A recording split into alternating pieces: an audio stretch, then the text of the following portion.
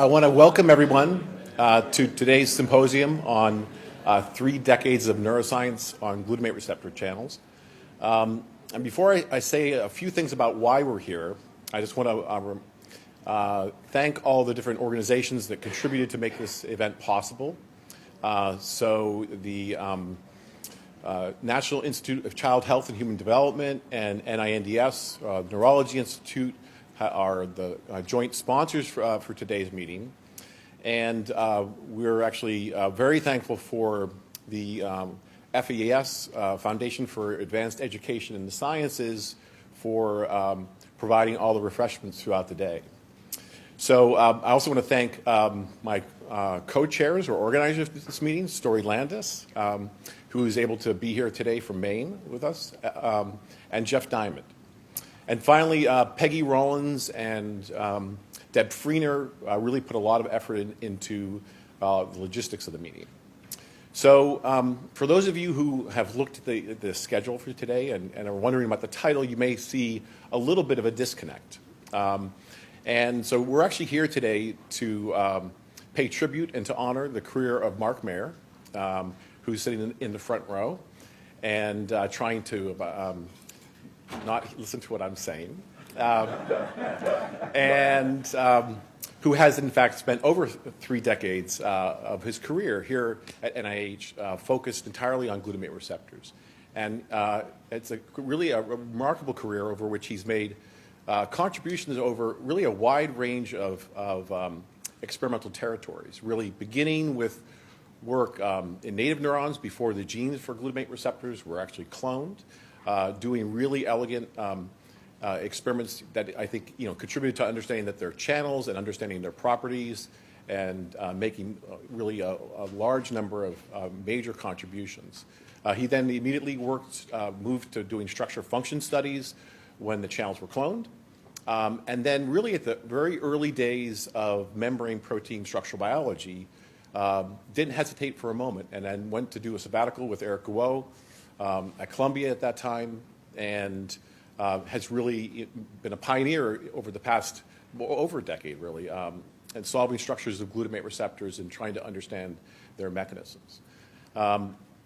So Mark has actually had a really big impact on my career, and in ways that may not be obvious to many. I was actually in medical school working on excitotoxic mechanisms of cell death when I got drawn into actually reading the glutamate receptor literature really in the early days. And it was really Mark's papers that inspired my interest in ion channels. And then I went to grad school, and when I was actually finished my postdoc and looking for places to go, Mark actually played a very major role in actually my coming to NIH. It was, I think I wouldn't have got the offer.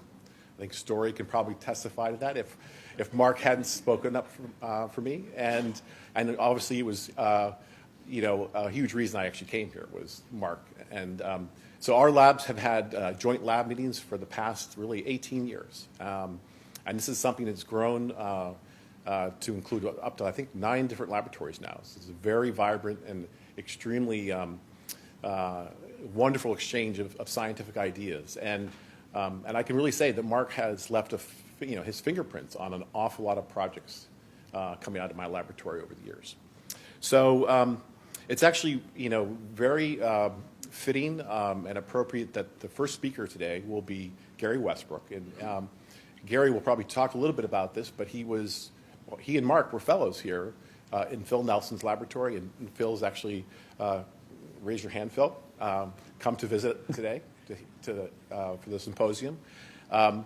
And together they actually made a whole series of seminal discoveries that launched both of their careers. So it's a real pleasure to have Gary here today, and who's a senior scientist and co-director of the Vollum Institute.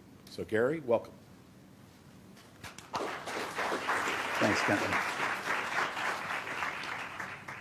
So thank you, Kenton. It's a pleasure to be here, and hope to talk to everybody. And hi, Phil.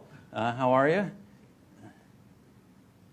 So I actually followed the theme of what this was supposed to be about glutamate receptors. The only problem is I don't do much on glutamate receptors now.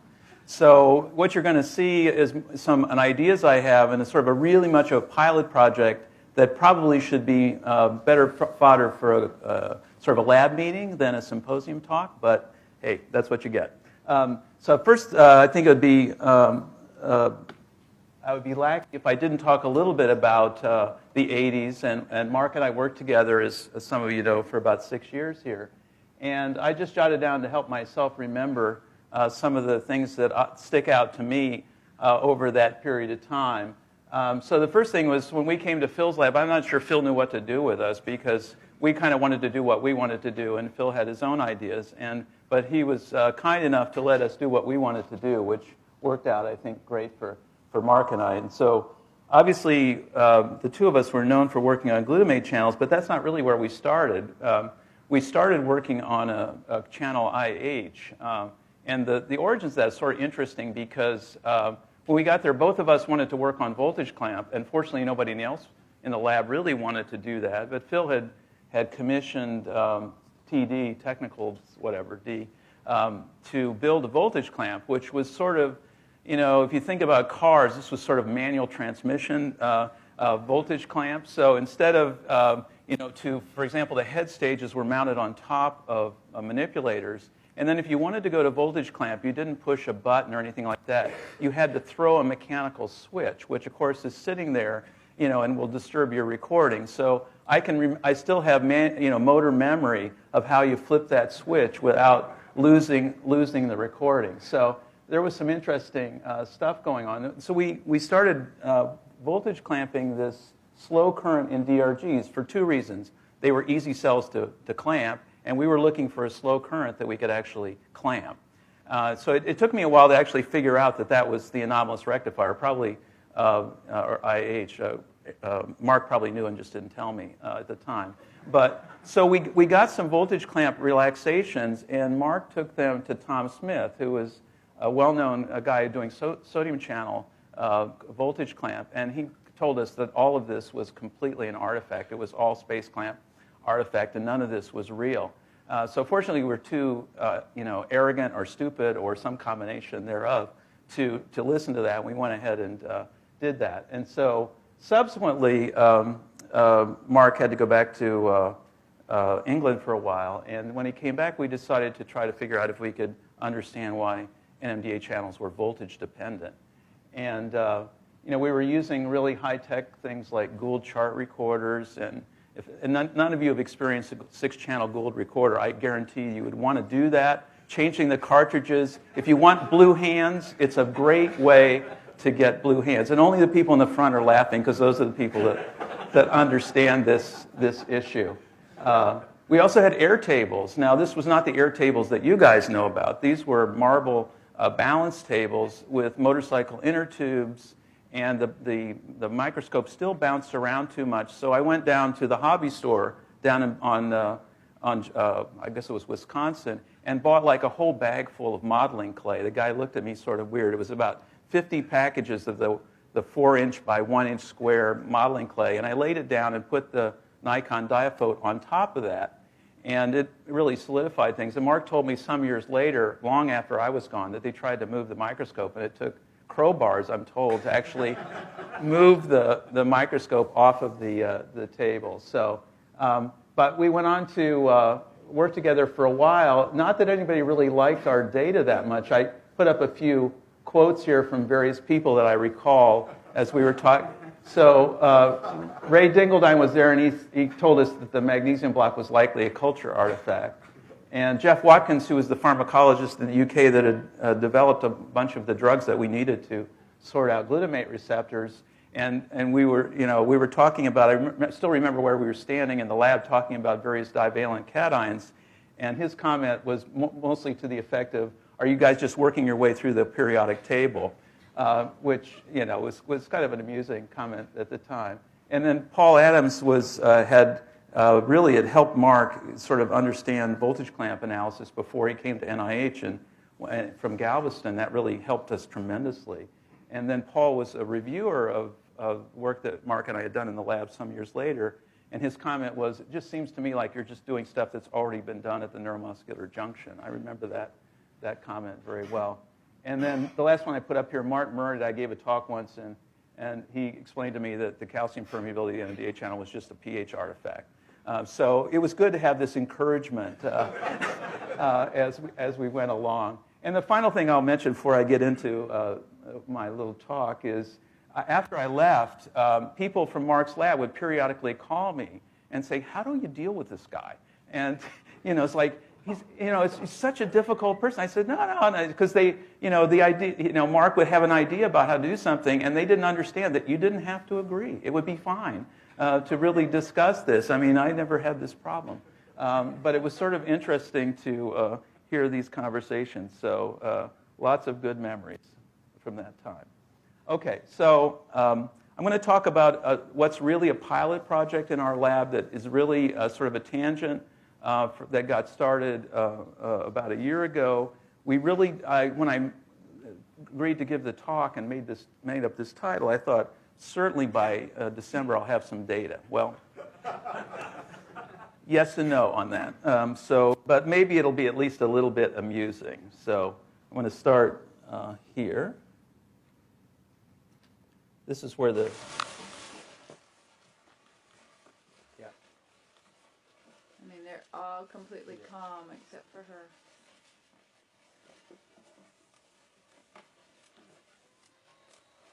It's the one circling, by the way.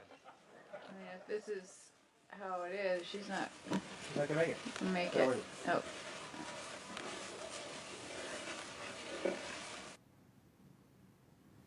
Okay, so that llama was being rented by Eric Guo's lab, and that llama had been injected with a holoprotein of NR1, NR2B, and the goal was to raise nanobodies for use in structural biology studies. If those of you who don't know, camelids have this interesting structure for nanobodies that have been used by structural biologists. And so Eric told me about this behavior of this llama that had been injected, and I said, get the brain, get the brain, get the brain. And Eric did not want to do that. I don't know if Eric's here yet or not, but so I said, no, get the brain. So he actually pacified me by, talking to the people, and we got the brain and examined it. And I'm just going to show a few histology pictures for those nostalgic for their first year MD histology course or whatever. So I have a pointer here. Not a very good one. So this is from the hippocampus of this llama, and you can see this is a blood vessel, and you can see all this infiltration of these purple dots, which are lymphocytes all around the perivascular structure. Here's a part of the cell body layer, and you can see some scattered astrocytes and so forth proliferating. And here's a more close-up picture, again, showing this infiltration of perivascular lymphocytes in this example. Skip that. So here's a bunch more lymphocytes out. This happens to be in the CA2 region. So this animal had pretty typical histological features of a encephalitis caused by the injection of NMDA receptors. So it's not just a llama. So a polar bear enters the story a bit too. So this particular example first came to publication this year, but the story goes back a few more years. In 2011, there was a polar bear named Newt who was born at the Berlin Zoo, and he was very famous there because he was one of the first polar bears born in captivity. And they were taking care of him, actually became the star of the zoo. But then in 2011, he had a bunch of seizures, fell into the pond at the zoo, and drowned. They did a path exam on him, but really didn't understand what was going on. Here's a picture of the pathology here. You can see it looks very much like the last picture I showed you with perivascular infiltration. And so that they stored the tissue. They didn't know what was going on, and 2 or 3 years went by. And finally, one of them happened to read some of the literature about the possibility of anti-NMDA receptor encephalitis. And so they went back and looked, and sure enough, Newt had pretty classic NMDA receptor encephalitis. And this was reported as the first non-human case of this disorder. His antibodies were directed against the NR1 subunit of the NMDA receptor detected in the spinal fluid. So, as some of you know, NMDA receptors have been associated with disease for a long time. Actually, Kenton mentioned this in his talk. So the oldest view is probably the idea that there's this phenomenon called cytotoxicity, which we all know about, somewhat discounted for a number of reasons. So that's not the only way that these receptors can be affected in disease. So, for example, there are continuing questions about this whole idea of NMDA receptor hypofunction and schizophrenia, for example, is a hypothesis that some people still hold to. Some more recent issues are sort of interesting. So low-affinity blockers have been used, as many of you may know, in Alzheimer's disease, the drug called memantine. Oops, thank you. Oh, much brighter. Thank you a lot. So memantine's been used, for example, in Alzheimer's disease. Whether that's effective or not, I can tell you off when the microphone's off. So low-affinity blockers have also been used in depression with this acute administration of ketamine, which is kind of a promising acute antidepressant. And more recently, there have been a few de novo mutations, NMDA gain-of-function mutations, that have been associated with epileptic encephalopathy. Usually these have been picked up with children with new onset epilepsy, and people have done, with an unknown explanation, do gene-seek and find a mutation, a gain-of-function mutations in NMDA receptors. So there are a few of these. But the one I want to talk just a little bit more about today is this autoimmune encephalitis that manifests in the llama and the polar bear and also humans. So there's a bunch of, certainly the idea that autoimmune disease can cause neurological symptoms is nothing new. So there's a whole list of diseases. In fact, this stiff man syndrome, I remember there was a neurologist working in Phil's lab in the 80s that was looking at serum from stiff man syndrome and applying it onto spinal cord neurons, for example. So there's a lot of evidence for this. In some cases, the antibodies are known to be causal. In other cases, it's not clear whether it's a T cell or B cell mediated disease, but there are a bunch of these. We really didn't know about the anti-NMDA receptor encephalitis until 2007. Kenton, this isn't on, so I don't know what my time. Do you know? Okay. So in 2007, Dalmo, who works in Barcelona and also at Penn, made this initial report of this woman who presented with basically an acute syndrome that included headache and fever, seizures, agitation, and psychiatric symptoms, as well as some autonomic symptoms. And those of you used to looking at CT scans, here's the hippocampus, and compared to a normal, you can see this increased density in the hippocampus. This is pretty typical for what we would call limbic encephalitis. And these cases have been showing up for a long time. We used to think most of them were herpes, and then the ones that were herpes negative, we had no idea. So Dalmo very insightfully realized that some of these were actually due to response to NMDA receptors, and here's just showing serum labeling in hippocampus and individual cells. So they isolated antibodies from this patient and other patients now that were thought to cause this disease. Now this has been popularized. Some of you may have seen this book called Brain on Fire by Susan Cahalan, who was a writer in New York who developed this disorder, had about a 2-year course that started with psychotic symptoms, seizures, cognitive impairment, and in her case, it took her about 2 years to completely recover from this. Not all patients recover, as I'll show you in a moment. So the current understanding of the disorder initially started as most of the cases were thought to be associated with tumors, frequently ovarian tumors, but now it's really obvious that most of the cases are not associated with tumors and are idiopathic. They've been typed by antibodies to NMDA receptors, and it's thought, with some evidence, that the progression is an antibody-mediated disease. Usually, when it's been looked at, the GLUN1 subunit has been the epitope, or the site of the epitope. And the downstream effects are thought to be receptor internalization and global hypofunction of NMDA receptor synaptic transmission.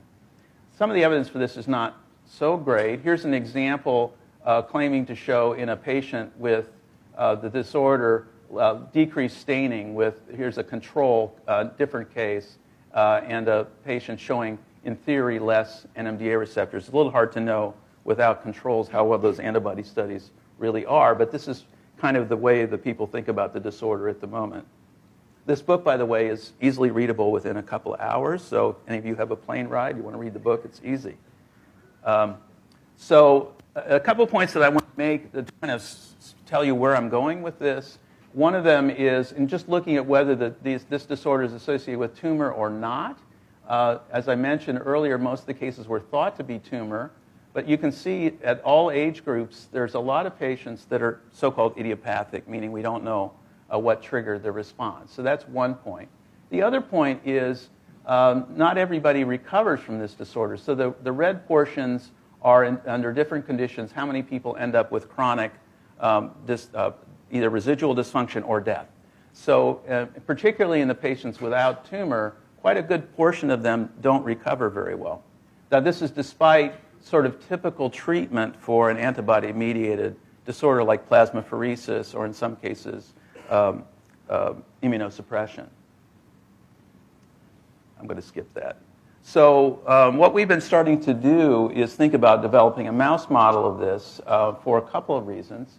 The main rationale for this is, as I mentioned, the recovery can be quite incomplete in a number of cases and end up with residual cognitive impairment and or death.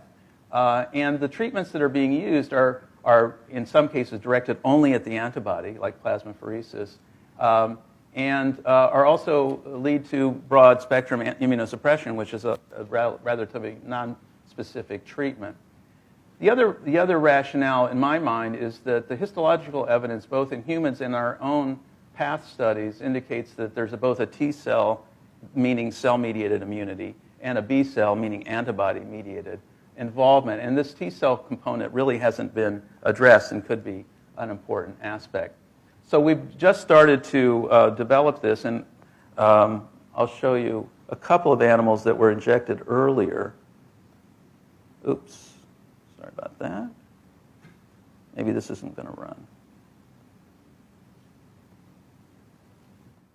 Oh, it's not going to run. Oh, okay. So we've been looking at mice that are either injected with NMDA receptors, and I'll tell you how in a minute. And we've been testing basically our behavior just by using an acute NMDA antagonism with MK801. This is sort of a standard locomotor assay in a control mouse, and you can see, as you'd expect, they sort of hug the sides of the cage and don't go much in the middle. And here's an example of an animal that was injected with a low dose of MK and acutely shows this disruption, both in distance traveled and in these pauses, which is also reflected in the mice, but unfortunately that doesn't run for me today. So the question is, why is it useful for us to look at it?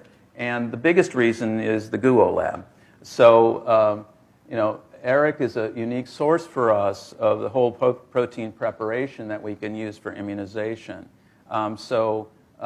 Basically what we started to do is take NR1, NR2 holoprotein, because that's what they initially had been using, and we think that we don't know if the NR2 subunit will be critical, but based on the human data, it looks like NR1 may be more antigenic for whatever reason.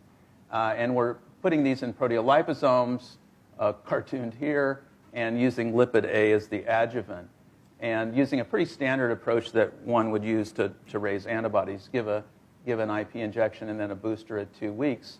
And like I said, thanks to our institutional ICOOK committee, we just have finally injected our first batch, and they're asymptomatic at 2 weeks, which is more or less what we expected. So we'll have to see how that goes.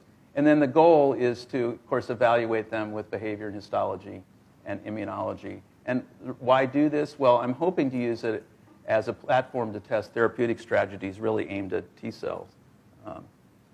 So the reason I think that could be interesting is this concept, which I've just outlined here, and this is this concept concept in immunology of immune tolerance. And this has been developed in a number of different disease states. People in MS have been trying this. The problem in MS is that you don't know what the epitopes are. Here we know the epitopes. So the general strategy here is you can take the epitope, coat onto resorbable nanoparticles that are completely tolerated for humans, and then these nanoparticles are recognized and processed by the spleen and lead to epitope-specific tolerance by mechanisms I don't have time to fully explain here. So this is being tested in particularly efficacious in disorders where you have a limited set of epitopes, which is the case here, and can be used with whole proteins, not just peptides. So we can use our whole protein potentially in this way.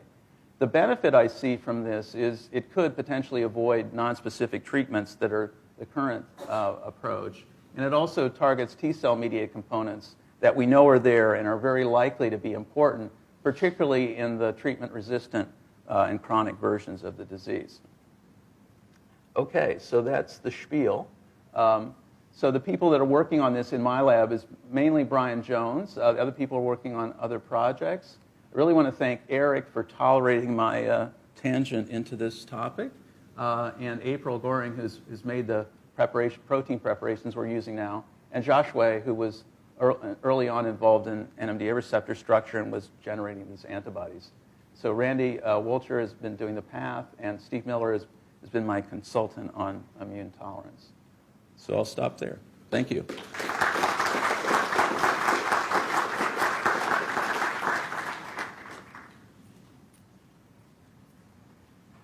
so we have time for questions. And there's two mics roaming the...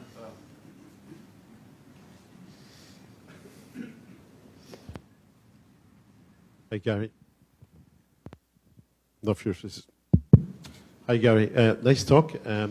Why do you think it is the NMDA receptor antagonists, when they've been used to treat Alzheimer's disease, why is it they're so ineffective? Any idea? You said it was ineffective. I didn't say that. That's what we tell our clinical It depends on who students that we teach. Right? So, yeah, I don't believe they have any utility because, you know, the affinity is so low. It's a little hard to imagine how they work. And I think the clinical studies are really marginal in terms of effect. And you know, I mean, the drug is being used by a lot of people. It's a disease for which there is no treatment. The drug doesn't have many side effects, so it's being used. Do you think it costs $300 a month, by the way, if your grandmother's taking it. Yeah. But do you think it's because they're getting the drug too late in the progress of the disease? Do you think that's part of it? Yeah, I'm stuck on understanding a mechanism of action. I mean, yeah, possible, but what's the mechanism of action?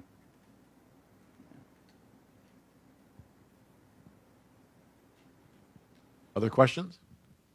So, as you know very well, I have no clinical background whatsoever. So how do you get recovery from these diseases? Well, I mean, so the usual treatment is try to remove the antibodies with plasmapheresis, and that works in some fraction of the cases. And if that doesn't work, then they're given broad-spectrum immunosuppression. And if that doesn't work, they're stuck. But then why don't the antibodies come back? I mean... well, in the tumor, yeah, so I don't know the answer to that. So in the tumor cases, obviously, they remove the tumor. Okay. So, you know, now why is the tumor making that? That's another question. But, you know, so removing the tumor does help in the cases where there is a tumor. Whether this is a self-limited phenomenon, it's unclear. I mean, people have been now screening like crazy for these antibodies, and there are reports where 10% of normal people have these antibodies. So whether that means that it's kind of a second hit thing, you know, you have an antibody and then something happens to, let's say, disrupt the blood-brain barrier or something like that, we really don't know. Newt, going back to the polar bear, so Newt was positive for influenza, you know, which is not something that polar bears normally get.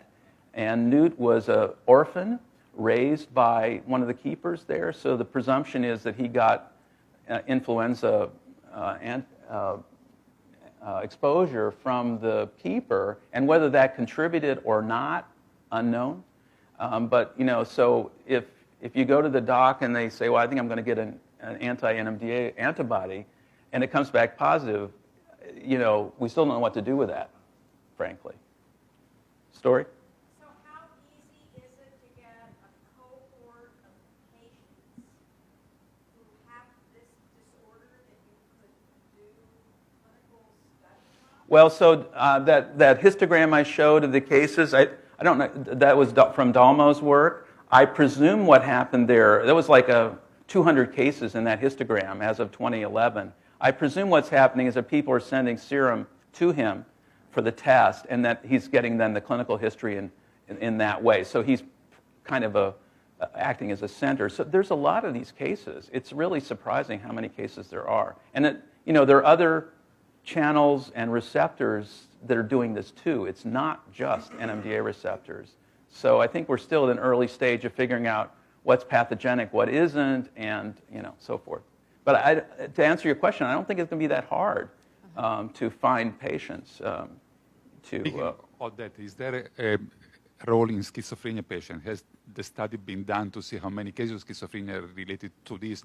And most importantly, in a schizophrenic patient, there are cyclic psychosis that comes and goes. Is there a potential link with the antibody titer?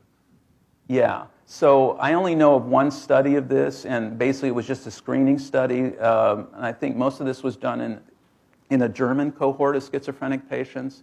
And there was quite a number of people, but like I said, there's quite a number of normal people yet. So I think sorting out, you know, is an epiphenomenon or not. Clearly, in the cases of encephalitis that, you know, get better with treatment, there's no doubt in those cases. But in the general population, I think it's still unclear what this means.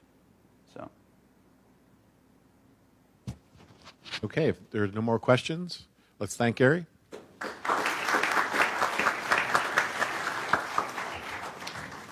So the next speaker will be Bruce Bean. I'm going to say just a few words of introduction.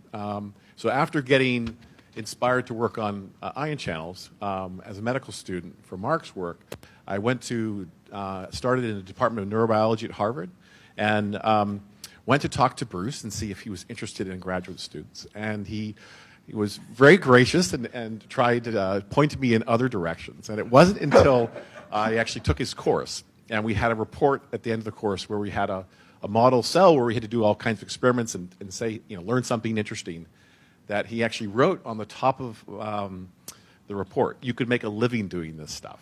And he gave me an A. So I worked with him as a graduate student, and it was really an amazing experience. So Bruce, welcome. Well, thanks, Kenton.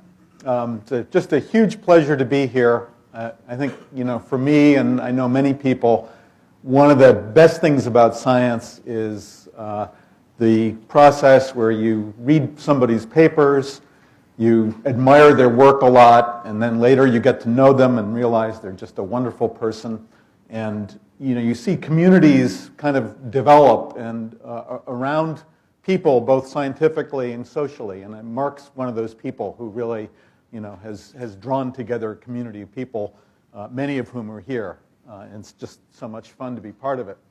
So for me, my introduction to Mark was when in 1984, when I was in the physiology department at the University of Iowa working on cardiac electrophysiology. And the highlight of my month was when the new issue of Journal of Physiology came to the library.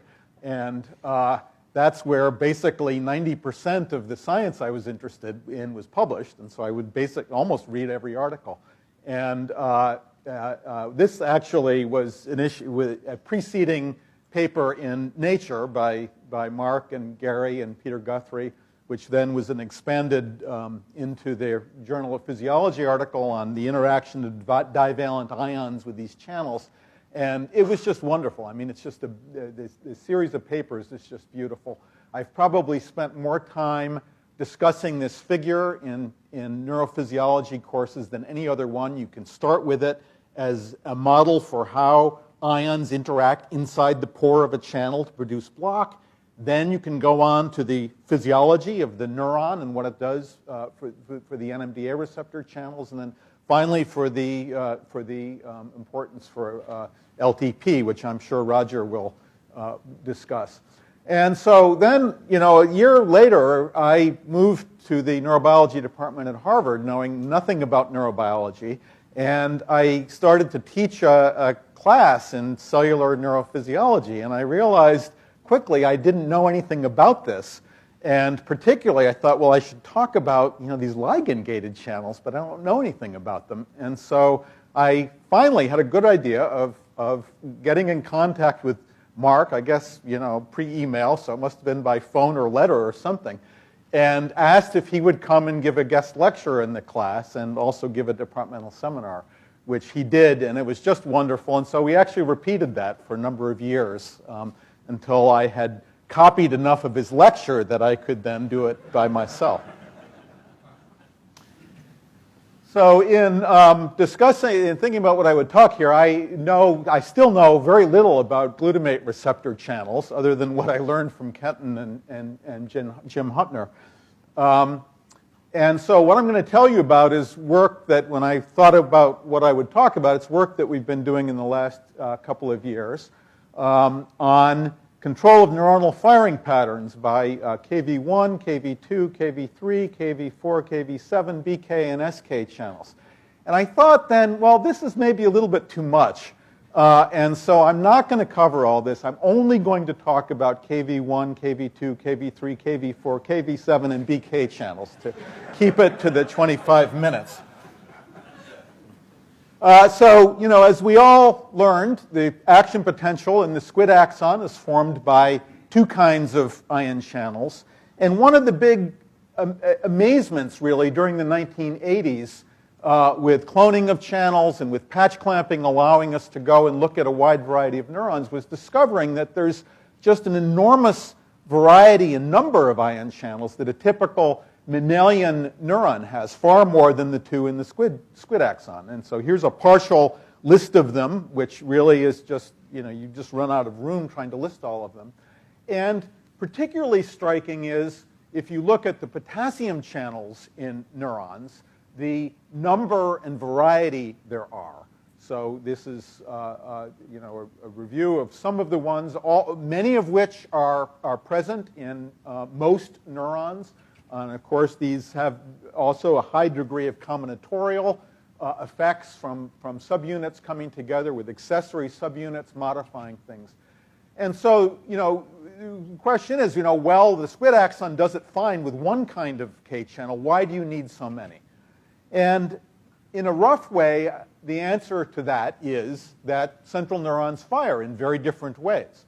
And so if you look at action potentials in central neurons, they have different shapes, even with quite widely different widths. And even more striking than that, in this figure from David McCormick, the firing pattern of neurons is very different among different kinds of neurons. And when you come down to ask why that is, it comes down largely to potassium channels and to different combinations of potassium channels in different concentrations. And so that's what we've gotten interested in looking at in the last couple of years in the lab. I always used to be very intimidated, actually, by the number of potassium channels. I could never keep them straight. I heard about Shab, Shaw, and Shal, and could never keep those straight. And then when Kenton was in Rod McKinnon's lab, they'd be talking about KV 1.2. Then the next week, they'd be talking about KV 2.1. Then they'd say they were making chimeras of KV 1.2 and KV 2.1.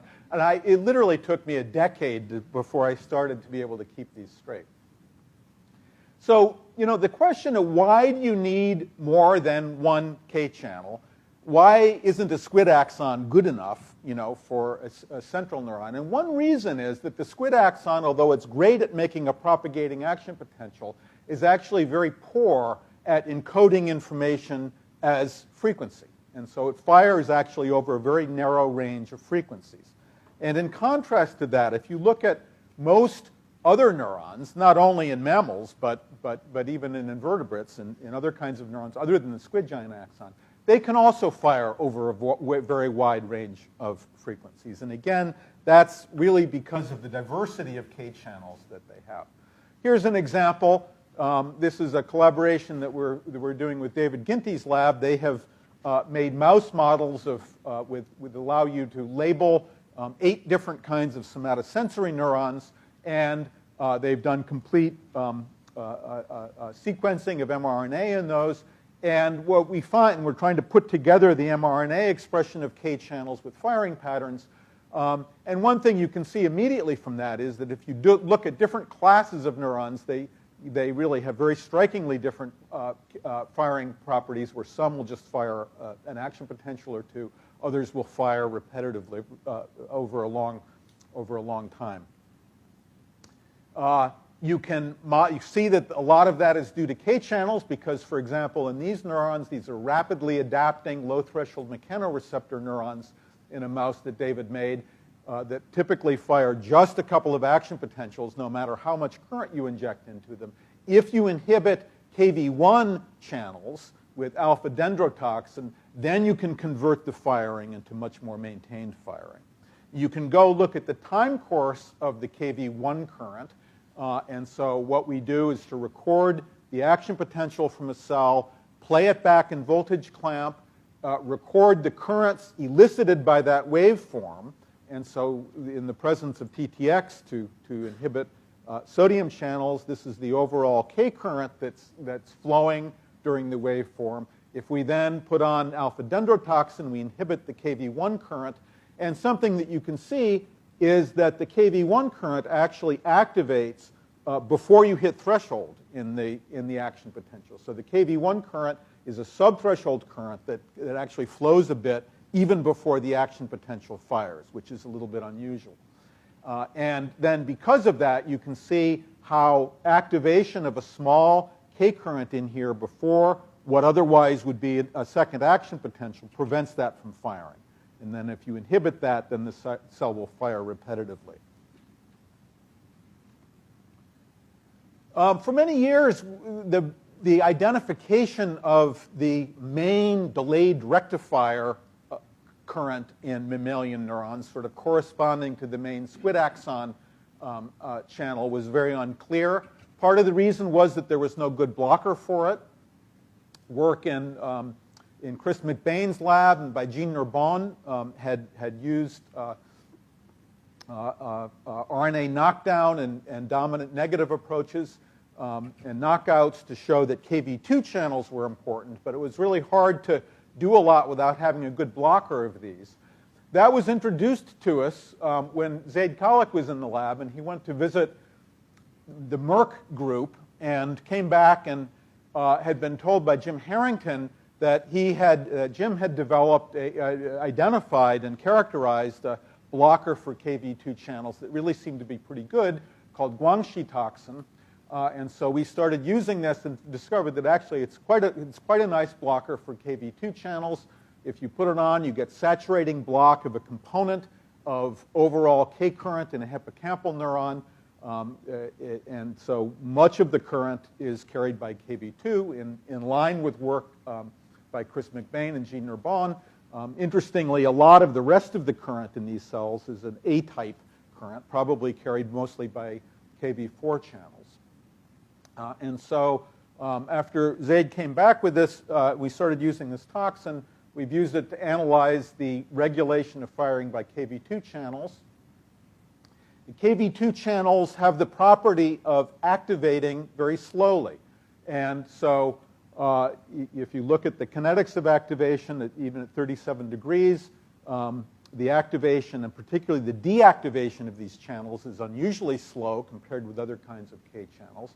It's particularly striking if you compare it with squid axon channels, for example. So here are squid axon kinetics at 6 degrees, the temperature that Hodgkin and Huxley used, where it's a lot faster than the Kv2 current in mammalian neuron at 37 degrees. And here's the squid axon adjusted to 37 degrees. Surprisingly, even though the kinetics of these channels are unusually slow, it turns out that they are nevertheless one of the major contributors to the repolarization of action potentials in both rat sympathetic neurons and also CA1 pyramidal neurons. And the reason apparently is that although the kinetics are kind of slow, they're expressed at such a high density that you can still get enough current to produce repolarization of the action potential. So if we do an action potential clamp, we have the overall K current, We put on Guangxi toxin, and we find that it inhibits a large proportion of the current, on average about 50% or so. And that's a general principle that we found, is that there's such high expression of many K channels that only a tiny fraction of it gets activated during the action potential, but that's enough to produce the repolarization.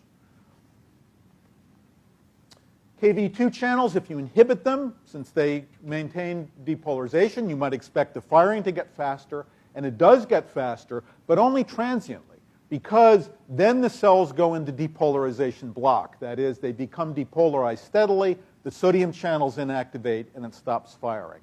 So the Kv2 channels seem to be particularly important for maintaining the ability to fire repetitively by giving enough of an after hyperpolarization to allow recovery of the sodium channels.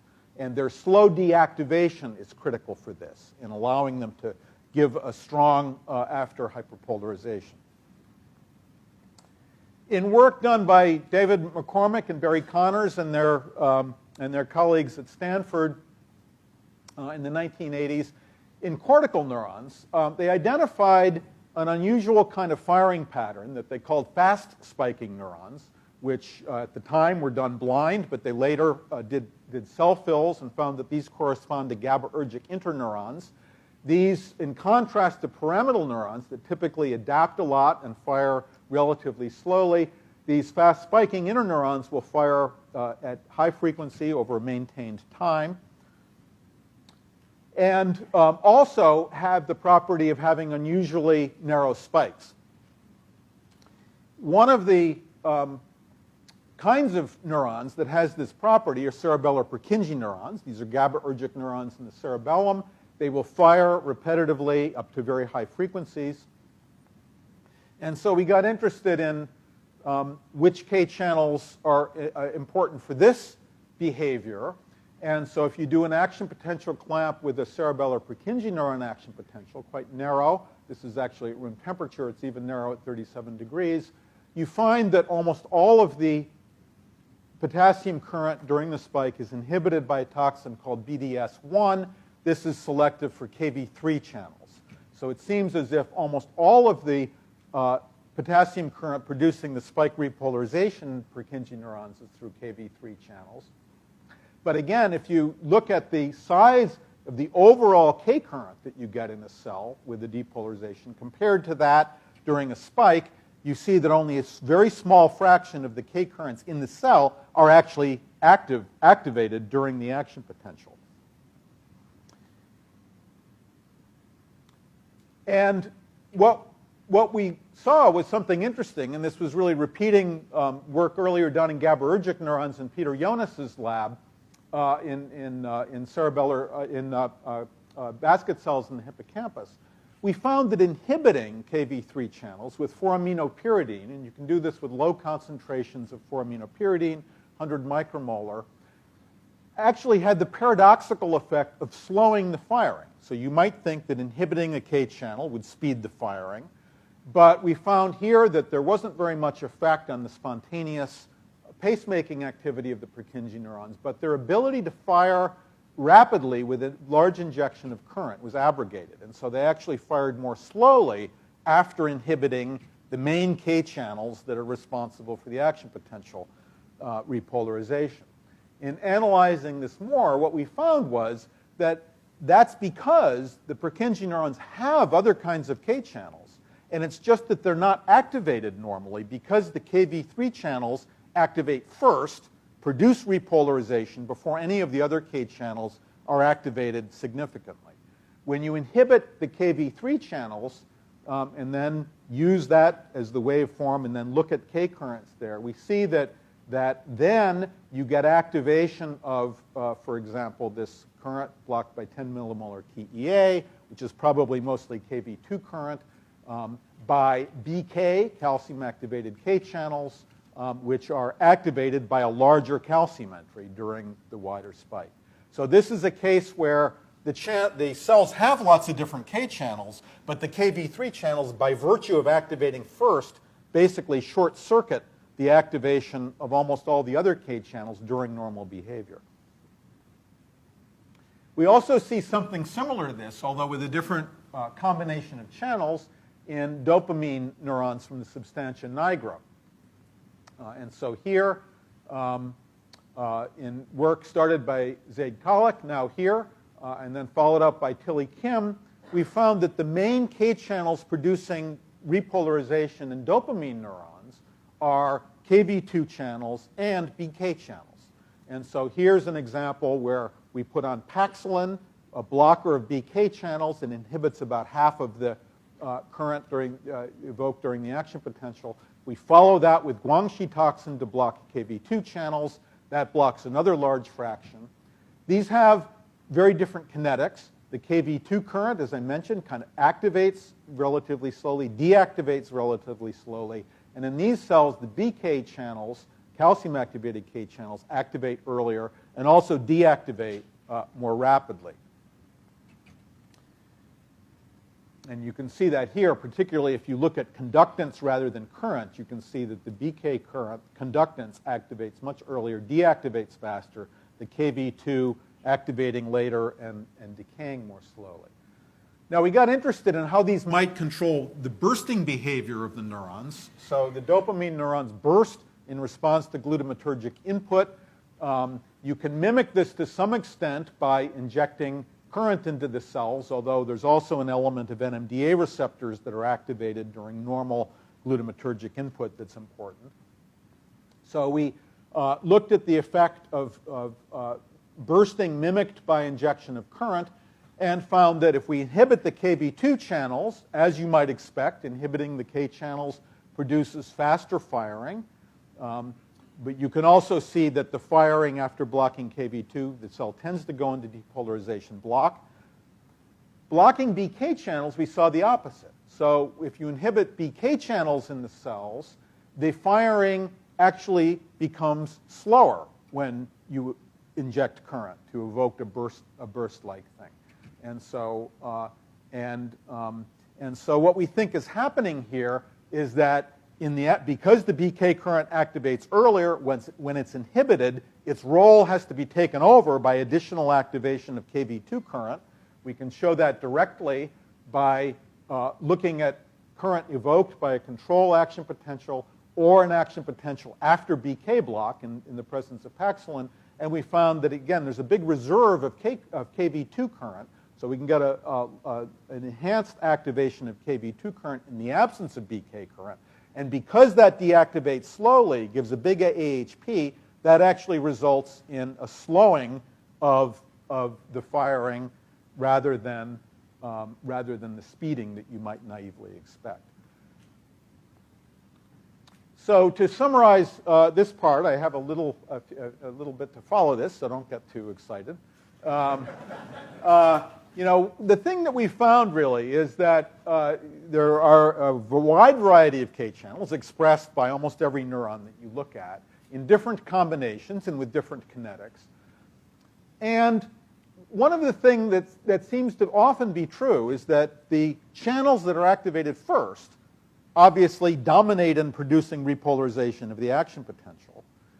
And so, and as a result of that, if you inhibit Kv3 channels in Purkinje neurons, you slow the firing because now you allow the activation of other, more slowly deactivating channels. You see something very similar with inhibiting BK current in dopamine neurons. And that leads you to sort of a general realization that you can't identify the function of a channel in isolation in any way. It depends critically on what all of the other channels are in the cells.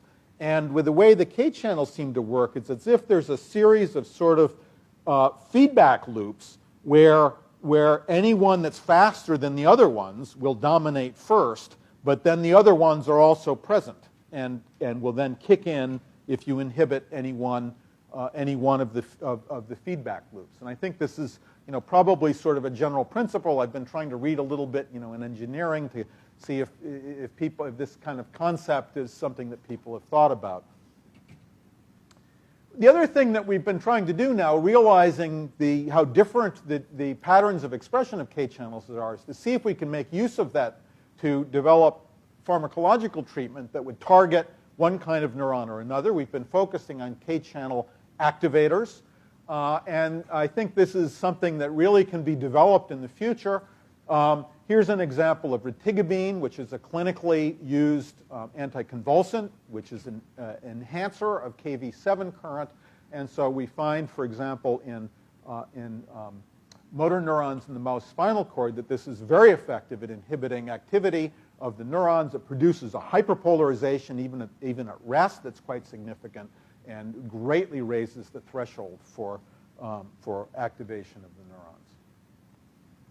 We're interested in that as part of a collaboration with Clifford Wolf and Kevin Egan and Brian Wanger, partly because they have evidence that ALS may involve an element of hyperexcitability, particularly early in the disease. And then the idea is that if you can inhibit that excitability, that hyperexcitability, you might be able to retard the disease. And so Brian and Merit Setkovich at Mass General are currently doing a clinical study with ALS patients using retigabine. But there may well be other activators that would be more selective than retigabine. And so we're exploring a variety of other K-channel enhancers. Another one that we found that works quite well in mouse motor neurons is EBIO, a fairly poorly defined enhancer both of SK channels and BK channels that also produces quite a remarkable hyperpolarization of the resting potential and a slowing of the firing.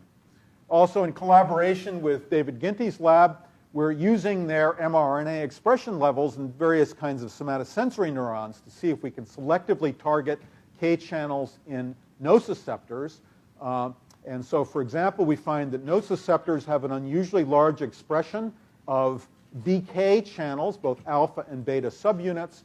And along with that, we find that a BK channel enhancer is quite effective at inhibiting the firing of nociceptors. So we're hoping to make use of the combined RNA data and the firing characteristics to find things that can be selective for particular kinds of neurons. So the work I told you about on dopamine neurons was started by Zaid Kalik when he was in the lab, continued by Tilly Kim, a graduate student. The work on DRG neurons is being done by Pin Liu in collaboration with Yang Zhang and David Ginty, and Wen-Shin Hu is doing the experiments on motor neurons. Thanks a lot, and what a pleasure to be here. All right, we have time for questions.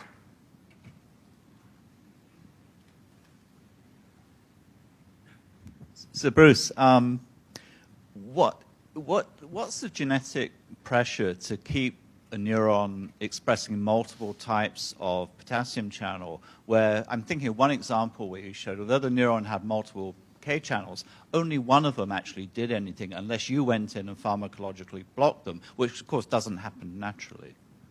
Yeah, it's a great question, and it's something we've been puzzling a little bit about. I think part of it may be that some of the channels are more heavily expressed in dendrites or in axons or in axon boutons, and so that's one possibility. And also there are ways that some of the channels can be inactivated, for example, if there's long-term depolarization of the neurons. So there may be particular firing patterns where you can bring in channels that are not normally part of the action potential to then be part of it. But I agree, it's kind of surprising, and particularly in the Purkinje neurons, it seems very surprising that there seems to be pretty high expression of a lot of neurons that actually aren't activated very much. Bruce, not that it would seem we need more potassium channels, but are K2Ps or leak potassium currents also playing a role in some of these cells? Yes, very definitely. Yeah. What is your thought on what they're doing and why are they there? Well, so I think the K2P channels, as you certainly know better than anybody, are very important for regulating resting potential. And the resting potential of neurons, one of the things you sort of discover when starting to work on these is the neurons don't sit anywhere near EK. Cardiac muscle sits around minus 90 millivolts. Neurons sit around minus 75 or minus 80. And so you can regulate resting potential by dialing up or down the resting K current by the K2P channels. And so the control of resting potential by K2P channels, I think, is really critical. Also in some neurons, including some nociceptors that have kind of wide action potentials, I think the actual current can contribute to the repolarization of the action potential. And particularly in the nociceptors, there's downregulation of some of the K2P channels in conditions of nerve damage that lead to hyperexcitability. And so I actually think that the K2P channels may be a fantastic target for enhancers, because of the very strong control of resting potential. And that's a very powerful way of controlling hyperexcitability. I think that's something that has not been explored much at all, the pharmacology of those channels, in particular with enhancers. So Bruce, over here. So following up kind of on Mark's question, so in the Purkinje cell example you showed, it was a single action potential clamp, right, that with predominance of one K channel. What about something like a climbing fiber response in those? Yeah, I think that's a great point. And I think that's where, for example, with the climbing fiber response, which is a maintained, basically calcium plateau spike-like thing in the dendrites, I think that's where the KV2 channels, SK and BK, probably get activated physiologically. I think that's exactly right. So Bruce, I mean, you gave some really wonderful examples of how the diversity of potassium channels are actually used to fine-tune firing of neurons. Why do we have 9 subtypes of sodium channels that most have very similar gating properties? I mean, Gene duplication. I have no idea.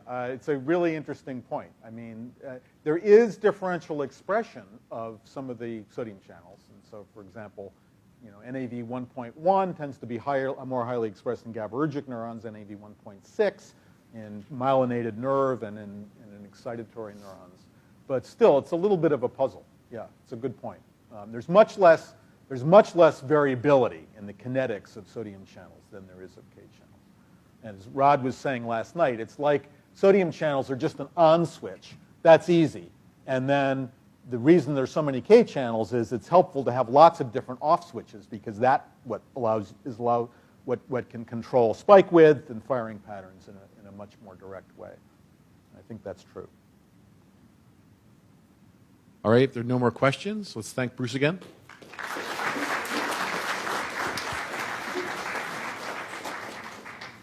So the next speaker is Jim Huettner from Wash U in St. Louis. And Jim is actually probably one of the most patient scientists I know. And so when Bruce initially kind of tried to steer me away from his laboratory, I kind of wrangled my way in the back door by talking to his postdoc, who Jim Huettner at the time was a senior postdoc and getting ready to look for faculty positions. And Jim actually graciously agreed to teach me how to patch clamp. And gave me at least the opening of a door to get into Bruce's lab. So it's great to have Jim here today. Thanks, Ken. So I want to thank Ken and the other organizers for the invitation to be here. It's a great honor to be celebrating Mark's career. Mark was an inspiration to me since I was a graduate student and continuing to this day. As most of you know, the list of Mark's contributions to the field is enormous. Here they are coming at you. You'll be inundated. It's really hard to imagine the field, what it would have been without Mark and what it'll be without his continuing steady hand to guide us all. But I'm going to talk today about a topic related to glutamate receptors. Is one of the few things that Mark hasn't directly worked on, as far as I know. Maybe he'll tell me differently, but that is the modulation of glutamate receptors by allosteric modulators that are derived from membrane phospholipids and cholesterol, and specifically omega-6 and omega-3 fatty acids, arachidonic acid and docosahexaenoic acid, that we've done most of our work on, and more recently neurosteroid pregnenolone sulfate and a cholesterol metabolite, 24S hydroxycholesterol. So we study them on glutamate receptors, but they also affect a variety of other channels. And here I'm talking about the fatty acids, arachidonic and DHA. This is just a partial list of some of the other current types and specific subunits that have been shown to be affected, either up or down regulated by exposure to fatty acids. They're released by the action of phospholipase I'm having a blank moment here. They're released from membranes under the direction of a variety of transmitters, including serotonin, acetylcholine, and others. And clinically, they go up dramatically in conditions such as traumatic brain injury and stroke. So exactly, but I think at this point it's fair to say a lot has been done on how these different currents are modulated, but there's still a lot we need to understand, in almost all cases about how this is working, and that's certainly true in the case of glutamate receptors. The reason we got interested in this was because they differentially affect different subtypes of glutamate receptors. So David Atwell's lab showed a number of years ago that arachidonic acid potentiates NMDA receptor currents, and then we subsequently showed that they can potently and strongly inhibit kainate receptor-mediated currents. There's, in addition to the difference in sign of the effect, there's some other differences. The NMDA effect can be washed off. Typically, both the onset and the offset are relatively slow. It takes a couple of minutes to reach completion. But the NMDA effect can recover just with saline wash. The effect on kainate receptors barely recovers if you wash with saline. But if you include BSA in the washing solution, the recovery is much faster, and that seems nonspecific until you remember that the role of BSA is to transport fatty acids around in the bloodstream, and other people had shown that BSA is very good at sort of extracting and sequestering fatty acids away from their targets and cells. So the questions we've really focused on is how does channel structure determine susceptibility to modulation? And then at the end, if there's time, I'll talk a little bit about evidence that glutamate receptors can actually be modulated by endogenous arachidonic acid, or DHA. So one of the first things that we did was focused on kainate receptors, and now we've switched from cultured hippocampal neurons to expressing cloned subunits in HEK cells.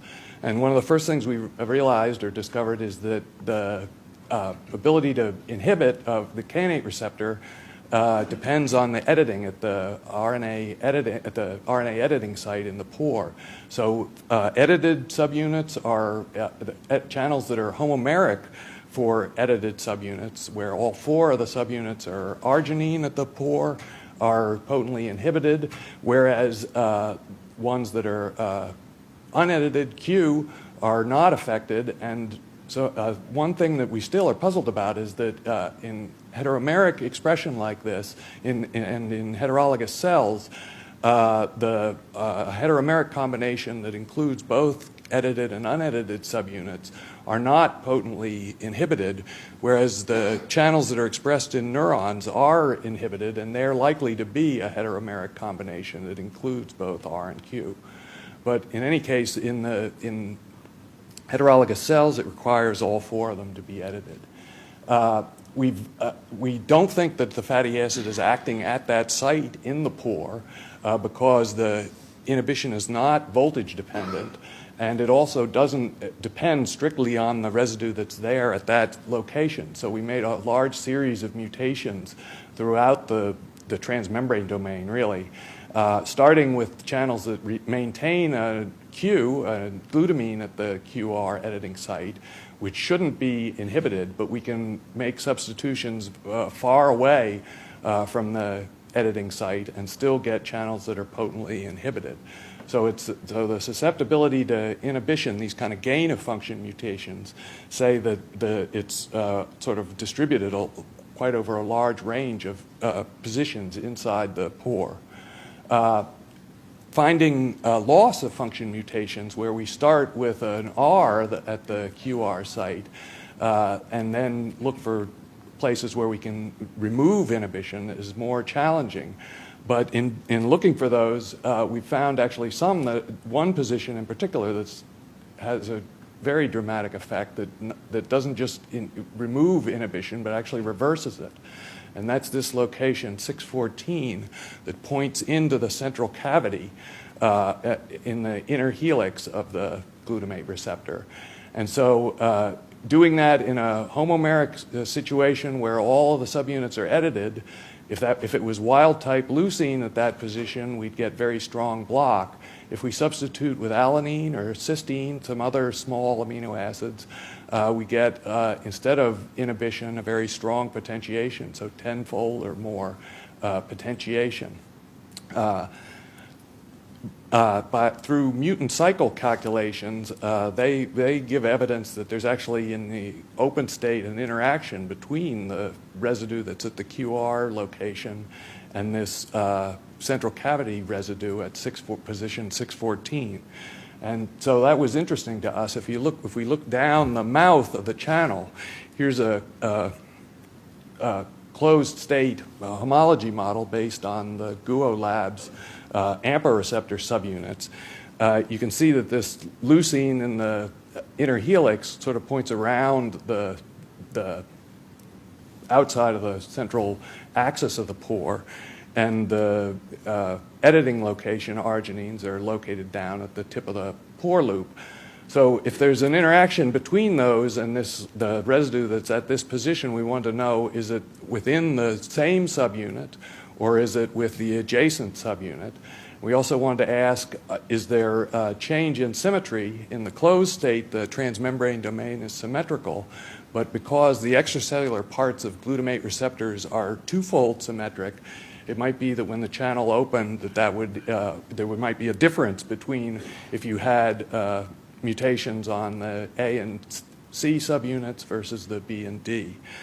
To try and get at that, we cut the receptor in half and kept the transmembrane part of kainate receptors and replaced the extracellular pieces with parts of the NMDA receptor gluN1 and gluN2B subunits. And the reason for doing that, as most of you know, NMDA receptors are obligate heteromers, and so the hope was that by doing that we could obtain subunits that had a defined stoichiometry, but where the pore was completely homomeric with itself, and we could independently either edit or mutate that residue in the transmembrane helices.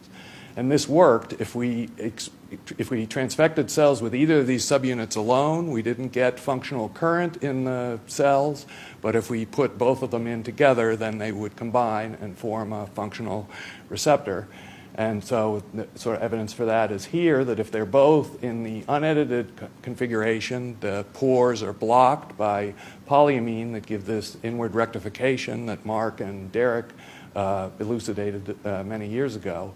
If either of the subunits is edited, then that polyamine block and the rectification goes away. And even if both of them are edited, the channels still express and can be studied. And similar to what we saw with heteromeric combinations of full-length wild-type kainate receptors, with these chimeric subunits, we only got complete inhibition if both of the subunits are in the edited form. If either of them is unedited, there isn't any block, similar to if both of them are unedited. So now we can combine the editing and this mutation in the central cavity to see how that works out, and it's complicated. On this slide, if both of the subunits have the mutation and both of them are edited, then we get this tenfold potentiation, similar to what we see for wild-type receptors. And this is a log scale on this axis. If only some of them, if only the N1 or the 2B have the mutation in the central cavity, then we can get an intermediate phenotype that's less than this full potentiation. But if you stare at this long enough, you'll realize that the intermediate potentiation only occurs if the mutation in the central cavity is on the same subunit as the editing in the pore loop is. That's sort of summarized here, that in a wild-type receptor, if they're all edited, you get inhibition. In a wild-type receptor, if they're all edited and they're all mutated, you get the tenfold potentiation. If a subset are edited and mutated, then you can get intermediate potentiation, but it only occurs if there's a combination where the mutation and the editing are on the same subunit. And if they're on different subunits, then it's no different than if there's no editing whatsoever. So the summary for what that tells us about the kainate receptors pores is as follows. It says that the transmembrane domain is sufficient for all of these effects of fatty acids that we've been looking at. This evidence that the QR site interacts with 614 says that it's on the same subunit and not on the adjacent subunit. And furthermore, that the interaction is similar for the two pairs, the AC or the BD subunit pairs. Something I don't have time to talk about is that in these chimeric subunit combinations, the NMDA site and the glycine site are decoupled from each other. Mark and Gary and other people have long ago showed that in wild type intact NMDA receptors, there's tight allosteric coupling between NMDA and glycine sites. But in these chimeric subunits, we can actually get activation by either NMDA or by glycine alone under certain circumstances.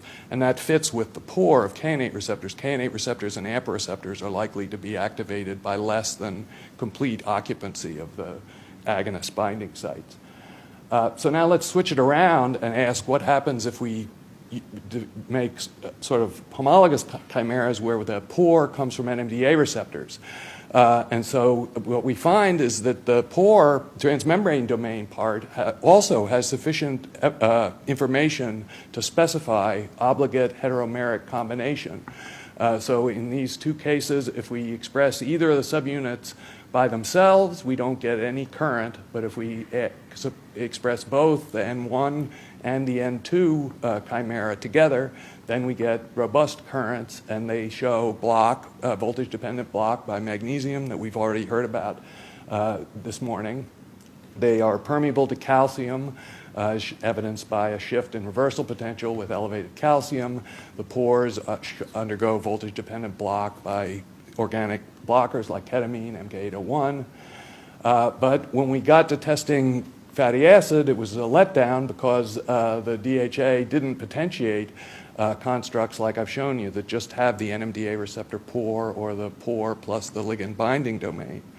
So we became worried that maybe the combinations that have an NMDA receptor transmembrane domain just aren't able to be potentiated. So that's what led us to test some of these other modulators from the membrane. So pregnenolone sulfate's a neurosteroid. There was evidence already that it required the ligand binding domain for its action. And our results agree with that we see potentiation as long as we have an NMDA receptor ligand binding domain connected to the transmembrane domain of NMDA receptors. Kainate receptor subunits are not affected by this compound, and importantly, the chimera that I talked about earlier that has the amino terminal and ligand binding domain from NMDA receptors, all the extracellular parts, that also is not affected. So it seems like a combination of the ligand binding domain and the transmembrane domain are important. And that earlier evidence was David Farb, and also one of Mark's earlier trainees, Ladia Viklicki, has also worked on this. The other compound we've studied is this 24S hydroxycholesterol. That's the first metabolite of cholesterol in the brain. And my colleague at WashU, Steve Menerick, showed a year or two ago that this potentiates NMDA receptors. And in this case, we find that the transmembrane domain alone is sufficient for this potentiation. So either with or without the ligand binding domain, we get good potentiation. The kainate receptor transmembrane domain is not interested in this, either in the wild type or in this construct that has the NMDA receptor amino terminus and ligand binding domain. So that says that the transmembrane domain can be potentiated if you get the right combination. So we tested additional configurations. And from that, it became clear that what was essential is the cytoplasmic tail of the NMDA receptor. So in every case, if we compare with a construct that has these parts coming from NMDA receptors with or without the NMDA receptor cytoplasmic tail, we find that the versions with the cytoplasmic tail can be potentiated by exposure to the fatty acid. Now, we've been avoiding the cytoplasmic tail because, as many of you know, it's very big in NMDA receptors, and particularly the N2 subunit tails are very large. So here's a view of just the tail starting right after the M4 transmembrane helix. The kainate receptor tail is short, only 65 amino acids or so. The N1 splice variant that we use is about 102 amino acids, whereas the N2 subunits are hundreds of amino acids long. So fortunately, we can cut off everything in the box and throw it away, and we still get potentiation. So that focuses our attention on the proximal part of the tail. And in other experiments, we find that the tails that are most important are the 2B, or the N2 tails. The N1, we can get away with replacing that one with the kainate tail and still get potentiation. But if we replace just the N2 subunit chimera with the kainate receptor tail, we don't get potentiation. And the shortest version of the N2 tail that we can get is to delete it down to here. If we delete any farther than that, we lose potentiation. So now our focus is right in here. As most of you know, there isn't, as far as I know, structural information available about the tail yet. Most of the tail is very rich in prolines, and it's thought to be a disordered protein in the cytoplasmic part. But if you plug it into these predictive programs that will spit out a prediction of secondary structure, there are some proximal regions that might be predicted to have secondary structure and be alpha helical. And that includes this little zone here that's one of the most highly conserved parts of the tail. Some other features that are relevant are these cysteines that are known from Rick Hugenier's lab to be palmitoylated. And also this tyrosine that's highly conserved and that Gary Westbrook knows well is a site for phosphorylation by tyrosine phosphorylation that affects NMDA receptors in work that he did quite a while ago. So we've been focusing on, if we cut the tails off right after this, we also don't get potentiation. But so now we're focused on this region, trying to figure out what parts are essential. If we get rid of all three of the cysteines and mutate the tyrosine to phenylalanine in either 2A tail or 2B tail, then that gets rid of potentiation. If we just mutate the tyrosine to phenylalanine, potentiation is preserved. But for any of the sort of trying to figure out whether one cysteine is more important than the others, it hasn't really been conclusive, unfortunately. But nevertheless, all of this would at least be consistent with the idea that these residues in the proximal portion of the tail are somehow essential for the modulation. The other thing we've done that I'll talk about is looked at if this region is alpha helix, which, as I said, we don't really know, but the programs predict that it could be. If it is an alpha helix, it should be an amphipathic helix that would have a hydrophobic moment that would have it lie right up along the membrane. And so what we've done is we've swapped this arginine that's very polar and just swapped it with either these isoleucines or with the serines. And what's different about that is if we swap with the isoleucines, then any of these swaps maintains the total hydrophobicity of the stretch intact, but it completely squelches this hydrophobic moment or amphipathicity of the helix. Whereas if we swap for the serines, then the hydrophobic moment is preserved.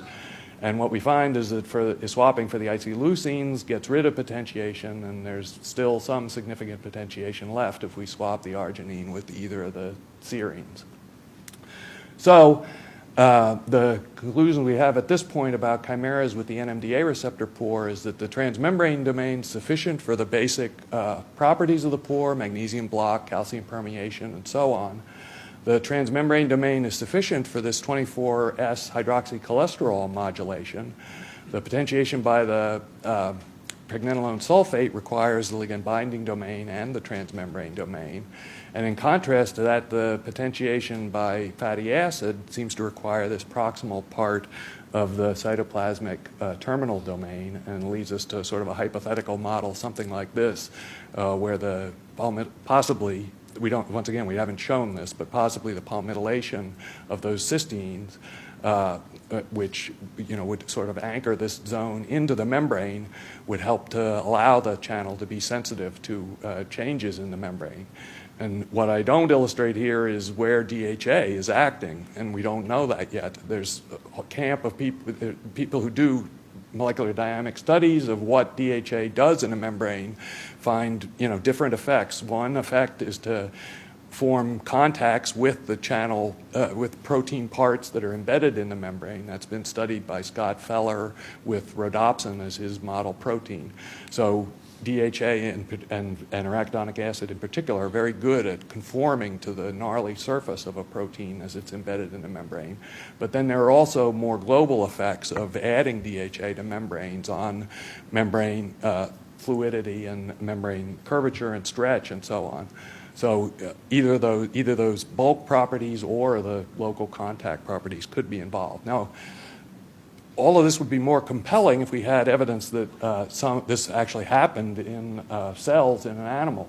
So we haven't gotten to that point yet, but to try and work up to that, I'll show you this experiment where we're using this clone, this mutant that is potentiated of kainate receptor by exposure to DHA. Only here we're not exposing it to DHA. What this is transfected HEK cells that we plated down on a primary culture of hippocampal neurons and astrocytes. And so then other people have shown that with metabolic labeling that if you apply 5-HT to primary cultures, they will release arachidonic acid and DHA out into the superfused solution over them. So we start recording and we apply 5-HT and we see a big potentiation of the response. And if we wash with saline, it very slowly recovers. If we then apply BSA, it immediately jumps down to a very low level that's actually lower than what it was at the onset. If we take the BSA away, it starts to recover back to the level that it was at the onset. And so we think that while the cells are just sitting there in culture, there's actually a cloud of free fatty acids that they're exposed to that would give rise to modulation. If we reapply 5-HT, we get potentiation again, slow recovery, put on BSA, come back to the same baseline, take the BSA away, start to recover back to this low level of potentiation. If we apply serotonin together with BSA, that has no effect. It's clamped right at the most lowest value.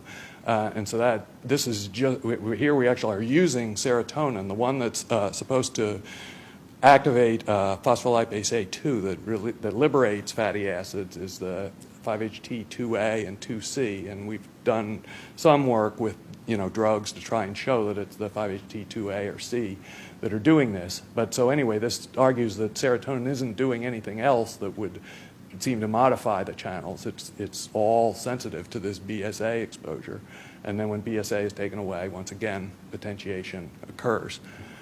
So I think I'll quit there and just thank the people in the lab who worked on this: Tim Wilding, Melanie Lopez, Andrew Kamel, and Raul Kumar. And again, thanks for inviting me.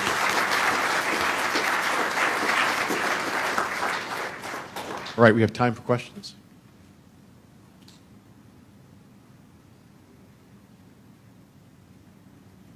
Hello, here. In addition to the modulation of the amplitude of the current, does those modulator also change the kinetics of the current? There is some modulation of kinetics. We haven't really focused on that, so I don't want to make a conclusive statement about it. But particularly in the case of wild-type NMDA receptors, it seems to speed up the activation kinetics. So, but in these kind of studies, we haven't focused on how that's affected in each one of the different chimeric subunits. Jim, that's really nice, especially just showing that with the NMDA pore domains you get obligate heteroassembly. I mean, we tried upstairs here to do it with the ATD while I was here and failed miserably because it doesn't work, we were talking last night. But do you have some ideas what those determinants are? We don't know. It's probably what I didn't mention is that all these constructs, where we make the cut is right after the last structured part of the ligand binding domain. So when I say transmembrane domain, it also includes the linkers. The other person who tried to do this earlier was Michael Holman, and he tried to just transplant M1, the inner and outer helix. And he could make a chimera that had the N1 inner and outer helix in a kainate receptor, but that would make a homomeric channel, and it wasn't magnesium blocked, and it wasn't calcium permeable, and it never worked with any of the NR2 subunits. So we think that the M4 helix is actually critical, and we've started sort of chipping away, at the linkers, but we think if we get too close to just the transmembrane domain, then the one that has N1 will make a homomeric channel, and it doesn't force the heteromeric. So it's sort of a combination of the transmembrane domain and the linkers. But we don't know more than that yet. Jim, this is actually more of a comment than a question, but first of all, congratulations on these constructs. These are really amazing. They're going to be very useful tools. The comment for us structural biologists is it's actually kind of unfortunate that the current most useful way of crystallizing eukaryotic membrane proteins is a combination of dodecyl-maltoside and cholesterol hemisuccinate. And that's what works, and that's what we're stuck with. But there are many ion channel structures coming out where, the fold is obviously correct, but the details of, what's going on and why things don't quite match up with the way you'd hope they do is reminding us that the lipid bilayer does a lot. Right. I agree with that.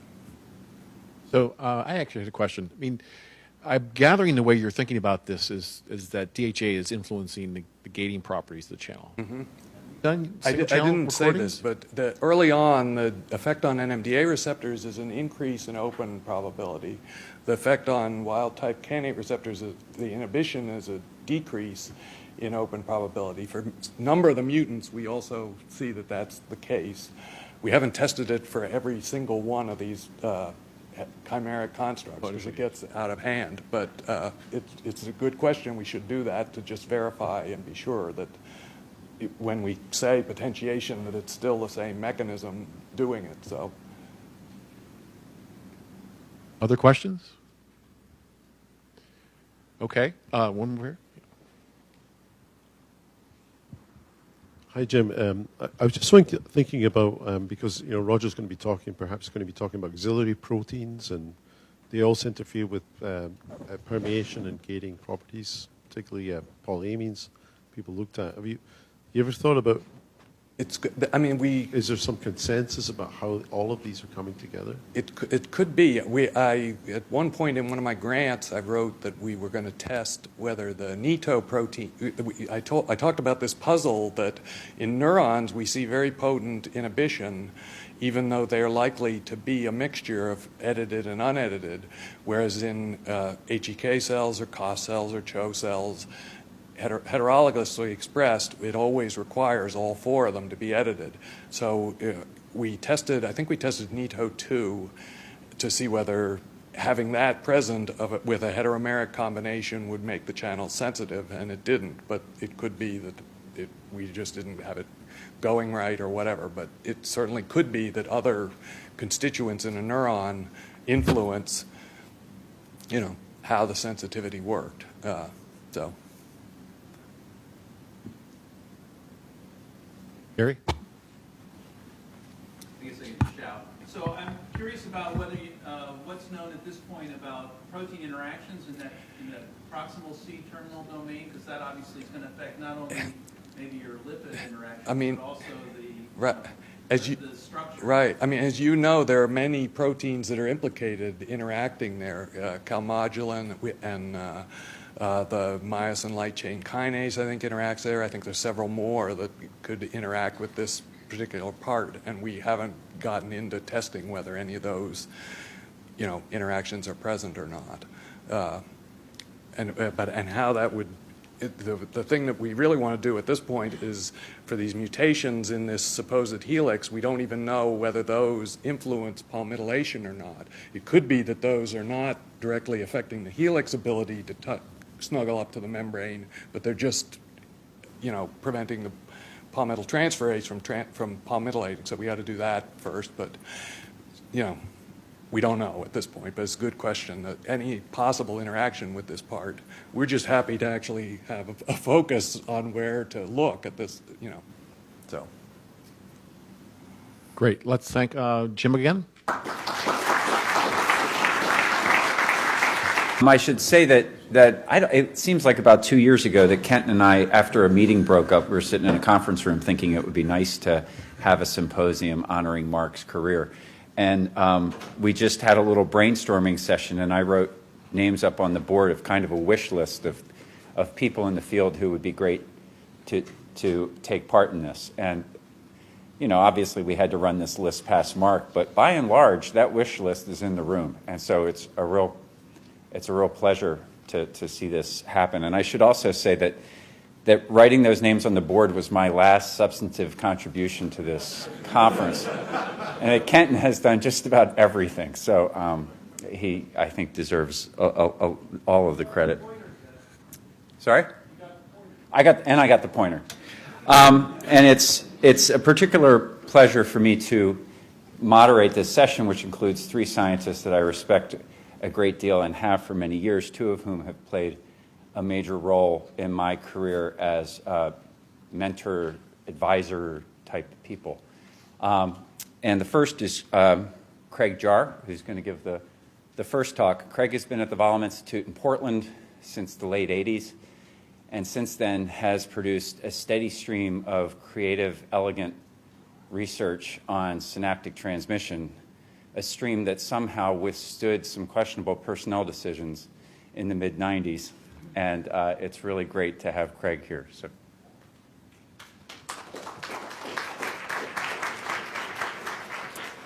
Thank you, Jeff. And I would like to thank the organizers for all their work. And this is it's a great pleasure and honor to be here. Mark, congratulations. You know, the work I'm going to tell you about has been done by Brett Carter, a postdoc in the lab. Brett trained with Bruce, actually, and thank you, Bruce, for sending Brett to me. You know, for a long time, a number of years now anyway, we've been trying to determine whether NMDA receptors are expressed presynaptically as well as postsynaptically. And that's the project I'm going to be telling you about. So much of what we know about NMDA receptors, practically all of the biophysical and synaptic work, has been done on postsynaptic receptors. And we know a lot about NMDA receptors, in large part from the work of Mark and Gary.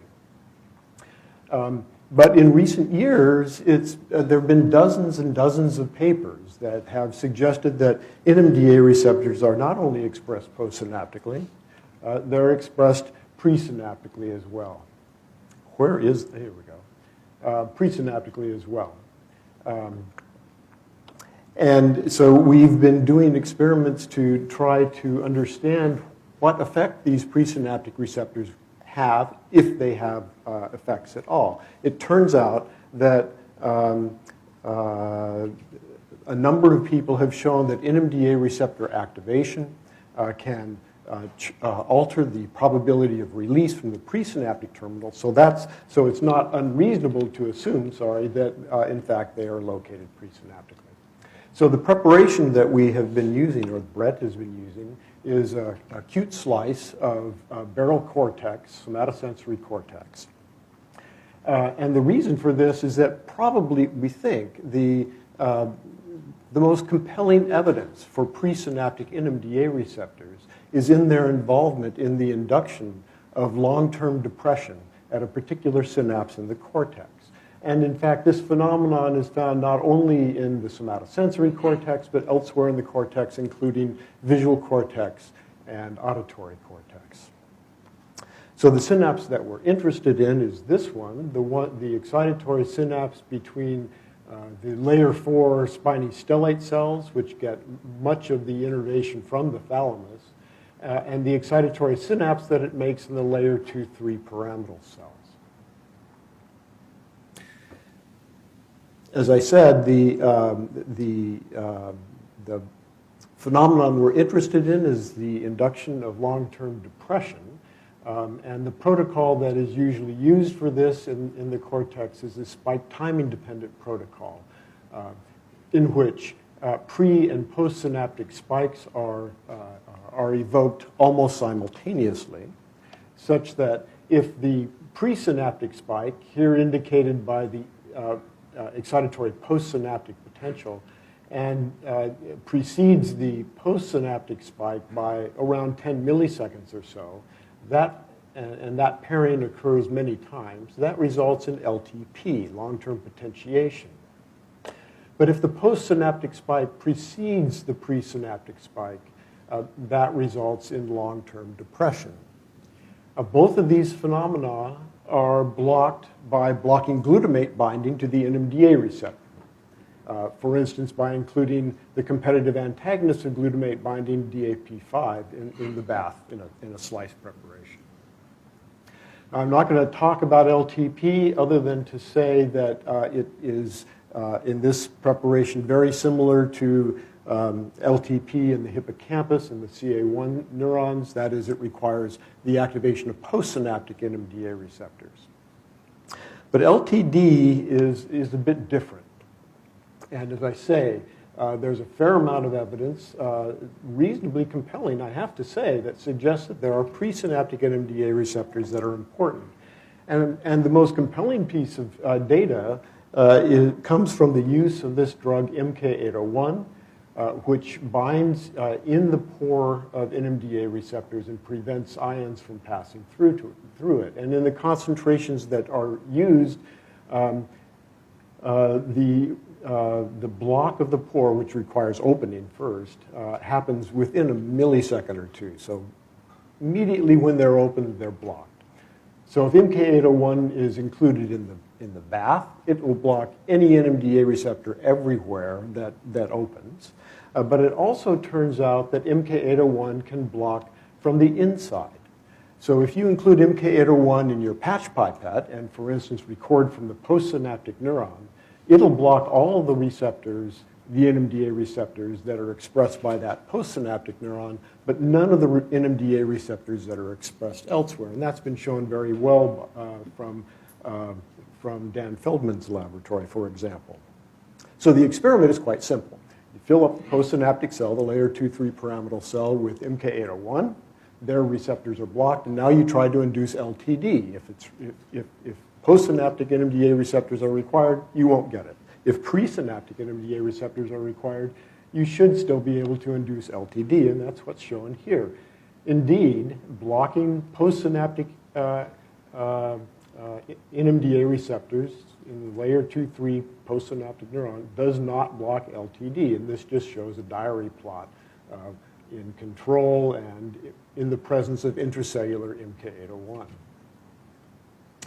So we thought that here is a place where we could possibly monitor the activation of NMDA receptors presynaptically using calcium indicators in the presynaptic cell. And so that's what Brett has done. He's used 2-photon uncaging of glutamate on the axons, the axon varicosities of layer 4 spiny stellate cells, the presynaptic cell of this pair.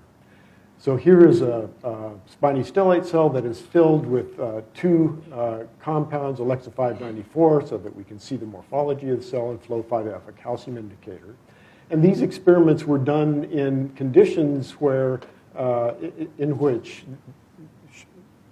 should maximize the amount of calcium that flows through NMDA receptors at rest. So zero calcium, zero magnesium, high calcium, and other receptors are blocked. Okay, so first of all, he looked at uncaging of glutamate on dendritic spines where we know there are NMDA receptors, and so he did a line scan across this dendritic spine and the parent dendrite, and then uncaged a single uncaging pulse, half millisecond pulse, at the tip of the dendritic spine. And as everyone else in the world has shown, if you do that, you get an increase in intracellular calcium as indicated by this increase in green fluorescence. Then he moved the region of interest to the axon. Here's an axon varicosity. And again, he performed line scans while he uncaged in rapid succession on both sides of the varicosity. And each one of these uncaging pulses was 2 milliseconds long. So in total, 8 times as much uncaging as he did on the spine. and he basically saw no response. And so you can quantify the change in fluorescence in the spine. You can see quite a nice increase in fluorescence in calcium, and in the axon varicosity, there's more or less nothing. And if you look across a number of spines, well, there is quite a bit of variability in the size of the response. There's always a response. In the axon varicosity, there's no response whether you uncage or you don't uncage. So the first thing you're thinking is, how sensitive is this guy's microscope? You know, it could just be that the spine response is gigantic, and maybe there's no way on Earth that their microscope can see calcium influx through a single NMDA channel, which may be all that's necessary for inducing LTD. Turns out that in the East Coast, in the Svoboda lab, Nemchinsky et al. Were able to see calcium influx through single NMDA channels in spines. But we wanted to look in axon varicosities, which are on average a bit larger than spines. And we're using a West Coast microscope, not an East Coast microscope. So we'll have to just test this. And since we couldn't find any evidence for NMDA receptors in the varicosities, Brett decided to use voltage-dependent calcium channels in the axon varicosities. We know we can activate those. And so what we'd like to do then is to determine how many calcium channels are activated by a somatically induced or evoked action potential, which of course propagates out the axon, and the probability of opening of those channels. So it turns out, of course, if you can count failures, this is the method of Sabatini and Svoboda looking at counting calcium channels in spines. So if you can get failures, that is, activate an action potential and not produce any fluorescence, any calcium increase, any channel openings, then you can count failures, and then you can also measure the variance or coefficient of variation of the trial-to-trial variance. And now you have two parameters, two unknowns, and two equations. You should be able to calculate both of them. So again, he loaded the layer 4 cells with Alexa 594 and Flo5F. Did a line scan, in this case across two varicosities, stimulate an action potential. You get calcium influx in both varicosities, again, as any number of people have shown. This is what the response looks like to a single action potential in one of those varicosities. And now if you plot the fluorescence of the baseline and at the peak of the response, you can see that while there is a lot of variability, the problem is there are no failures. So this is a problem in terms of calculating NNP. What Brett did then, though, was to incubate the preparation in omega-conotoxin M7C, which should block N and PQ type channels. And as you can see, after 15 or 20 minutes, you reach some sort of a steady state, although there's a lot of variability from trial to trial. The important thing is that now there are failures. So we can use this portion of the recording to count the number of failures. We can, from the now reduced response in the varicosities, calculate the trial-to-trial variance. And once you do this, you find that across varicosities, there are now in the presence of conotoxin between 1 and 5 active channels with a PO of about 0.8. The red dots indicate the values from the example, suggesting that maybe about one channel opened on, or maybe there was about one channel that was openable in these conditions. And as you can see in the average, we can clearly see the fluorescence response. Now, calcium channels have conductance to calcium of about 5 picosiemens. It varies a bit, but about 5 picosiemens. NMDA channels, single channels, have 50 picosiemen conductance, about 10% of which is due to calcium. So again, about 5 picosiemens of calcium conductance, so about equal. Action potential will open a calcium channel for maybe a millisecond. We know that NMDA channels, once they open, are open for much longer than a millisecond, tens of milliseconds.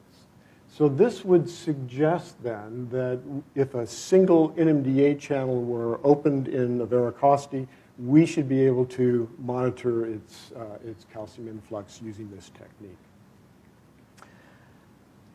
So this leads us to somewhat of a conundrum, right? On one hand, postsynaptic MK801 does not block the induction of LTD, indicating calcium channels presynaptically, and yet we cannot see them.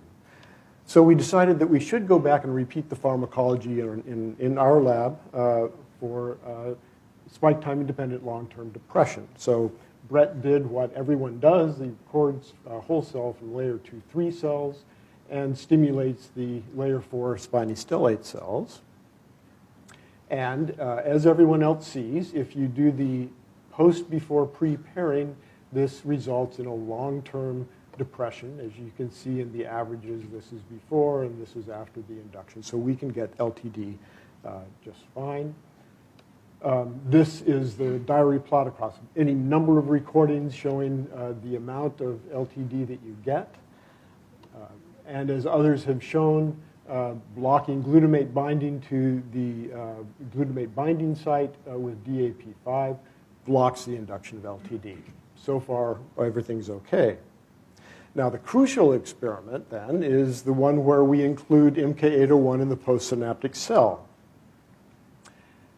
And as everyone says, that does not block the induction of LTD. So again, we're back at this conundrum of what is going on.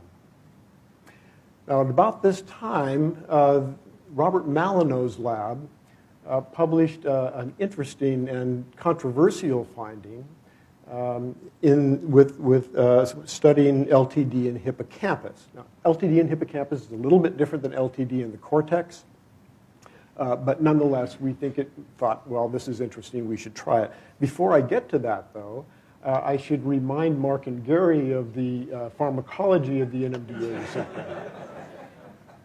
The NMDA receptor is made up of gluin-1 subunits and gluin-2 subunits. Gluin-1 subunits bind glycine, gluin-2 bind glutamate. You have to bind both, as Jim said, to the NMDA receptor in order to get opening. So you can block opening by blocking the glutamate binding site with, say, AP5 or CPP. You can also block activation by blocking the glycine site, 7-chlorokyneurinate or dichlorokyneurinate. And as I've said before, you can block ion flux through the pore with either intracellular or extracellular MK801. So we've gone back to the cortical synapse and used these drugs. But first, let me tell you what the Malino lab has found. So different stimulation protocol, but more or less does the same thing. It induces a long-term depression in the postsynaptic response. The red is a control pathway that was not induced. DAP5 blocks LTD in hippocampus, just as it does in cortex. What they found that was really odd was that neither extracellular MK801 nor 7-chlorokyneurinate blocked LTD. LTD was just fine in the presence of these two drugs, which should block current flow through every NMDA channel in the preparation. So what they interpreted this as meaning is that LTD required glutamate binding to the NMDA receptor because DAP5 blocked the induction, but it doesn't require current flow or calcium influx through the NMDA receptor. Now, very recently, they've published a paper using FLIM-FRET that shows that glutamate binding to the NMDA receptor, even in the presence of MK801 or 7-chlorokyneurinate, results in structural modification of the C-terminal of the gluin-1 subunit. So the idea is that then glutamate binding alone results in the activation of some downstream pathway that does not require any calcium elevations in the cell. So we then thought we should try this in cortex. Again, as I showed you earlier, DAP5 blocks the induction of LTD, but neither MK801 in the extracellular solution nor 7-chlorokinurenate blocks LTD at the layer 4 to layer 2-3 synapse. So we would, based on this face value, we'd have to conclude, like the Malinois lab did, that the induction of LTD at this synapse requires glutamate binding to the NMDA receptor, but it doesn't require current flow through the NMDA receptor. But actually, for our original question, that is whether there are presynaptic NMDA receptors that are required for the induction of LTD, these two experiments suggest that we can no longer interpret this experiment as meaning that the important NMDA receptors are presynaptic, right? In this case, we've blocked all of the NMDA receptors, current flow through all the NMDA receptors, and we get LTD. So when we only block current flow through the postsynaptic receptors, that no longer points to the important NMDA receptors. We still don't know if they're pre or postsynaptic.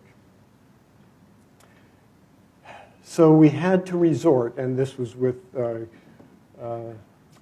it took me a long time to agree to this. We had to resort to genetics. Turns out that many, many years ago, the Tonegawa lab had made a mouse that had the GRIN1 gene floxed. And so GRIN1 encodes for the gluin1 subunit, which is an obligatory subunit for the NMDA receptor. It's required for NMDA receptors to traffic to the membrane. So without it, no NMDA receptors. In order to get just a few neurons with NMDA receptors knocked out, Brett has injected an AAV-Cre in utero, in the first case at E16 to target infection of the layer 2-3 cells, the postsynaptic cells. So here is a slice through somatosensory cortex. You can see the barrels in layer 4, and most of the expression of GFP and presumably Cre is in the layer 2-3 cells. So then what Brett did was to record from 2 of the layer 2-3 cells, one that's expressing GFP, presumably Cre, and one that is not, and stimulates presynaptically the layer 4 cells.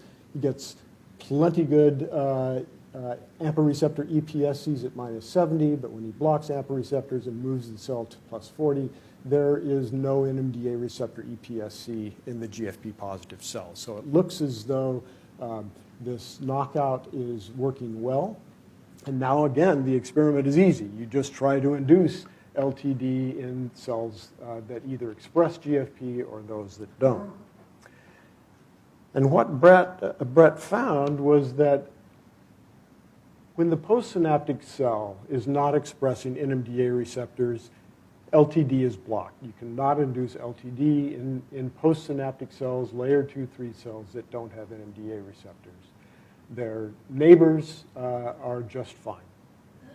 So we'd have to suggest then that at least the postsynaptic cells have to have NMDA receptors.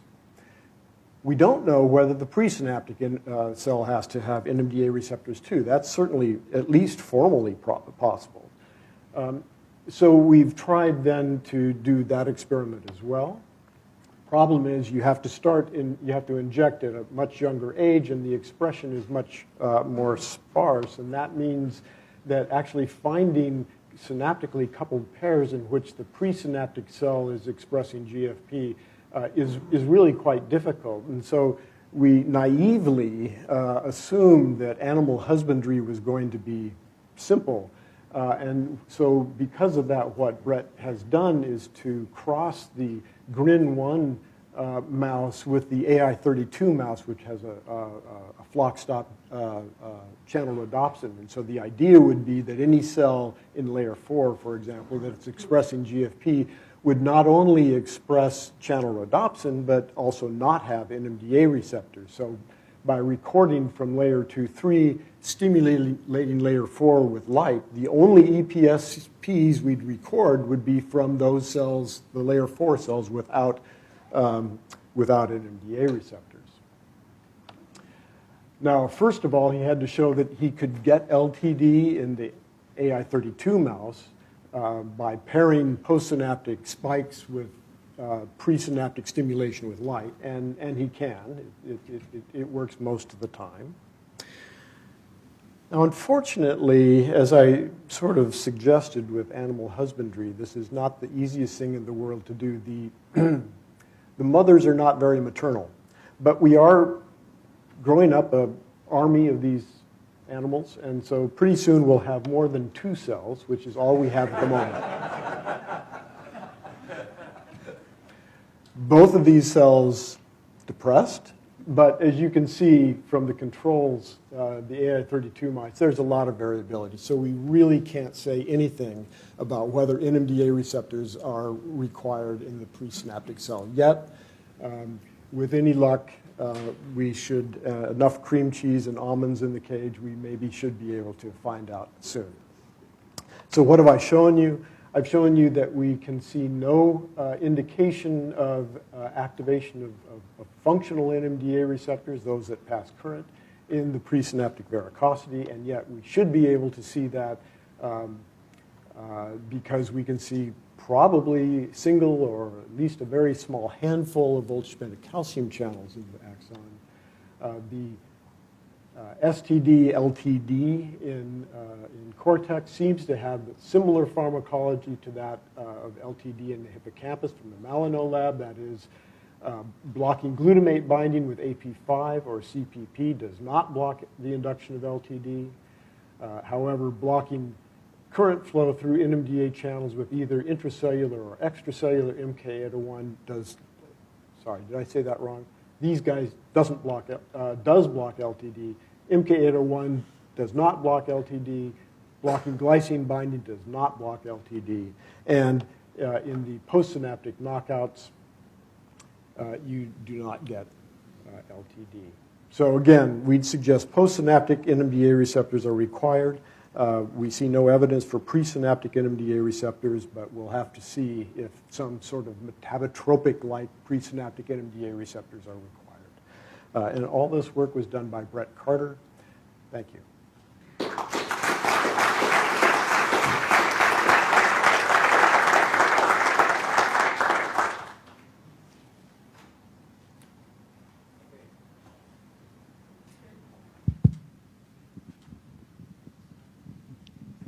So if there are NMDA receptors presynaptically, and if there is a metabotropic effect, where's the calcium? Where's the calcium? Meaning, how is it that a receptor that has a metabotropic function putatively, what happens to the calcium entry in those receptors? Is it not happening? I mean, you don't measure it. Exactly. So if there, I'm saying if presynaptic, and if it's a metabotropic effect, why can't you measure calcium, assuming you're sensitive enough to do so? Well, that's certainly the argument I'd use. The answer I would say is that there are no bloody presynaptic NMDA receptors. But there are dozens of labs that suggest that there are. So I think that we have to show this in our own hands, in our own preparations, in our own conditions. And so I think you'd agree that the presynaptic knockout is presumably definitive for the induction of LTD anyway. So I guess what I was asking is whether you can imagine a conformational change that gives you a metabotropic function but no core function. Not unless you have drugs around. Yes.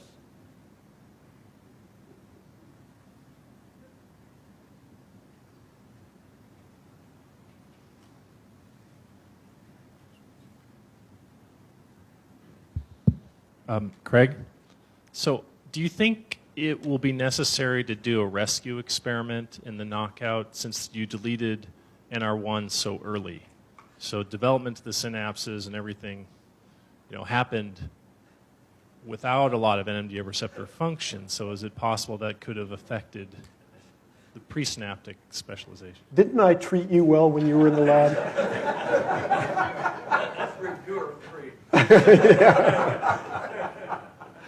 A rescue would be lovely. We probably won't go there unless reviewer 3 asks us to. I think in this case, you know, the AMPA receptor synapse is perfectly happy. So the synapses are forming.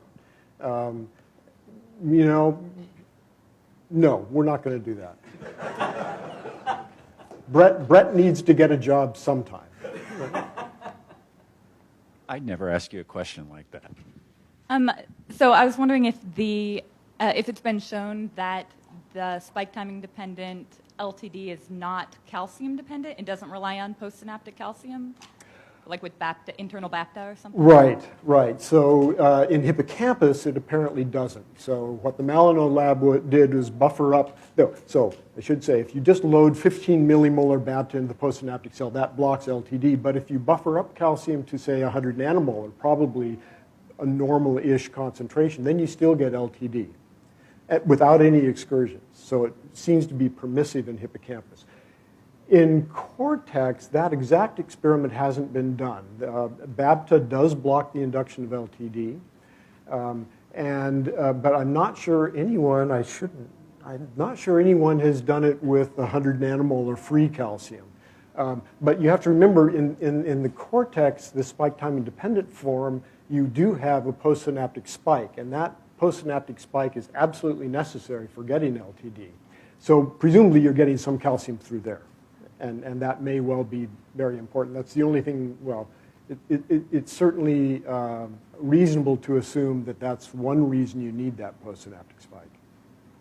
But it is all slightly off, but the evidence of NMDA receptor on GABAergic thermical, do you think that this might still hold true, or it's... Well, so we've looked in cerebellar stellate cells and cerebellar basket cells, both of which have been suggested to have presynaptic NMDA receptors in slices. In culture, I think it's quite clear that some cells do. The immunocytochemistry and the patch recordings from terminals seems to be absolutely solid.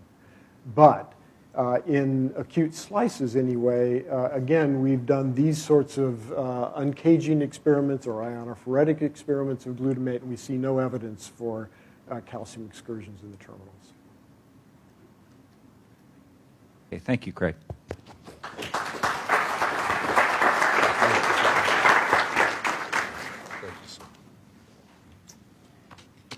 Our next speaker is Derek Bowie. I guess Derek is the first full-fledged pupil of Mark to present. Derek got his Ph.D. in London with Trevor Smart and bounced around Europe for a few years before coming to the NIH. And with Mark, he did some landmark work characterizing the function of calcium-permeable AMPA receptors. And after a stint at Emory University in Atlanta, he went up north to McGill, where he's continued to study these interesting receptors and some other things, some GABA receptors and some voltage-gated channels. But I've been actually interested in particular in some of his work showing the role of calcium-permeable AMPA receptors and the life, and I guess more recently, the death of neurons in the retina. But today he's going to talk about inhibitory synapses. Derek. Okay, so let me just make sure. Can everybody hear me in the back? Okay, yeah, I'm going to thumbs up. So maybe I can just start. I'll just lock the microphone. So maybe I'll hold it like this and make it easier. So maybe I can just start by thanking Kenton, who almost knocked me off my seat about a year and a half ago, telling me that Mark was planning to retire. It was hard to imagine working with Mark, and who was so passionate about science, he was planning to retire. So anyway, thanks again for this invitation. Thanks to Story and also to Jeff for putting this whole thing together. And I want to thank Story for making last evening very, very entertaining. The other thing, I must admit, I'm really humbled to be selected amongst one of the speakers in this incredible list of people that have been brought together to honor Mark and the work that he's done in the last 3 decades. And it's really been quite significant. I think Kenton really touched on that.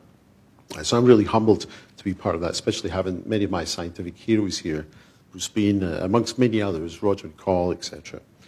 And then finally, since I'm saying thanks, I want to thank Mark and his wife, Helene, who was here this morning, who took us all out to their place last night for a fantastic dinner. And so I think that was really touching, and it was a great evening. So I joined Mark's lab. I think I'm supposed to use this, or maybe not.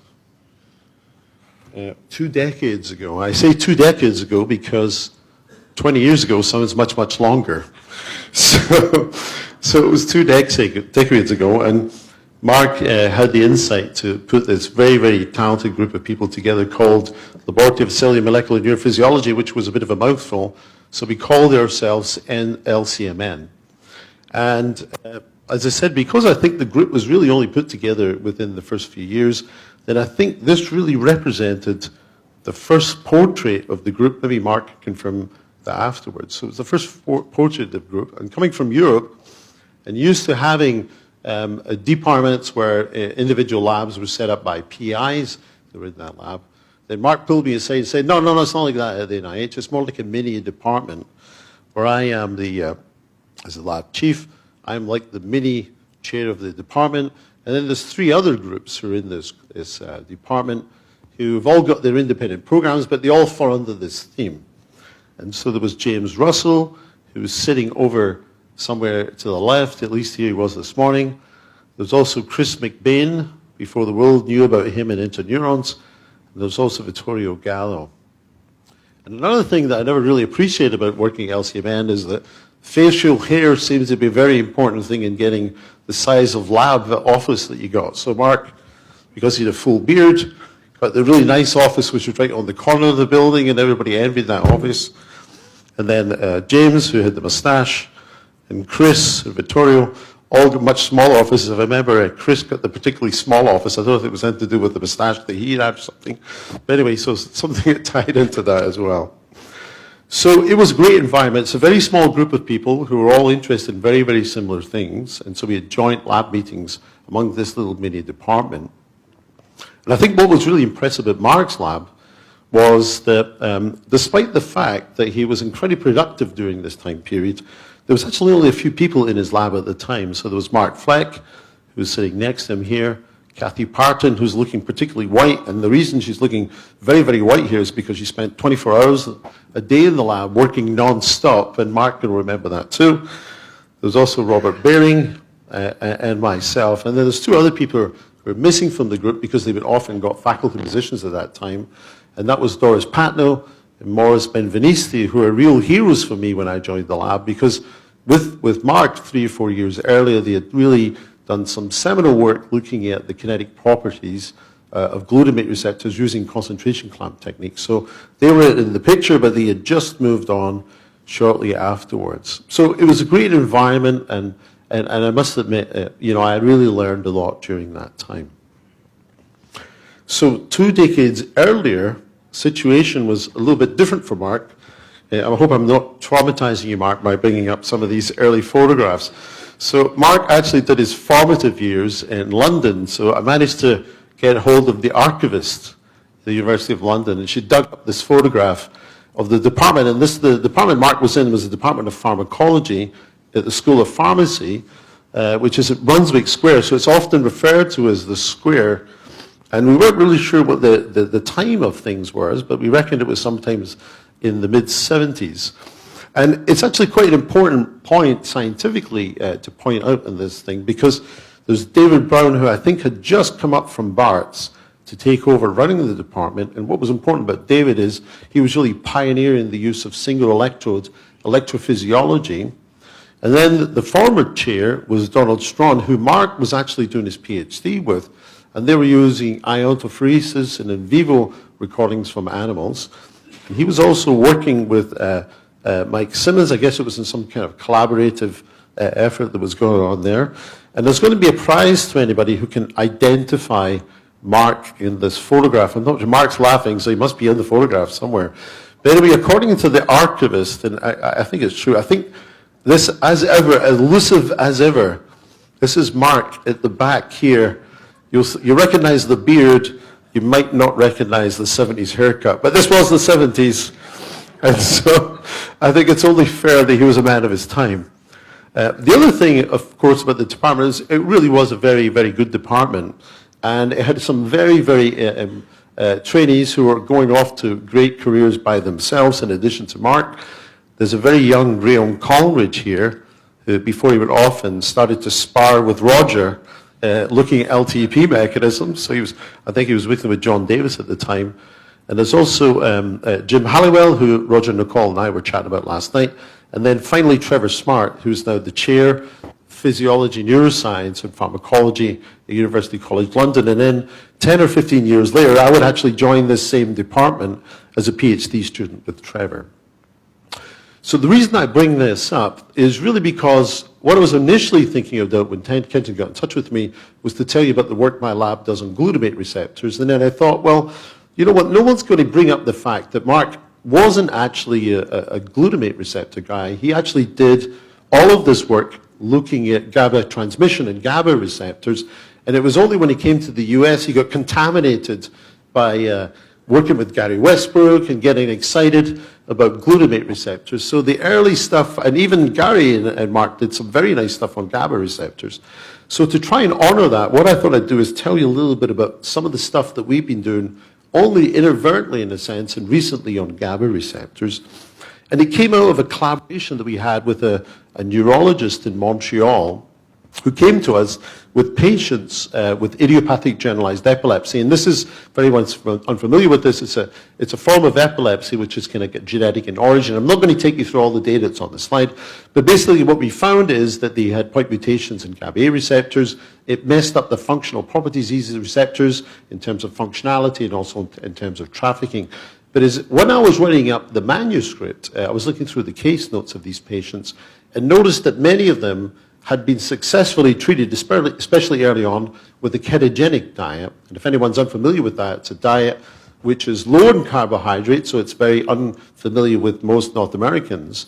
And it's very high in lipids and proteins. And so it produces a lot of ketone bodies. And so essentially, if one can trivialize it, it changes the metabolic state of the cell.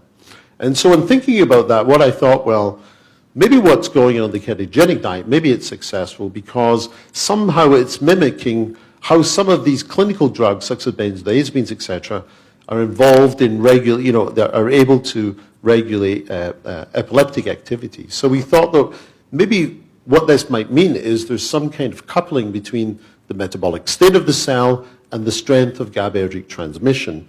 And if that was really true, then it really wouldn't be that surprising, right? Because synapses, which you can show here as an EM, I'm not sure if it comes out very well, are packed full of mitochondria on both the pre- and postsynaptic side. So if there was some sort of coupling between GABAergic transmission and the metabolic state of the cell, then it might be not too surprising.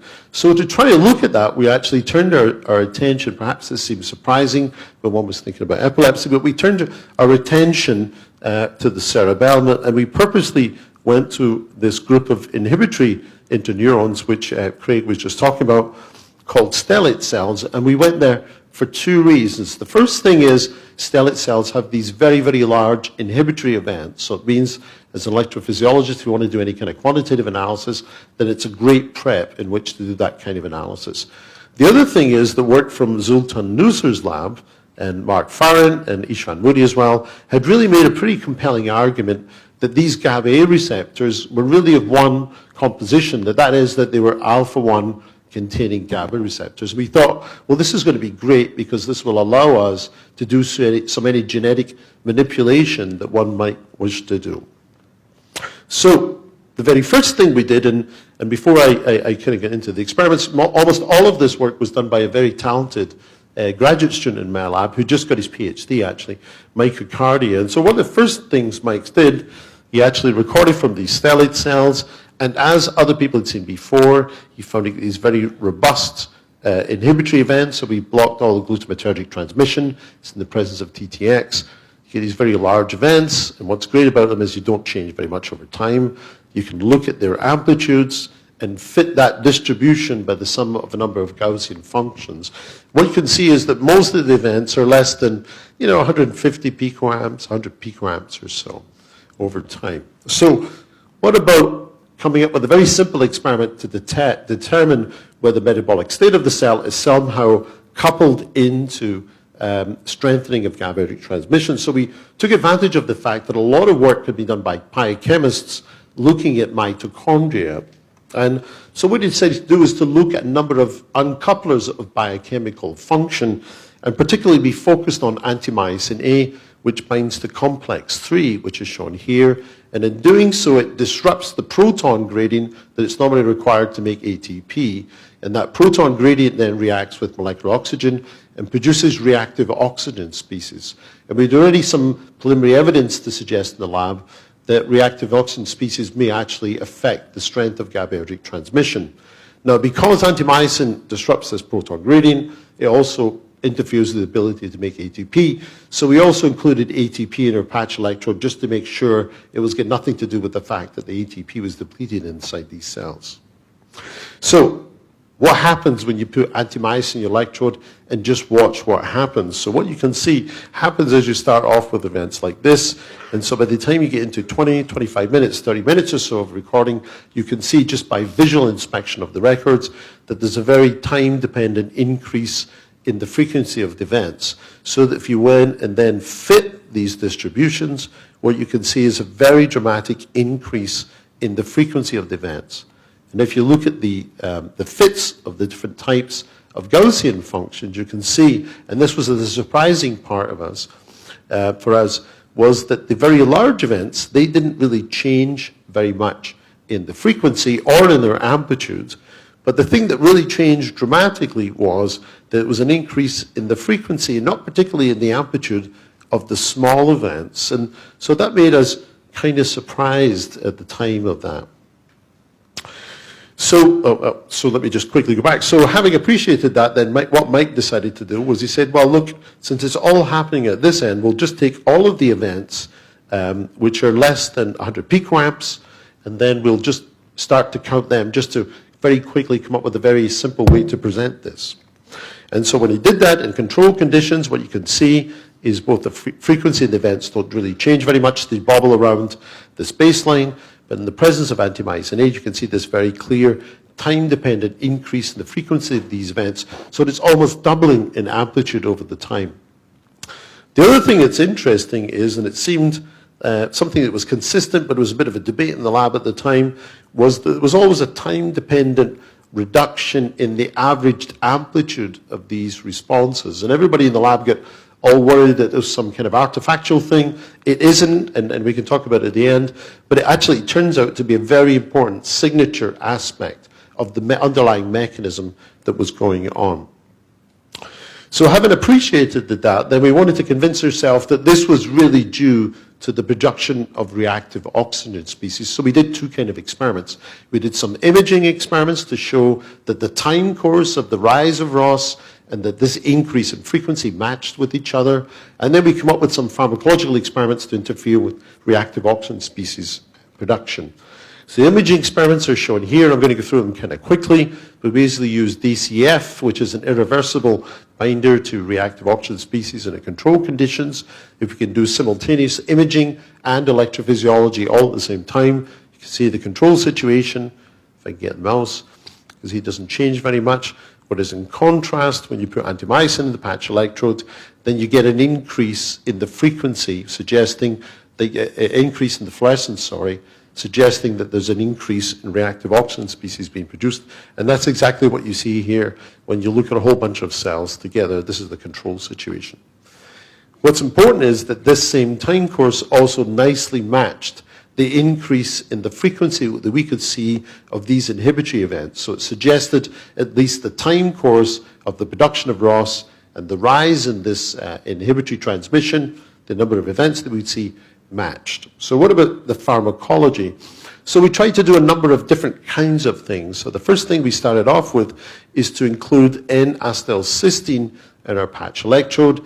And what's interesting about N-acetylcysteine, or NAC, is got a thiol group, and a thiol group basically reduces reactive oxygen species. So in principle, if you include that in your patch electrode, the presence of antimycin A, then you should be able to kill all of the effect of antimycin. And you can see in the plot here, so here's the control condition, here's in the presence of NAC, and you can see that basically maybe doesn't completely kill it, but it attenuates it greatly. An observation then that's consistent with this being the production of reactive oxygen species.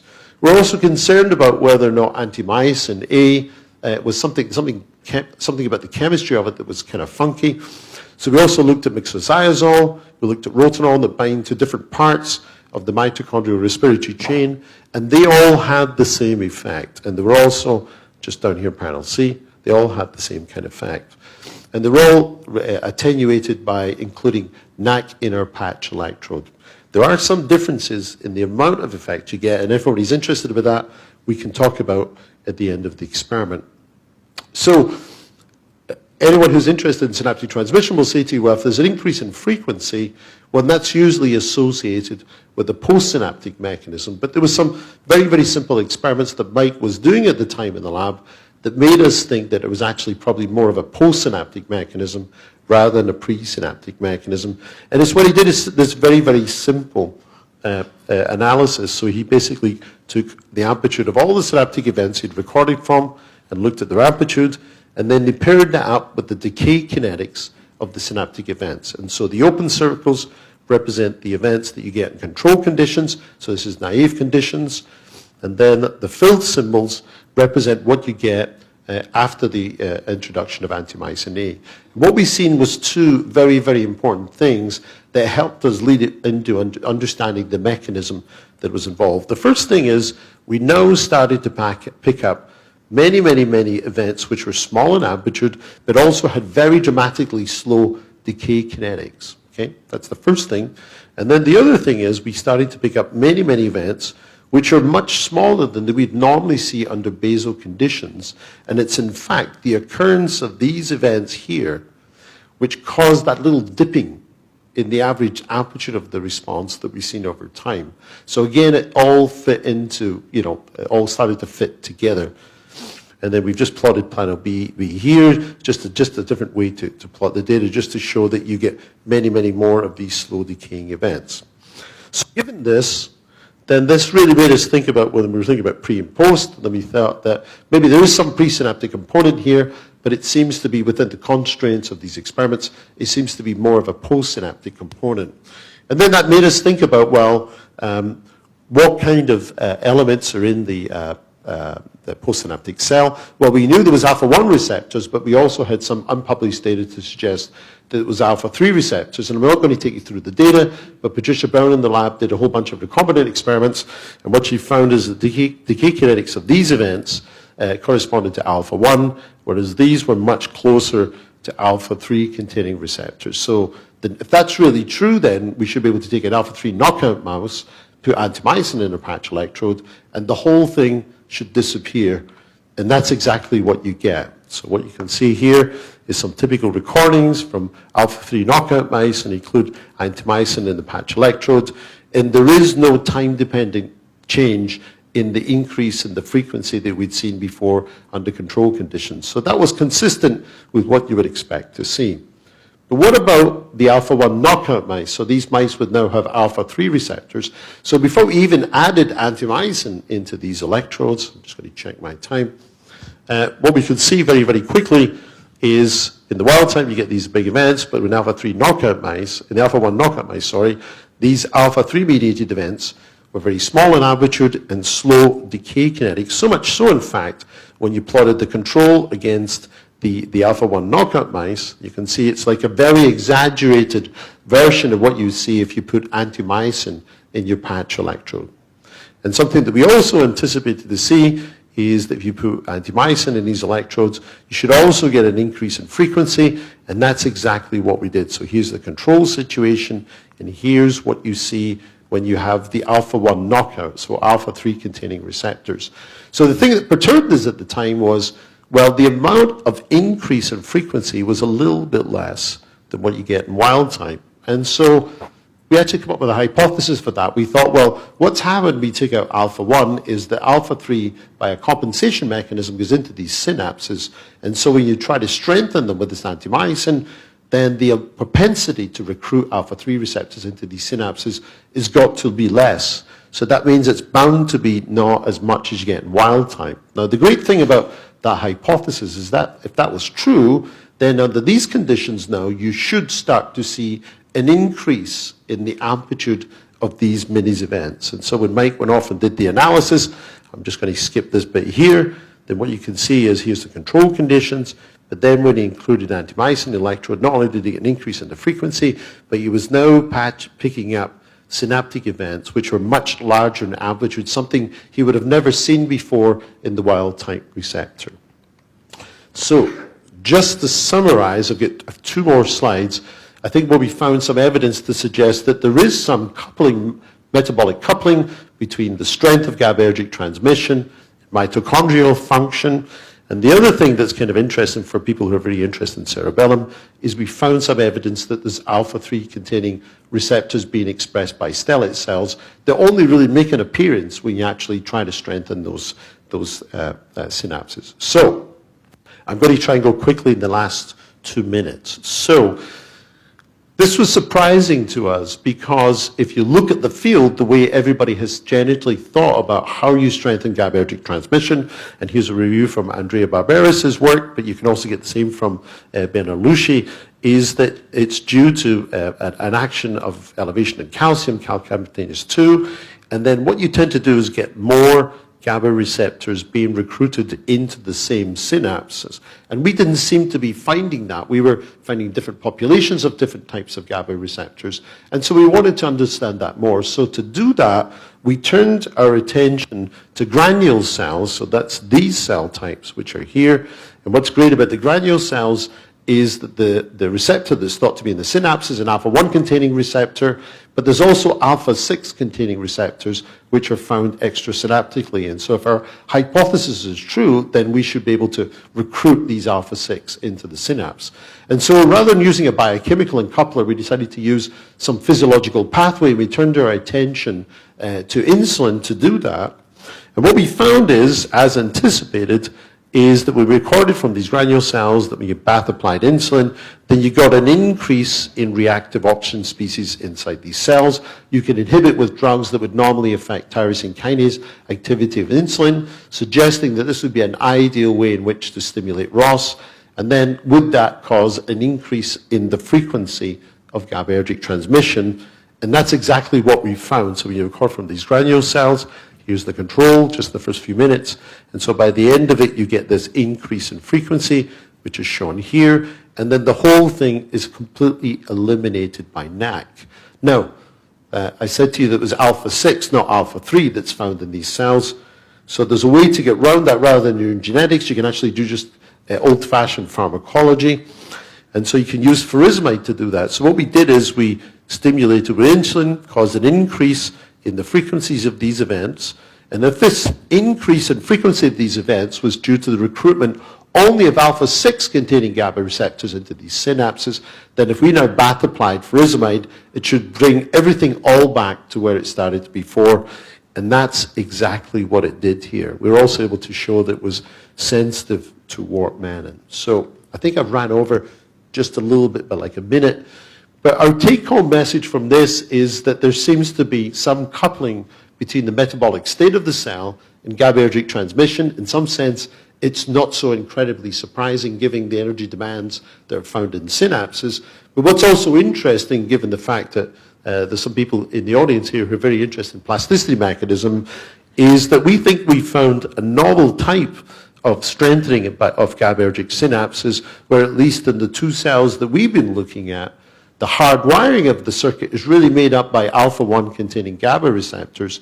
But then when you strengthen these receptors, in this case with insulin, and we've done some other methods which we haven't published yet, but then they recruit in to other sites, other types of GABA receptors in the stellate cells, it's alpha-3 containing receptors, and in the granule cells, it's alpha-6 receptors. And our expectation is that will be something that one might find outside the cerebellum, even though we've been confined to that. So very quickly, and apologies for just running maybe a minute late, much of this work was done by this very talented and very humorous graduate student in my lab who's now moved on to bigger and better things, Mike Riccardi. He was helped with the recombinant work, which I didn't show, but it's in the papers if you dig it up, by Patricia Brown, who's actually made the trip to be here. And the imaging studies was done by Brian Daniels and another postdoc in the lab, Louise Mirac-Core. And finally, I just want to thank you for your attention. Thanks.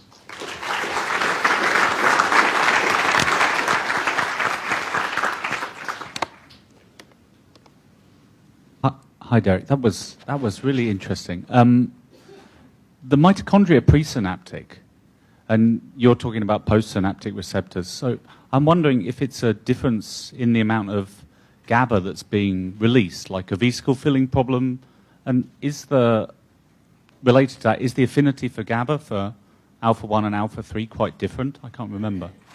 So the kinetic properties, so we personally haven't looked at the affinity of alpha-3 against alpha-1, but if you go to the paper, you'll see that we did 1 millisecond pulses with alpha-1, opens and closes within, 10 milliseconds or something. Alpha-3 takes a long time to get going, and when it gets going, it stays on forever. So the expectation would be is the apparent affinity might be quite different, but we personally haven't looked at that. But so then if you were not filling vesicles very well, you'd selectively activate alpha-3, right? Because you'd release less GABA. You'd selectively not activate. But that would only have to happen under the conditions. You don't see those receptors otherwise in those synapses, right? Right. You only get it when you strengthen the synapse. And that happens within minutes? It happens in 5-10 minutes or so, yeah.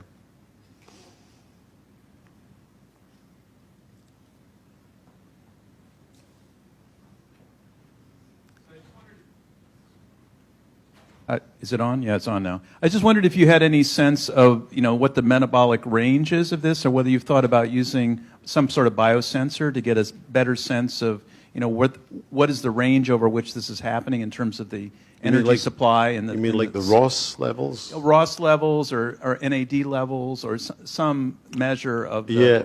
So that's things that we're working on just now. If you look at these reactive oxygen species sensors, we're working right at the limit of what they can give you. We haven't really looked at that. I mean, Gary Yellen's done a lot of very nice work in terms of ATP-gated potassium channels and developing molecular sensors. We haven't done that yet. We think it's within the range that you would normally get within normal synaptic transmission. So we do see the same thing with glutamatergic transmission, for example, right? So, but what that range is, not sure.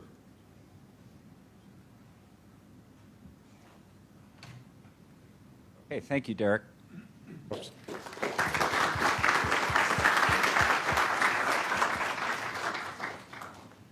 Derek's picture, a historic picture in front of the Department of Pharmakology was interesting. And I guess shortly after Mark and Gary elucidated the mechanism by which an NMDA receptor would be a coincidence detector, I guess it was Graham Collingridge who was in that picture who first showed a critical role for NMDA receptors in LTP, but I think it's safe to say that nobody has elucidated and laid clear the mechanisms by which NMDA receptors participate in synaptic plasticity like Roger Nickel.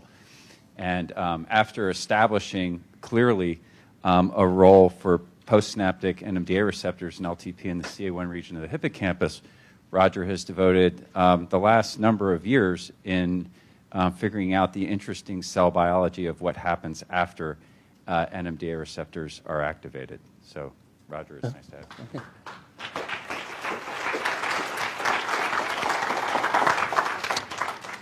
Well, it's a great pleasure to be a part of this celebration.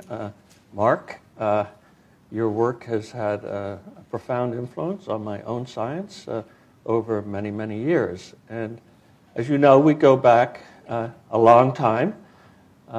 We first communicated back in the late 1970s. Mark was doing his Ph.D. at the School of Pharmacy, and he wrote to me. I was just setting up my lab, and he wrote to me about possibly doing postdoctoral fellowship. I have to be honest, it wasn't that impressive a record, but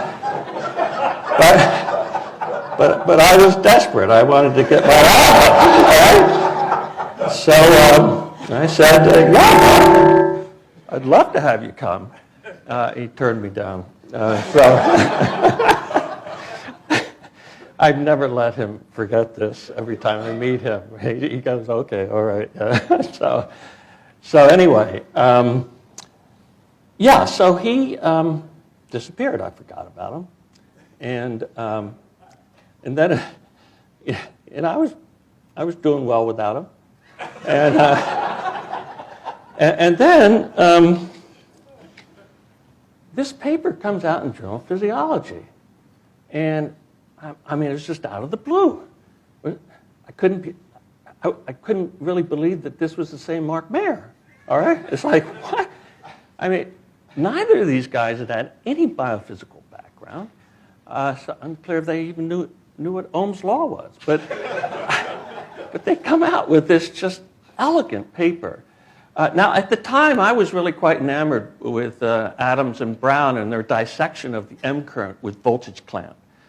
And so this paper just caught me right away. And it's just an example of much of what Mark's done, which is this incredibly rigorous, incredibly detailed, and elegant way of dissecting out the properties of a specific current in a very complex neuron with a gazillion different conductances. So anyway, clearly we had a force here with Gary and Mark.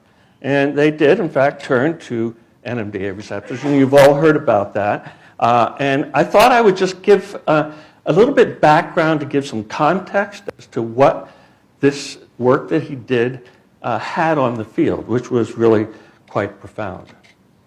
So at the time, and this is coming from the School of Pharmacy, from colleagues of Mark's, with ionophoresis, you could apply different agonists onto a cell, and this is just a rate meter showing how fast the neuron's firing. And this is NMDA being applied. And you could put on APV, and it completely blocked it. So clearly the neurons in the brain had NMDA receptors on them. You could apply the NMDA, excite the neuron. But the curiosity was, if you take this drug, APV, and you put it on to synaptic transmission, this is EPSP and IPSP, did virtually nothing. So what's going on here? So one idea, and the most prominent one, was, well, the NMDA receptors might be extrasynaptic, and synaptic glutamate just doesn't have access to these receptors. But then things got more curious. So this is an experiment from Collingridge, and here's LTP. And if you elicit that same tetanus in the presence of APV, there's no LTP. So clearly, synaptic glutamate is able to get hold of these NMDA receptors, and they're critical for plasticity. So that's sort of the background for Mark's experiment and Gary's. And so this is the state, all right, NMDA receptors, etc. Pyramidal cells, NMDA receptors are required for LTP, but NMDA receptors don't contribute to the EPSP. And so this single IV explained everything, all right? There's this profound voltage dependence to the NMDA current, such that at the hyperpolarized levels at normal resting potential, there's very little contribution to the NMDA receptor. And importantly, that voltage dependence was due to magnesium. So, in just one figure, he defines a coincidence detector that was really critical for the idea of the Hebbian plasticity. So it was very simple that you have to have both glutamate binding and depolarization. And so this really set the stage for, it was the first really rigorous set of experiments to put LTP on its course in the future. Now, there was one other finding at this time, and that is that if you put EGTA in the cell, you could block LTP. This is the original experiments of Gary Lynch. This just followed up, just a tad more rigorous maybe. These are the field potentials showing LTP, and you can then record from an individual cell in that field of cells that are showing LTP, and if you had a chelator, completely abolish LTP. So a rise in calcium is required for LTP. And so this was the next experiment to get into the basic mechanism of the induction of LTP. And we have in common, we both collaborated with Jeff Barker. And this is an experiment with, and Steve Smith, who's here, with arsenase 3, calcium indicator. This is voltage clamped, has to be voltage clamped, obviously. Otherwise, it would simply be simplest explanation of voltage-dependent calcium channels. So NMDA causes a rise in calcium, magnesium blocks it, reversible. And then a really nice experiment where he's putting on Kainate. Now, don't be fooled. Kainate is activating AMPA receptors here. How do we know that? All of Mark's work on the pharmacology of AMPA and Kainate receptors. Anyway, we changed calcium concentration. The reversal potential for the AMPA receptors doesn't change, but there's a 17 millivolt depolarizing shift in it. So this then explained both the Hebbian dependence, or the Hebbian nature of plasticity, and the initial signaling cascade, or started the cascade, that is calcium coming into the postsynaptic cell. So the Hebbian role of nature of LTP, solved. So this was really quite exciting because this is early days in LTP, and this was all solved very quickly, and there was this sense of optimism and enthusiasm. And then we had like 10 or 15 years of just, yeah, it was a mess. So this is a sort of false optimism of how simple things would be. So anyway, the NMDA, or the AMPA receptor. It's a beautiful structure. Still gives me goosebumps looking at it. And I would like to now give you the recent data, most of it's unpublished, in terms of what the various domains of the AMPA receptor are involved in synaptic trafficking. So we have the N-terminal domain, or ATD, the ligand binding domain, and I should say this accounts for close to 50% of the protein. For AMPA receptors, its role is really quite an enigma. And then the transmembrane domain. Now, there's also, missing here, is the C-terminal domain, which a lot of people have spent an enormous amount of time on. And so I've taken the liberty to solve the structure of the C-terminal domains. This is unpublished work. This is the first time that I'm going to show this data. And here it is. And I've taken the coordinates of the atomic model of these C-terminals, and I've deposited them on the protein data bank. All right. So what are we interested in the trafficking? We have an intracellular store of receptors, which then have to be delivered to the surface. Once on the surface, they can diffuse quite freely along and around the surface. Secondly, these surface receptors have to be incorporated into the synapse where they're concentrated. And then finally, we have this very rapid activity-dependent delivery of receptors to the synapse. So I have to just briefly discuss, and again, this is work that was largely worked out by Mark and his colleagues.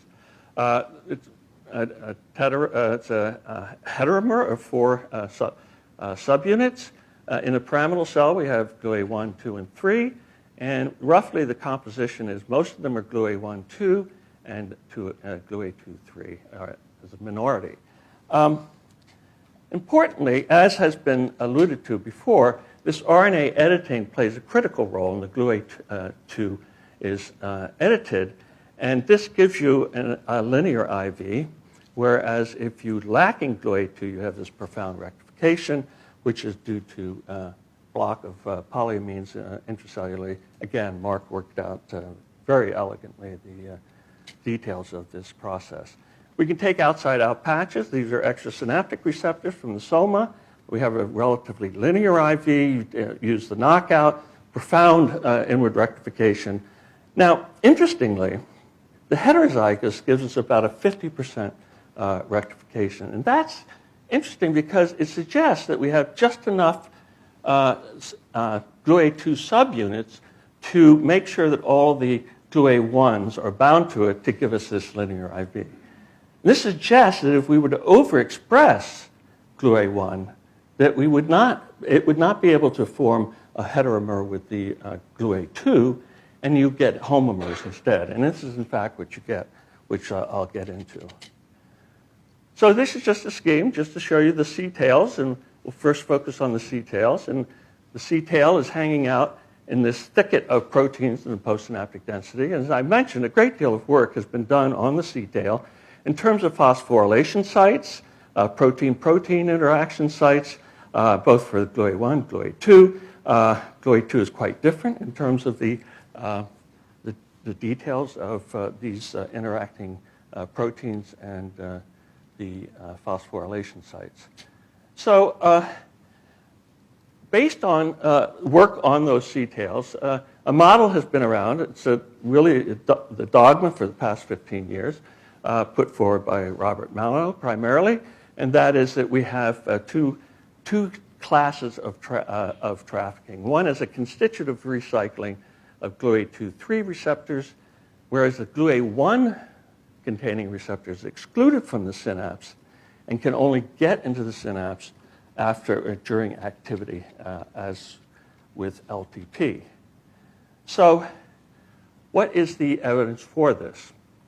Here I just show this again, and in these studies, Malinow recorded from two neurons simultaneously, transfected the one neuron with a GluA1 GFP tag, and basically he saw nothing. But if he expressed it with a constitutive CAM kinase, which is mimicking LTP, you can see that he has a very dramatic rectification that takes place in the presence of this constitutive CAM kinase 2. On the other hand, a GluA2 receptor, homomeric, traffics to the synapse without any difficulty in a constitutive manner. So GluA2, but not GluA1 receptors, constitutively traffic to the synapse. So we wanted to look at this basic trafficking mechanism in more detail in a more genetic fashion. And so we made a triple flox mouse, which would delete all the subunits in a pyramidal cell. And here, with the dual recording, you can see that the transfected cell, there is no AMPA receptors whatsoever compared to the neighboring cell. So this shows that we have a very dramatic and complete, clean deletion of all endogenous AMPA receptors. There's no effect whatsoever on the NMDA receptors. So we can now put back in whatever molecules we want, mutated molecules. And so we can put back in the full GluA1 receptor, and we get about an 80% recovery of transmission. We can cut off the entire C-tail, and the receptor traffics normally to the synapse. So we can say that CA1 constitutively traffics to the synapse, and the C-tail is not necessary. And I point out to you that these findings are directly contradict the subunit-specific trafficking model of Malinow. Now, for the GluA2, this is consistent with his report. That is that 80% recovery, and again, without a C-tail, you still get full recovery. This differs a little bit from what's in the literature before. So we would conclude that neither the C-tail of GluA1 nor GluA2 are required for synaptic delivery, basal synaptic delivery.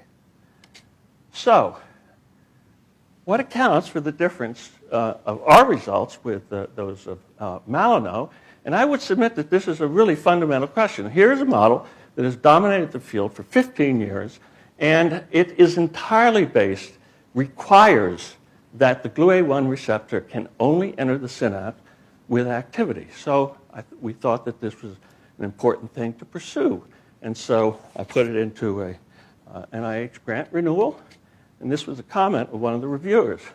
The investigator will address the subunit-specific rules proposed by the laboratory of Robert Malino. The investigator cannot replicate the finding of that GLUA1 receptors are added to synapses only after plasticity. And he proposes to test several possibilities, including GFP tag receptors influences plasticity. Given that the Malino paper was published in 2001, and the field has moved on considerably since that time, it seems that a revisit to this question will not be largely impactful. In addition, while it is easy to find reasons why the Malino lab experiments might have been technically flawed, it is both a trivial observation and also unlikely to resolve the issue. The grant was not funded. So in a case like this, you have to, I think, listen to your own inner voice. So we did go back and repeat the experiment from 2001. So we used the overexpression model where we just add GLUA1, which forms homomeric receptors. And in the same condition that Malino used, you can see that our GLUA1 gets to the synapse right away. So as you notice, this I is for flip. Malino used the flop receptor, so we looked at the flop. So that's fine. Maybe our cultures have a lot more activity and they were actually driving it into the synapse. But so 10 millimolar magnesium really shuts things down, and then tetrodotoxin will fully wipe out everything. Our receptor goes to synapse. So what could there be that explain the difference? And it turns out it is the GFP tag. So just simply putting a tag on the N-terminal prevents the receptor from going in. Now, you could argue that maybe the tag has screwed up the protein, it's not being made, but of course it is because we can see the GFP in the cell, but perhaps it doesn't get onto the surface. So we pull out patches to see what the surface level of these receptors are, and you can see that with the GFP tag, we have the exact same delivery to the surface as the GLUA1. So that's not the problem. So the problem is that the surface receptor, for some reason, is unable to enter the synapse. Now, so this agrees with Robert, all right? And, interestingly, the GLUA2 tag goes to the synapse. So this entirely reproduces the key findings of Robert Malino. And this is one of the nice things about a lot of the discussions and battles that have occurred in the LTP field is that it has not actually been about whether the data was right or not. It has really been in terms of interpretation of the data. So it clearly has something to do with the N-terminus, because if you take the GLUA1 N-terminus GFP tagged, you see, and put it on a GLUA2, you get the same thing as GLUA1. And alternatively, if you take the GLUA2, put it on a GLUA1, you get the rectification. So the clear experiment then to do, or the question here is it the GFP, this big bulky protein on the GLUA1 that just physically prevents it from getting into the synapse? That seems a bit unlikely because this GLUA2 is very similar to GLUA1 and it can get in without any trouble. So the other possibility is that there might be something with the GLUA1 N-terminus that the GFP is somehow interfering with and preventing this interaction, this, say, protein-protein interaction in the cleft that is required for the delivery of the GLUA1 to the synapse. So this is a very simple experiment. We just get rid of the N-terminus, all right? Now, if it's the GFP being bulky, then the GLUA1 should go right into the synapse. If, on the other hand, there is something specific that's required in the N-terminus for its trafficking, it should not go to the synapse. So first of all, we had to look at what a truncated GLUA1 receptor, how it behaves. And you can take off the entire N-terminus of a GLUA1, and it's perfectly happy. Again, N-terminus doesn't seem to have any basic effect on biophysics of the glutamate receptor. And so we can show in oocytes that it expresses currents very well. As well as in slice cultures, we can pull outside-out patches. And in fact, it gets to the surface even better than the full-length GLUA1. So what happens then with the rectification? It cannot get into the synapse. And as expected, the GLUA2 does get into the synapse without any trouble, without the N-termini. So we would argue that the N-terminal domain, but not the C-terminal domain that was initially proposed with the Robert Malinow model, imparts a subunit-specific trafficking to the AMPA receptors. So since I will just go to the summary. We have looked at kainate receptors also, and between GluK1 and GluK2, going to a CA1 synapse where they normally are not present, that there's, again, a role for the N-terminal domain. So just conclusions, C-tails of AMPA receptors are not required for either basal or activity-dependent AMPA receptor trafficking. The N-terminal domain, but not C-terminal domain, imparts a subunit-specific trafficking to AMPA and kainate receptors. And finally, thanks, Mark, for fantastic contributions to the field of glutamate receptors, and in particular, solving the induction mechanism for LTP. Thank you.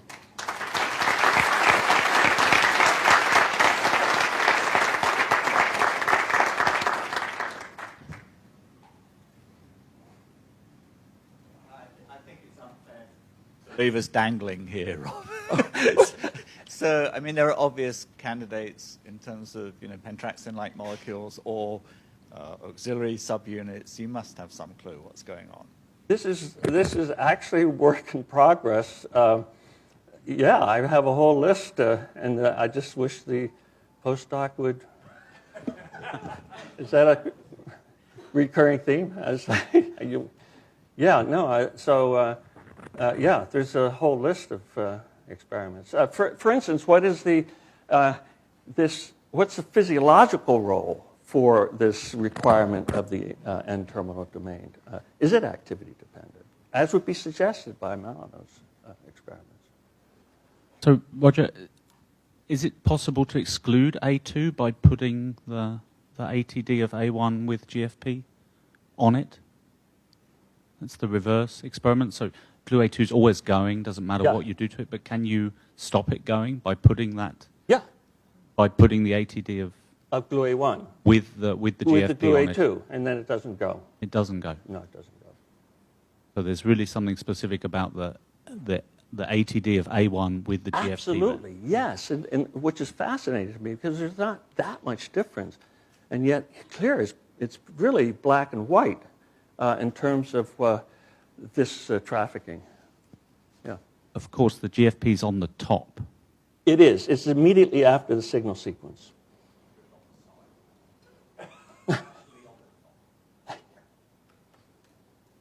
Yeah. So can you tell whether this is an assembly issue or an insertion issue in terms of the trafficking? Well, we think that the receptors assembled and working perfectly fine from our outside-out patches. So we know the receptor is on the cell and functional, but it does not show up at the synapse. So, yeah. I was wondering if the problem... Oh, here, Roger. Hi. Hi. I was wondering if the problem is really a problem not of targeting, but of selective retention or stabilization on the surface. That is absolutely the case. We cannot say whether it's trapping, it's required to stick the receptor in there, or whether it's just an inability to release it. And so all we can say is that it accumulates at the synapse functionally. Did there seem to be any difference between whether it was expressed in oocytes or neurons, and might that give you any insight about mechanism? We have seen, so the oocyte is cleaner because we're just looking at that current, whereas when you put it into, overexpress it in a CA1 neuron, it's on top of the endogenous receptors. So it's not as clean in terms of trying to look at any specific properties of the homomeric receptor. So. Okay. Thank you very much, Roger.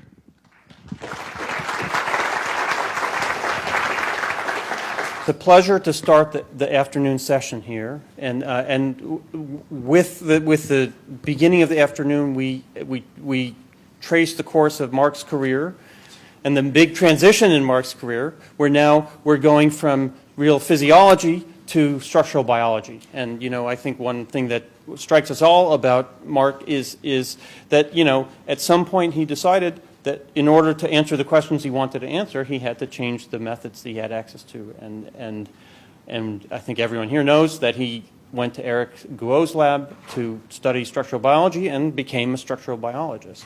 And I think the afternoon session acknowledges that with a series of talks about that are related to structure and function.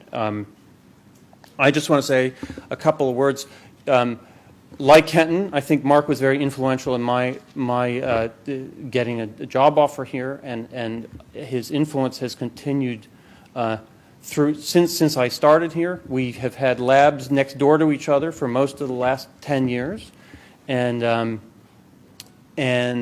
I think, as other people have said, his insight, the elegance and sort of simplicity of his experiments are inspiring and real models for me as I've developed as a scientist.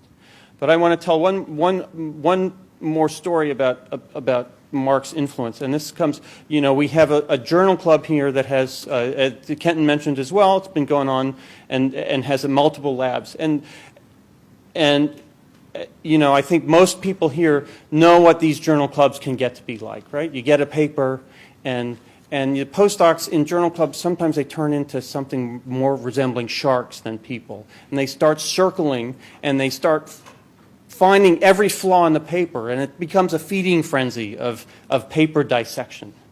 And Mark could always be relied on in journal club to say, hey, hold on a second. Stop the feeding frenzy, and let's see, do you basically believe what they said in the paper? And people would stop and take a step back and look a little bit more and realize you can find flaws with experiments, but often you lose track of that. And I think Mark's career illustrates his keeping sight of the big picture while still doing beautiful experiments.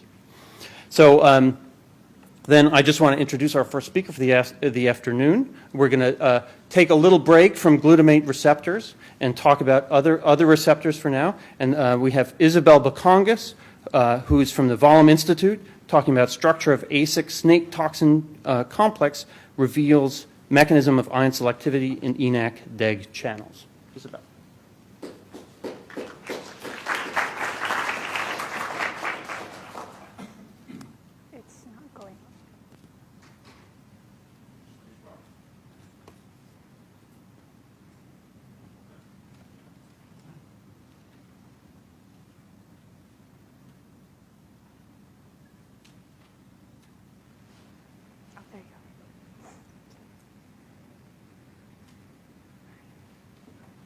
Thank you for the introduction.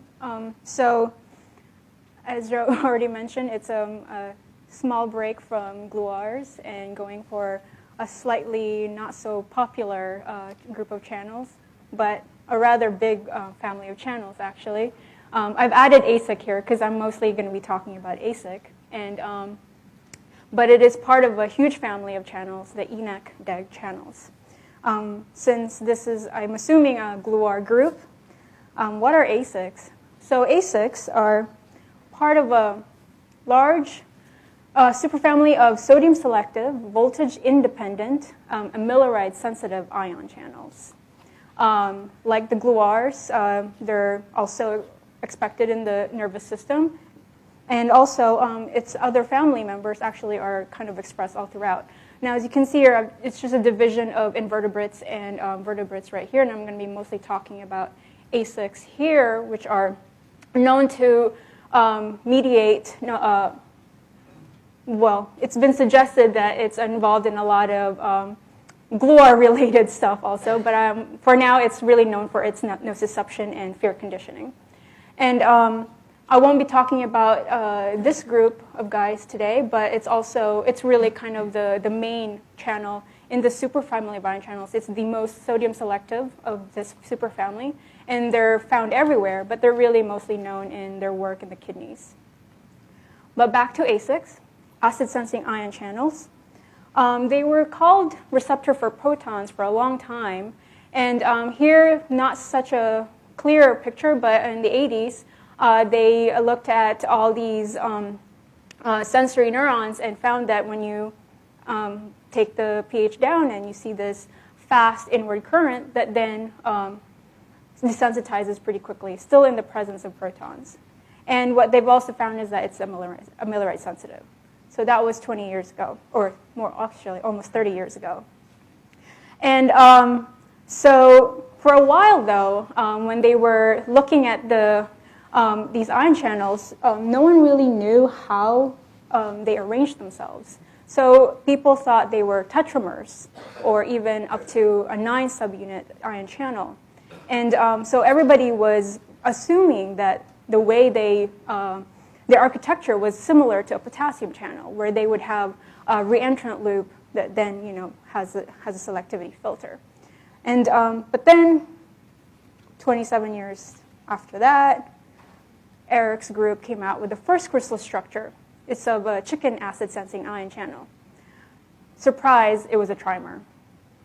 Actually, and after this, no one really believed it was a trimer for a while until other groups finally decided, okay, they were right, and other experiments did prove that it was a trimer. And in this, as you see this large extracellular domain, and it has these really tiny, just 2 transmembrane domains for each subunit. And most of what we know right now is the proposed gating is, what Eric's group at first recognized is that the subunit each subunit arranged itself as if it's similar to a hand, where there's a domain here, it's a alpha helix that's called a thumb, and then you have this main beta sheet that's called a palm domain, and I'll be referring back to this general domain assignments a little bit later on. And so the proposed mechanism for gating was that the proton sensor would be around here, which would be the finger and the thumb domain, and they would supposedly close each other, and then somehow that movement would be coupled around the wrist region, and then it would open the transmembrane domain. And so there were several structures solved after that. The first crystal structure was of an asymmetric arrangement, where the transmembrane domains, it's pretty obvious, they're not all the same.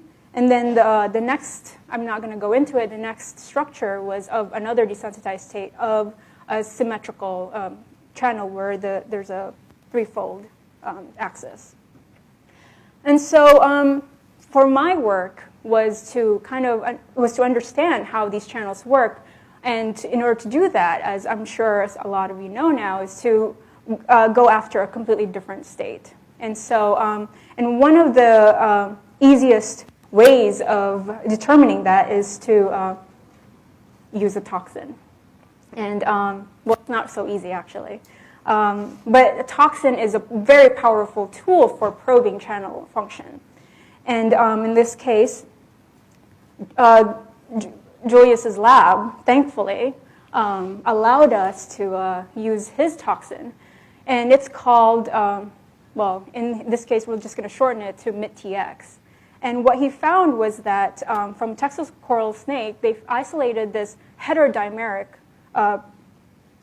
toxin and found that it actually opens ASIC at a pH condition at which the channel doesn't open at all. And so in this state, it's actually at pH 7.4. So it's a physiological pH. Now here, the protons, where they indicate a little arrow here, they actually activated the channel using pH 6 in this case. And so here, back to pH 7.4, you see when you add, as soon as you add the toxin, you see this inward current. Now here, PCTX1, which is also called salmotoxin, is a known inhibitor of the channel, and it has really doesn't have a significant effect. So it seems like there's a mutually exclusive function or binding site for these guys. And just to make sure that this toxin is opening ASIC, you can easily tell that amiloride blocks this channel, this current. And so because we were so lucky enough to access this toxin, I was able to crystallize it with chicken ASIC and solved it at 2.1 angstrom resolution. And so here, if you can remember what I showed you on the domains, here's the hand, one hand, and you've got the finger domain, you have the palm domain, and you've got the thumb, the wrist region, and then the rest of the transmembrane domain. And what you'll notice is that this heterodimeric toxin, this is beta right here, and alpha, mostly interacts on one subunit. And it's also near what the proposed gating or the proposed site for pH sensing, which is the finger and the thumb domain. Now, if you were to look at this a little bit more closely, excuse me for the little blip here, but hopefully it'll go up. Okay, there you go.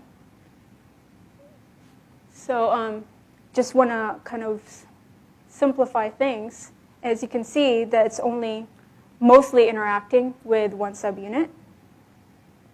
And then if you go back, we can look at more closely the interactions. And I'm only going to show two key interactions, and it's mostly mediated by alpha, which varies about 800 angstrom of surface with ASIC, the interaction with ASIC. And so in this case, we have a phenylalanine from alpha that actually inserts itself in between the subunit interface. And right here is the palm domain. And this section, the yellow section right here, a lot of studies have shown that it's actually really crucial for gating the ion channel. And then on the green is indicated here as a thumb domain. So what it does is it actually pries the subunit apart from each other. And then the next thing that I want to show you guys is another interesting interaction that we found, which is this lysine residue. Now, lysines are, most of the time when you're dealing with densities, they're mostly disordered in a lot of structures. And in this case, it was very well ordered. We could easily see where it was going to, and it was making interactions with the carbonyl oxygens from ASIC, the wrist region, here at the bottom of the thumb domain, and here right at the top of the transmembrane domain, and then also another carbonyl oxygen coming off from alpha. And so we knew that this was a really crucial interaction that somehow helps in coupling any movements in the extracellular domain with the transmembrane domain. And also, and I'm not showing you here, but previous experiments that I did with another toxin, salmotoxin, we soaked it with cesium, actually, and found that cesium bound exactly at this site. So we knew that this was an important cation binding site. And so, so back to the toxin. All right. So then the question is, okay, so now we have a toxin bound.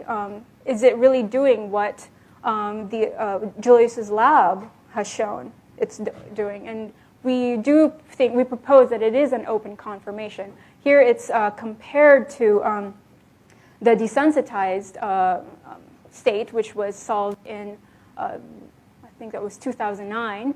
And this is of the symmetric conformation, actually.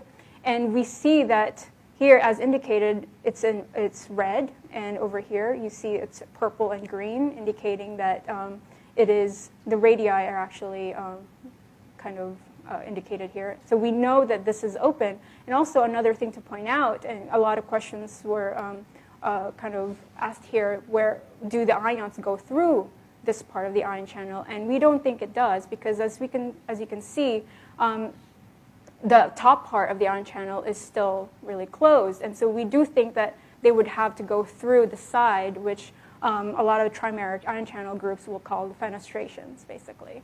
So we think that the ion channel, the cesium, or not cesium, the cations will go through this part of the ion channel in order to access this part of the ion channel.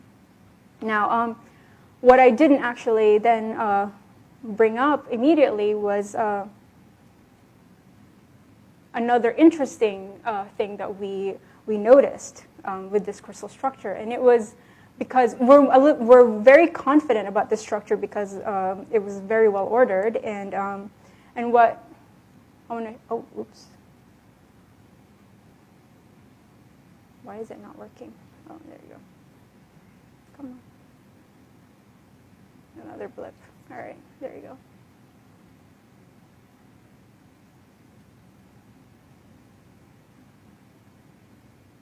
So the transmembrane domain. We noticed something in the transmembrane domain. So what I've done here is I've colored the other subunits gray just to clarify where everything's going. And then here's one subunit assigned with a red color. And what you can see here is TM2. TM2 breaks about 2/3 down the transmembrane domain. And it forms this extended polypeptide conformation and then continues on. And here, for a while, we thought that it was kind of continuous. And so that was a misunderstanding, a misinterpretation of the density. And we've looked back to all the other structures. And in fact, the second desensitized state also had a break in the helix. And so we've corrected that structure also. And so now, if you look at it more closely, I've highlighted this region. And the crucial thing about this is that this sequence, the glycine, alanine, serine section, is what was proposed to be the selectivity filter of the ASIC ENaC DAG superfamily of ion channels. Now, as I mentioned before, everybody thought it was going to arrange itself like a potassium channel with a reentrant loop. And now here, we understand why it's such a crucial sequence in the transmembrane domain. It's because it forms what we call now the GAS belt. And what's also interesting is if you look at it more closely in this part, there's a serine, part of the selectivity filter, that makes really crucial serine capping interactions with the next helix, which is also TM2 of the adjacent subunit. We were really excited about this structure, actually. But, so just a little bit of physiology in the talk. So we wanted to make sure that the structure we're looking at was sodium selective. And what we've noticed using the alkali ions, we noticed that rubidium and potassium, rubidium and cesium really barely go through the ion channel, but we can tell that sodium can go through, and so does lithium. Now, it's a classic, following a classic voltage-gated sodium channel experiments, we also use organic cations. And here we see that methylamine doesn't go through, whereas hydrazine and hydroxylamine does go through. So we know that at least it would have to be a monohydrated sodium, because the size of these organic cations are supposed to resemble that size. And so from there, we could tell that so it has to be a hydrated sodium. And so we're looking at it more closely. Here, this little blob right here actually is not sodium, it's cesium. Because sodium, we couldn't find sodium in the crystal structure, so we thought, hey, why not cesium? Now, I know I said that cesium cannot go through the ion channel, but we thought it would still be a good probe for looking at cation binding sites. And interestingly enough, we found a cesium binding site right at the level of where the GAS selectivity belt was. And another thing to note, though, is that the structure that contains, or that was soaked in cesium and that contains the cesium, that has a cesium in the pore, actually is slightly bigger than the sodium, than the crystal structure that was solved containing sodium in it. And so, in fact, it's expanded. It's because, with a crystal, you expose both sides with cesium. So we basically forced cesium to go through, and so the channel simply accommodated that size, and it has expanded. And so here, we believe that this is truly where the cation binding site is, and that perhaps the reason why we couldn't see sodium is it's just not a tight binding site at all. And but based on this size, in fact, the distance from here to the center is about 4.1, and cesium is actually bigger than that, about 4.5, and so hydrated cesium, and so and of course the placement of all the coordinates would have to be accommodated, but we do believe that the ions that go through ASIC has to be hydrated. And so another thing to also point out is that, like I was saying, that it's part of the superfamily of ion channels. This GAS belt is highly conserved, especially the glycine and the serine sections. In fact, in all ASICs, it's all just glycine and alanine serine. Now, ENaC, on the other hand, is a obligate heteromer. The sequence for beta and gamma are slightly different, where here at this position, it's a cysteine in one of the beta subunit. So it would be really interesting to kind of figure out how different, for example, ENaC would be in accommodating these sodium ions. Now, just to kind of end things, to remind everybody that what I did is to probe channel gating of ASIC ENaC-DEG family of ion channels. We use a potent toxin, the Texas coral snake, or MIT-TX, to open the ion channel. And with this help of the ion channel, which really stabilized the ion channel, it allowed us to see how the selectivity filter arranges itself to accommodate a sodium ion. And I just wanted to thank the Google Lab, now my current lab members, funding, and also especially the Julius Lab at UCSF, who provided us a good start of this project. So thank you.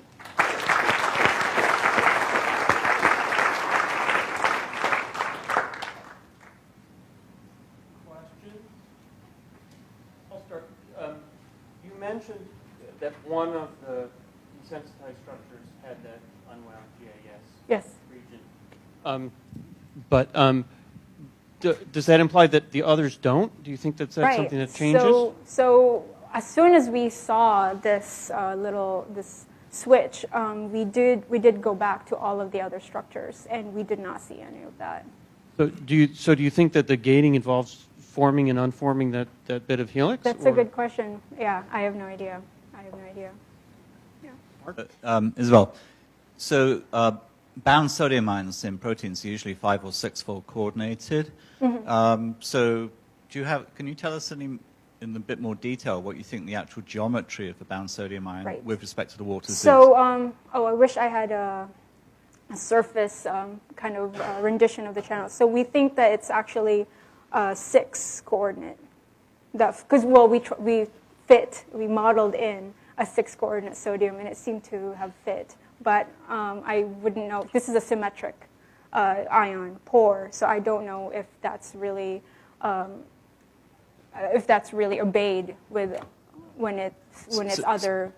So does it have like a sodium ion and a water molecule on the top and the bottom, and then the coordination is by the carbonyl oxygens from the protein? Or? So we think that the carbonyl oxygens are actually interacting with the water, right? Yeah. So the toxin opens the channel at physiological pH, but it also promotes the desensitized state. Right, so you see that there's a desensitization. Yeah, so I'm interested to hear a little more your thinking about why you think this couldn't be a desensitized channel. That's true. I looked at so a lot of our recordings, it tends to go down big, massive current, and then it has a steady state. That steady state stays. And so we think it's that steady state. Now, whether or not it's the first state, I couldn't tell you, but we think it's the one that's at steady state. Annabelle? Hi, you probably mentioned this and I missed it. Is it known if cesium is a known blocker for this channel? Is cesium a known blocker? It does block when I would record with chicken ASIC. It would take a lot of cesium to block it, basically. Yeah. Because if I introduce a small amount of cesium and then balance it with sodium, it still goes through. Sodium can still go through. It doesn't completely block it. So sodium can easily compete out of it. Any other questions? If not, let's thank Isabelle.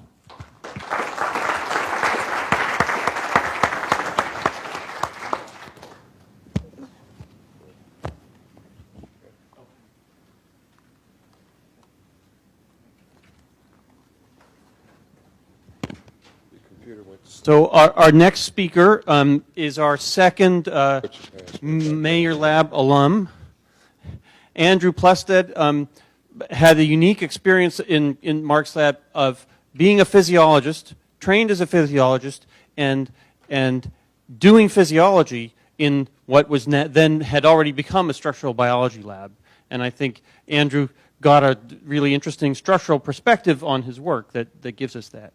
And so Andrew Plested from the Leibniz-Institut for Molecular Pharmakology in Berlin will talk about glutamate receptors, lights, camera, action. Hold on. This title is changing. Super activation of glutamate receptor complexes. Andrew. Hey, Joe, thanks very much. And yeah, I'm very sorry. I try never to change my talk title at the last minute, but seeing as you were introducing me, I thought it was a worthwhile thing to do. So, so I'd just like to say thanks to the guys that organized this, Jeff, Kenton, and Story Landis. And it's really it's just such an honor. It's really humbling to be here. Actually, I've been so excited about coming back. It's lovely to be here and to see so many old friends and some new ones as well. And I'm really happy to talk to you today about some entirely unpublished work, but which some people might have seen something about before, because I've only been talking about it for 2 years and 6 months in public. But you know, sometimes peer review takes a little while. Yeah, the title of my talk is Superactivation of Glutamate Receptor Complexes. So I don't want to do a long introduction about glutamate receptor ion channels. We have 4 families in mammals. Mark's going to tell us about some other ones later. The families have distinct functions in the brain, and to make it very short, I will say AMPA receptors are fast and the others are slower. What do I mean fast? Well, I made this slide some years ago to help you to understand what fast is. So we can start at the bottom. So if you don't know what I've done here, I just took times and converted them to frequency. So at the bottom we have 10 to the minus 8 hertz. That's the frequency of obtaining a Ph.D. thesis. That's about 3 years. In my lab, it's about 4.5 years at the moment. An international cricket game, which I'm sure everyone here knows all about, takes about 5 days. This talk, that's a bit inaccurate because actually it's only a half an hour talk today. Windows computers, of course, boot very fast. I'm using a Mac as usual, as I learned here at NIH from Mark, the Mac is the only way to go. Usain Bolt's legs. Usain Bolt runs 100 meters in 40 strides. So his legs move at about 2.5 hertz. The wheel of a Formula 1 car is 50 hertz. Middle C note on the piano is 440 hertz. Prestin is just about the fastest protein. Huh? That's A. Oh. I forgot. Catalysis by carbonic anhydrase is about the fastest biological thing, and I'm at the Leibniz-Institut for Molecular Pharmakology, where we have more NMR spectroscopy machines than can be counted, and a decent one runs at 10 to the 8. And what's interesting here is that the entire range of things that are interesting, so excluding this talk, cricket, and a thesis, and carbonic anhydrase, are covered by the kinetics of the glutamate receptor family. So AMPA receptor activation is about the fastest thing around. It's much faster than rhodopsin photoactivation, so it's faster than your eyes. It's faster than the fast cone photocurrent. Chris McBain, I didn't see today, but it's faster than any inhibitory synapse. It's faster than any agonist-activated GPCR. But some of the glutamate receptors are really slow. So Stefano Vicini is here. His slow glutamate receptor currents are going at about a second, this very long N2D tail. And there's a GluK5 that if you desensitize it now, it'll still be desensitized at the end of my talk, more or less. I always found that quite interesting. So we work at the fast end, and here's a nice history slide. It's not from as long ago as some of the ones we've seen today, but these are figures which Mark made a long time ago, and this is GluR6, back from when the names were much more difficult to understand, I think, than they are now. But anyway, this is a kainate receptor activating very fast, desensitizing, and this is all done with a concentration jump, as Derek was saying earlier, which is a technique that I used most days when I was in Mark's lab. Here's a patch pipette, and here's the outflow of the control solution and the glutamate, and you can see the interface because Peter Jonas has put some sucrose in there. So you can see, and you can switch this back and forward really fast and make a nice fast jump, 50 milliseconds, and we can comfortably make a jump of 1 millisecond. So I'd like to talk about synaptic plasticity, but I'm not going to talk about long-term plasticity, so I'm going to keep it very, very brief. I want to talk about activity-dependent regulation. In simple terms, how does one synaptic potential affect those that follow it? So at physiological frequencies, on the high end, let's say, short-term depression is mediated predominantly by AMPA receptor desensitization. Angus Silver has shown that rather nicely. And I just want to show you what I mean by potentiation and depression. So this would be potentiation, getting bigger. This would be depression. And something which no one ever talks about is this is what potentiation and depression at the same time looks like. It looks like nothing changing. But it doesn't mean that there's nothing going on. And something that bothered me for quite a while is that Bernard Katz showed us that if you accumulate calcium, you can potentiate presynaptically. If you run out of vesicles, action potentials will arrive, but you'll have nothing to release, so you can get depression presynaptically. I just told you about postsynaptic desensitization, and there's a hole. This makes me feel very bad for the postsynaptic side of the membrane, and I wanted to rectify this for a long time. No, just kidding. So, auxiliary proteins. So, in common with most ion channels, glutamate receptors have beta subunits, and AMPA receptors have 30+ auxiliary proteins. There are some little arguments about some of them, whether they are auxiliary proteins or not, but receptors at synapses are complexes. So this means receptors come with carrying baggage. So some of them have a small amount of baggage. Other AMPA receptors have maybe more bound. And some views, you might imagine, are a little bit like this, that there are many, many auxiliary proteins in the same complex, with the AMPA receptor just sitting on the top here. I'm not sure if all of these auxiliary proteins are really in contact with the AMPA receptor, or if some of them are these kind of secondary suitcases here. But anyway, so this is what I want you to imagine when I'm talking today about complexes. TARPs, Roger, absolutely instrumental in revealing these with Susumu Tomita and David Brett, are the prototype auxiliary subunits. So they're denoted gamma 2 to 8. Gamma 1 is a calcium channel subunit, which caused confusion for some years. But these are definitely glutamate receptor subunits. They control trafficking, localization, gating, and pharmacology. And stargazing gamma 2 is the prototype TARP. And you can see here's another one of Roger's high-resolution structures. Here's one of Susumu's. And so the major role of TARPs, I would say, or at least the equal major, equally important as anything else, is to take receptors to the synapse and allow them to get trapped. So here we see our AMPA receptor, very stylish with all his nice baggage. He goes to the membrane and then diffuses into the PSD and gets stuck there, waiting for glutamate to get released. But what else do TARPs do? Well, in 2011, there was a review published in Neuron where this summary of not all of the effects of TARPs was shown. And in the legend of this figure, it said a schematic summary of the myriad ways in which TARP association can modulate gating and pharmacology of AMPA receptors. And that's another reason why it's very appropriate for me to talk about auxiliary proteins today, because when I was in Mark's lab, we looked on with horror as paper after paper was published in Neuron with a different mixture of auxiliary subunits and some recordings. Most of the recordings don't look as nice as these fictive recordings that Roger made for the figure. And we said, we will never work on this stuff. We will stay far away from it. We will never touch it. And I stayed true to that, Mark, for a while, but unfortunately we got dragged into it.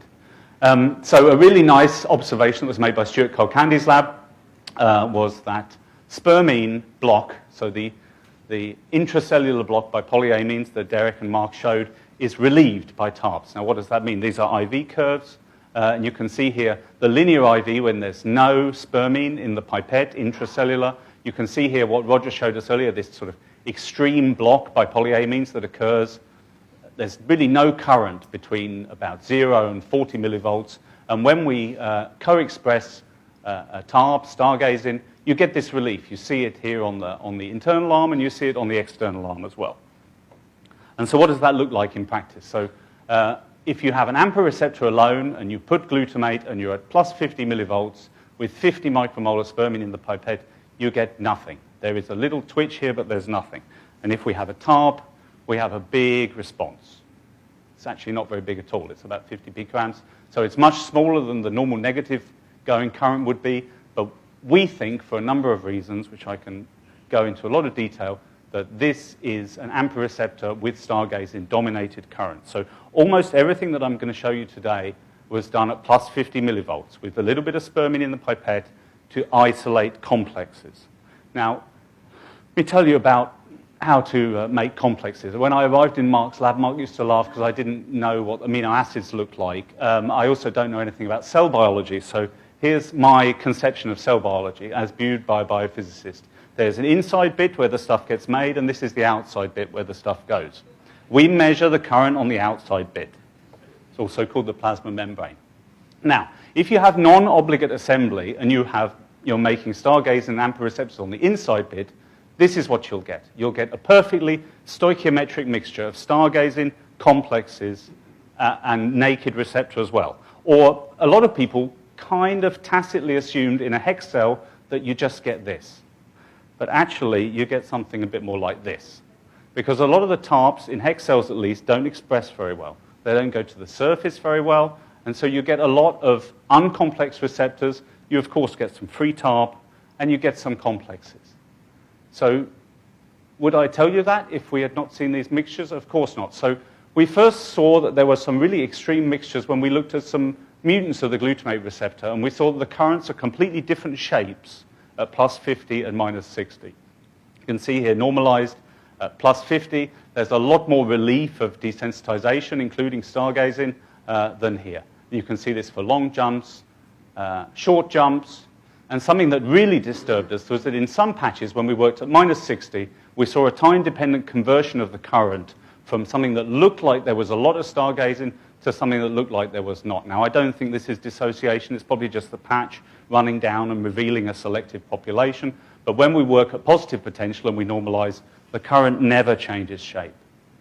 And we know that this is not a voltage-dependent artifact of gating or of the auxiliary proteins. When we look at the tandem, we see the currents overlay. So the effect on wild type with stargazing itself is not so huge, but you can see that it's all gone here.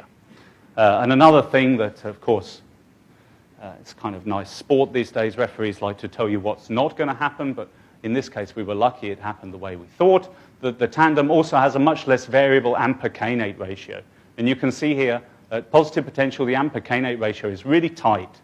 But if we work at negative potential, of course, on paired recordings, you see a complete range from what a receptor with no stargazing has right up to what a receptor that has to have a TARP has.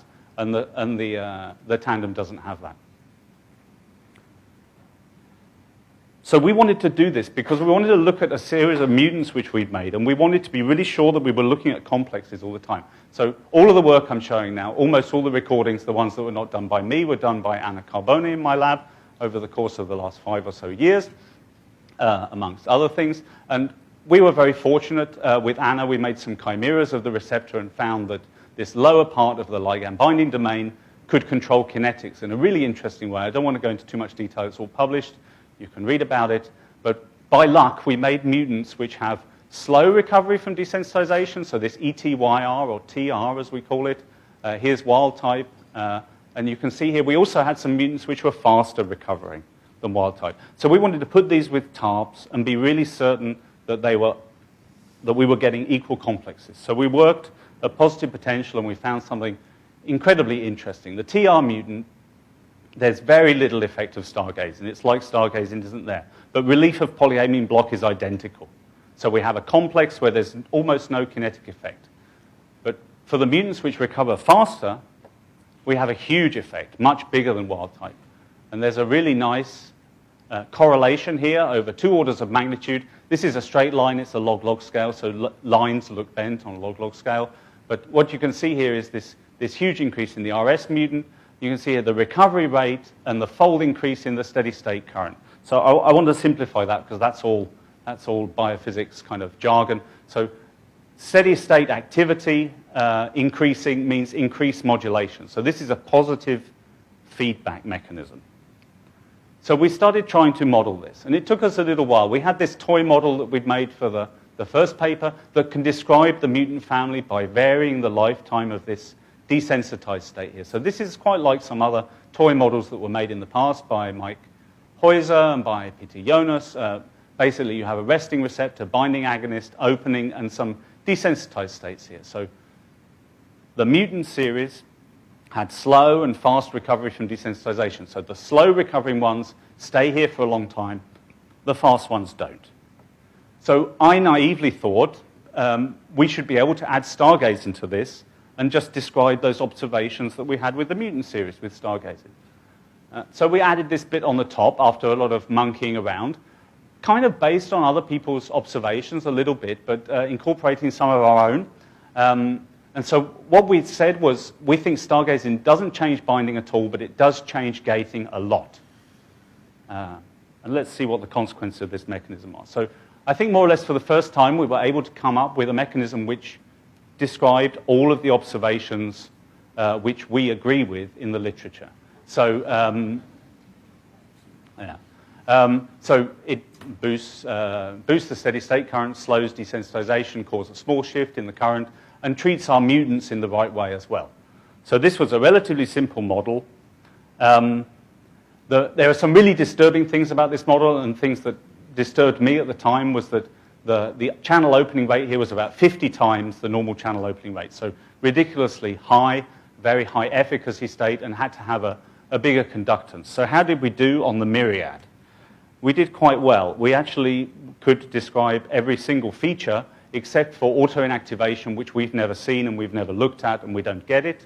Although it does happen in neurons, but we haven't worked enough in neurons to see that. And the polyamine stuff we used. So everything that was out there we could describe. And then the weird stuff started. So, number one weird prediction was supra-recovery. So recovery from desensitization means we've desensitized the receptors, and then as we have longer and longer intervals, they come back to a full response. So the prediction is that fast-recovering receptors should actually recover above the baseline response, which no one has ever seen. And I was very grateful the day when I showed Anna this idea. I said, you know, this is a shame.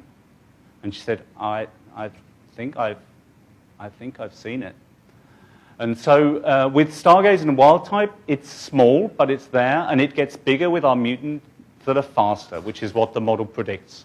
So people fitted curves to this recovery for a long time and said that it was faster. But actually, what people did was they fitted single exponentials, these dotted blue lines here, which go through the top of the curve, but it actually comes back down again.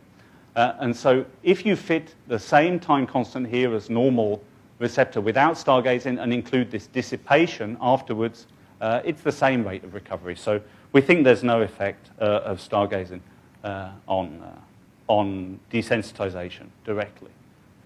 It just looks like it gets back faster because it actually goes over this hump.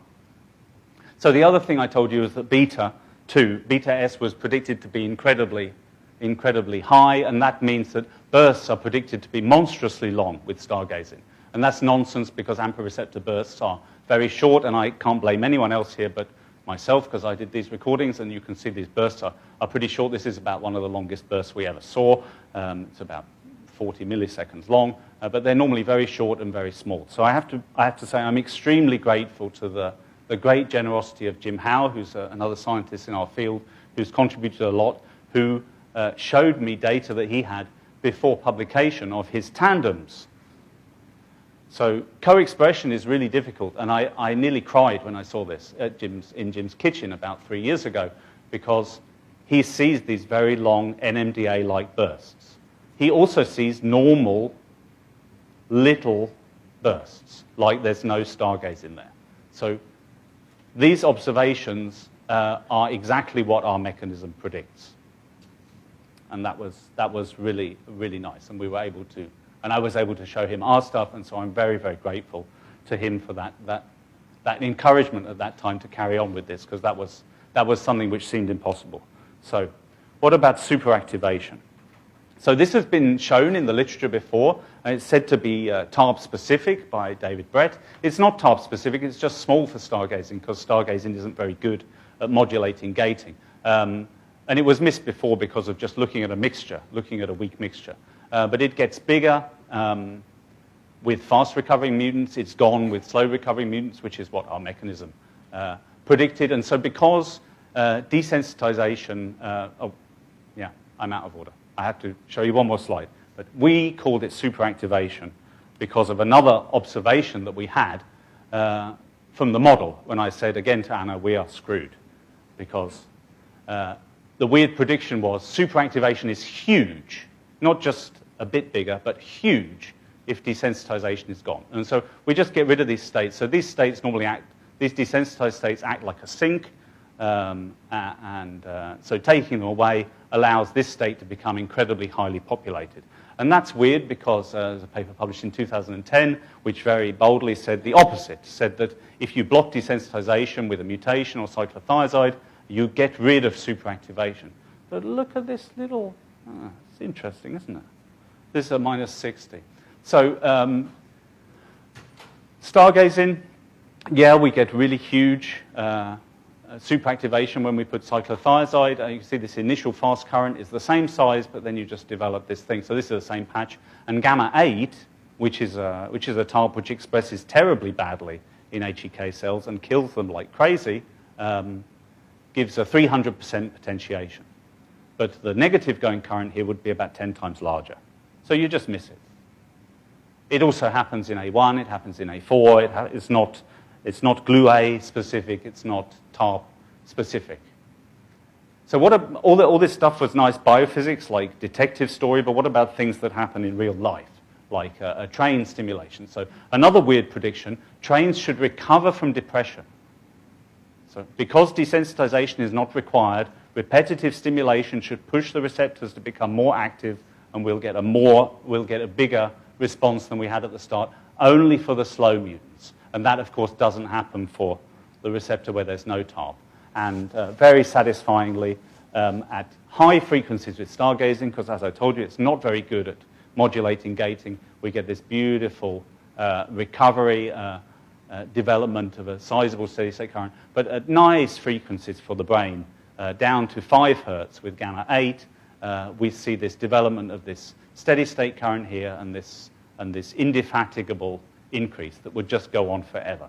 And by the way, we don't show it in the paper, and I don't show it here, but at the end of this, there will be a long decaying current, which Angus Silver saw in a paper but didn't talk about. So how is this all working? What's going on? So what we think is that at rest, there's a large population of receptors that have TARPs but feel no influence kinetically. They're trapped in the synapse, probably. They have polyamine block relieved. but they don't look like they have a TARP there. And there's a small population of receptors that are superactive. Now, this basal superactive population gives the slow component that TARPs have been shown to induce and makes deactivation, synaptic potentials get slower. But what we think with increasing activity, we drive a different conformation of the TARP, and we drive a different conformation of the complex to get this superactivity. And so we don't know what happens with the desensitized state. We don't really think that dissociation is happening fast, like Susumu and Jim said. That's just a difference between using the tandem and using a co-transfection, we think. But we think that at rest, the basal state, where there's no stargazing effect on kinetics, is massively favored, but then we can drive it active with activity. So I always get asked, how does it really work? So I had 9 hours on the plane coming over, so I made some animations for you. So the model is here color-coded. This is the old model, right? So this is the simple no-TARP model. So what kind of things can happen here? So starting in the resting state, binding glutamate. So everything I'm going to show you is as if I just applied some glutamate. So this is what an opening looks like, okay?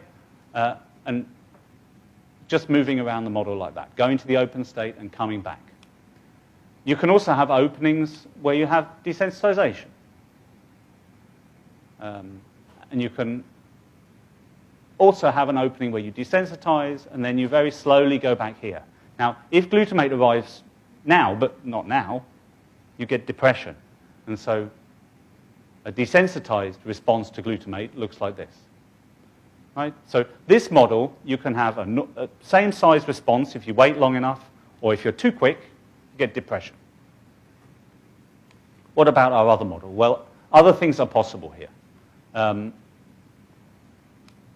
So we have the same kind of things that we could have above,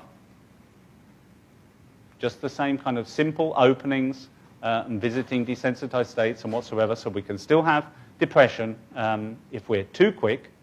But something else that can happen is we can get these kind of mixture of a normal and superactive opening, and then going back to the normal resting state.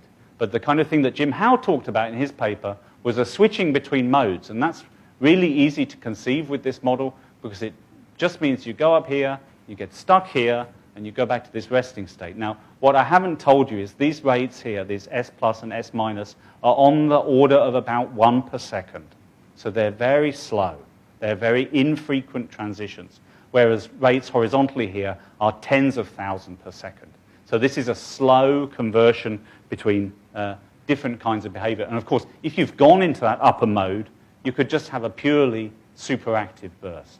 And then, in the end, everything's going to come back down to here. But what matters is how fast the next synaptic release event comes along.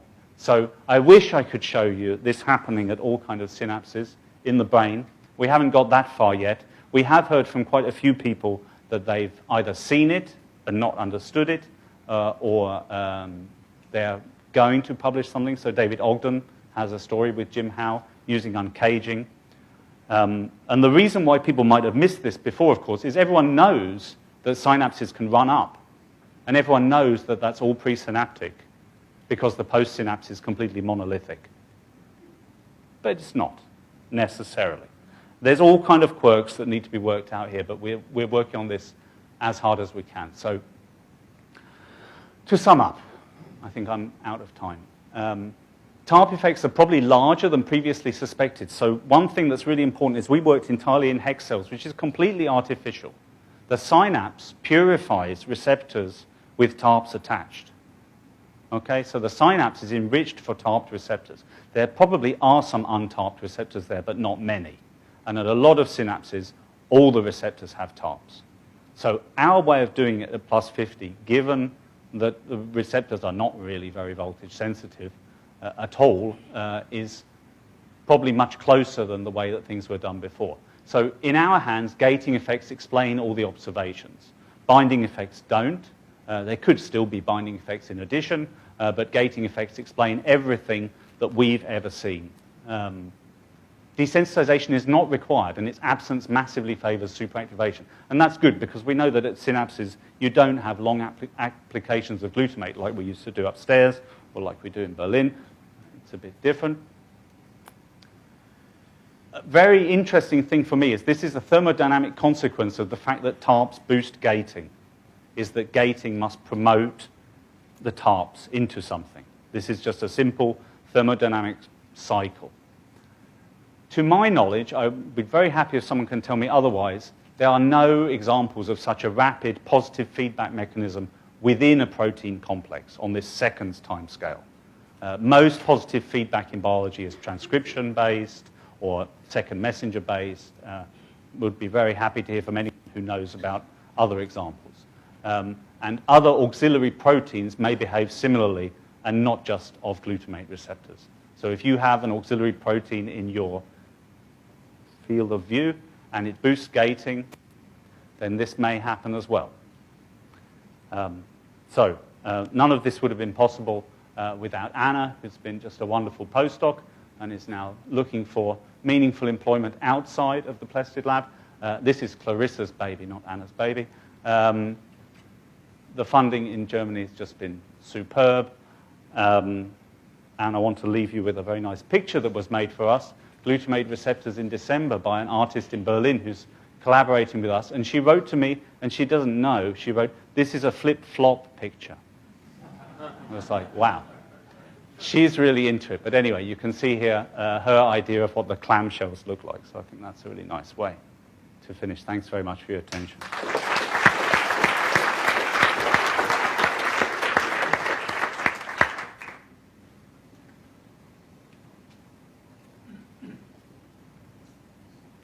Hi, Andy. Very nice stuff. So we recorded single-channel recordings from Kainate receptors and AMPA receptors.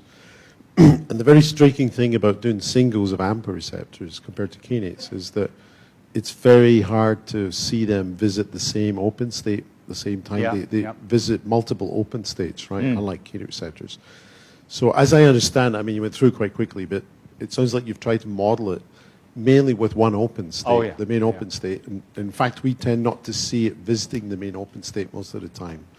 So I guess one concern I would have is how model dependent is this compared to, because one alternative hypothesis is that what TARPs do is just simply change the contribution of different open states. Right. And all you're doing is just shifting between them when you have a TARPs bound and unbound. Right. Well, how can we say? I mean, the kind of open state that Jim saw with 50 picosiemens for the tandem, I think is quite convincing. And I think there's other ways to get to that open state without TARPs. So we think that the open state, we don't think there's an open state, right? I mean, of course, well, there's multiple open states. There's multiple open states, and but so, the main open state isn't the one that's most frequented. Right, yeah, sure. So, I mean, when we draw one open state like that, it's not because we think it opens to one level, it's just an average, right? It's just an idea of opening in like a burst to an average conductance. Couldn't an alternative hypothesis be that you have these array of open states, and what TARPs do is simply move it from one proportion to another proportion? Yeah, well, I mean, that's what the model says, really. I mean, that's okay. Well, because the conductance of the superactive state has to be higher to describe some of the data. So, I mean, if we want to really go in detail down that path, then there's what I would say is there's a low conductance set of states which are visited a lot when TARPs are not there or when it's not superactive, and then there's a high conductance state that becomes very frequently visited. So Jim didn't see any sublevels in his tandems that I've seen.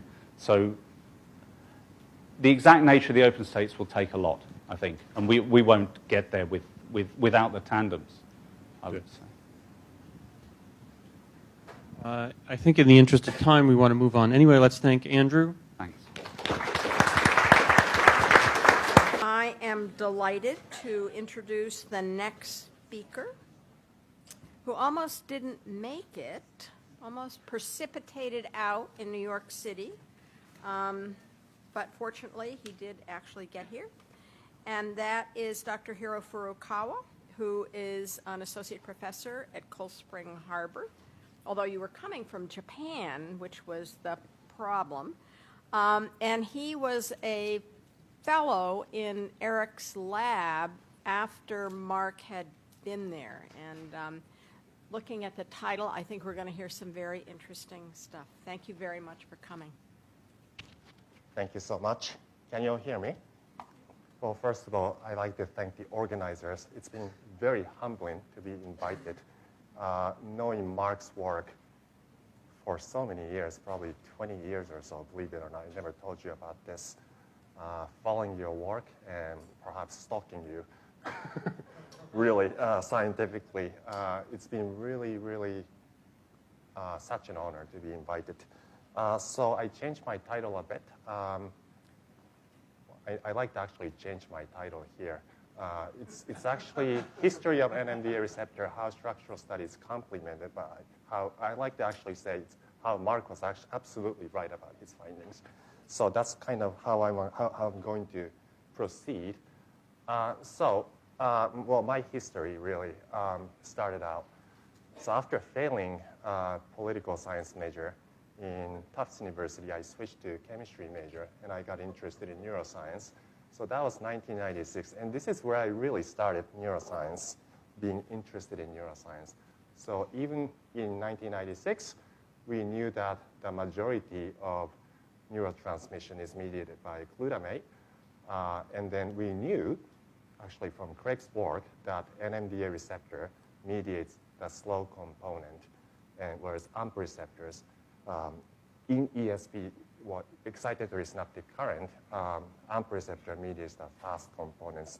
So I didn't quite appreciate that back then, but I also learned back then in 1996 that a guy, Jeffrey Watkin, classified the glutamate receptors into 3 different classes, including kainate, AMPA, and NMDA receptors. And then I knew even back then that NMDA receptors are obligatory heterotetramers composed of, back then there's only GLUN1. They call it NR1 and NR2 subunits binding to glycine and glutamate respectively. And that was all done by Mark and colleagues. So this is the first paper that I picked up in 1996. I wanted to learn how coincidental detector, how NMDA receptors can be a coincidental detector, and magnesium block has a huge role to it. So this is a paper that I literally read when I was the undergrad. Of course, it was a 1984 paper, so it took me about 12 years to catch up with it, because in 1984, I was this. I was swinging about, growing up in Japan, I was swinging about trying to become a baseball player, obviously. And obviously, you can tell why I didn't become one. I wasn't swinging well. So I pursued science eventually. From Tufts, I went to, sorry for my selfish introduction of myself, actually. This should be all about Mark. But I went to University of Tokyo, where I was actually surrounded by people such as Nakanishi, who actually cloned NMDA receptors. He's actually from Kyoto University, but he came as a visiting lecturer. And I was also, there's also Mishina, who cloned a bunch of GLUN2 subunits. Collaborating with Mishina was Manabe, who was a postdoc from Roger's lab. So he picked up some brain from Roger, and then he was measuring LTP right next to us. And then there was also Hayashi, Yasunori Hayashi, who also Roger mentioned about, who later went to Robert Malino's lab and then visualized trafficking of the GLUA1 subunit fused to GFP upon LTP induction. So I got naturally interested in NMDA receptors. So this is the first problem so I joined Eric's lab after graduating, getting Ph.D. from Tokyo University, went to Columbia back then. And then this is the first question that we tackled together. So we learned in 1980s, late 1980s, that glycine is the co-agonist of the NMDA receptors. So what is the mechanism of glycine binding? Yet we also knew that it's NMDA receptors or glutamate receptors. So what distinguishes glycine from glutamate binding? So I'm going to skip crystallography 101, but this is what Eric and I have done when I was a postdoc. So we were just like AMPA receptors and kainate receptors. Of course, Mark already knew how to isolate ligand binding domain based on his work on GluR0, the bacterial glutamate receptors, and glucase kainate receptors. So I followed that and isolated the ligand binding domain of the NMDA receptors.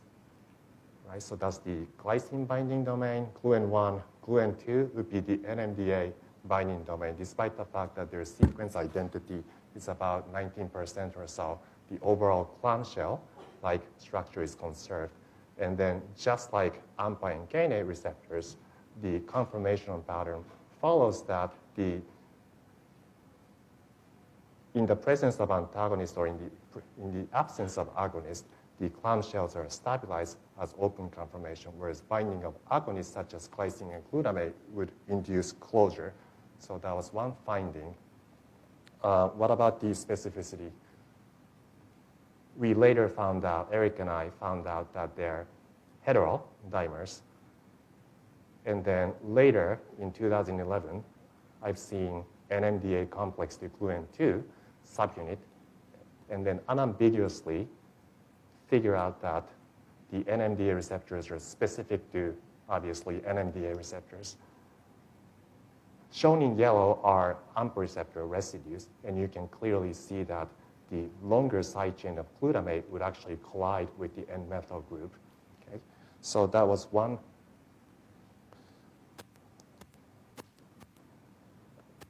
And then I wanted to show you the glycine specificity in GluN1 subunit.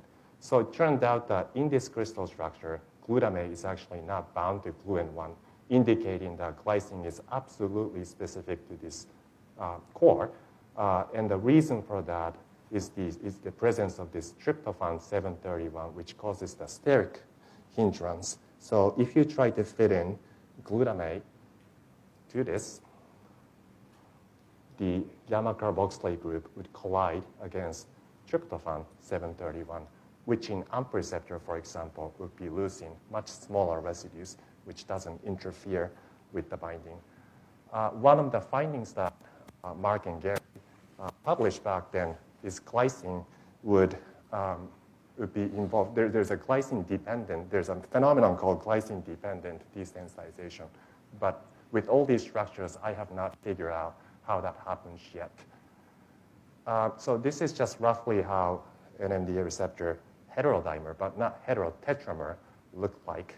And then back then, with Eric, we came up with a model that binding of the agonist to clamshell of GluN1 and GluN2A, in this case, they're always heterodimers, not homodimers, right? Would actually induce the clamshell core by 20 to 25 degrees, and the linker region, which is physically tethered, the transmembrane domain, would separate by 8 to 10 angstrom. And we speculated back then, back in 2005, that the linker separation is coupled, or at least in part coupled to gating of the NMDA receptor. So that was the basic studies. And then there's also similar observation has been obviously made much earlier, previously, than NMDA receptor for AMPA receptors, of course, by Eric, and kainate receptors from Mark. So Mark already knew about this. Okay. All right, so the next question that I tackled after moving to Cold Spring Harbor is this. So Mark and Gary obviously just published a paper that zinc, there's a micromolar zinc concentration in hippocampal neuron, and then zinc or inhibits. We all know that now zinc allosterically inhibits NMDA receptors, or zinc at higher concentration can also block NMDA receptor ion channels. So, and then later, so it was actually followed up, not followed up, but also published by Roger, that they're actually zinc is actually a co-transmitter or co-transmitted in some neurons, right? And later by Pioletti's group, that the broad range of neurons actually co-transmit zinc. So there's actually a substantial concentration of zinc. And this zinc binding to NMDA receptor is actually an important critical factor for regulation of pain sensation as well. So later, we wanted to figure out how zinc binding occurs and how that regulates and mediates what we call allosteric inhibition. We first focused on gluN1 and gluN2B subunit.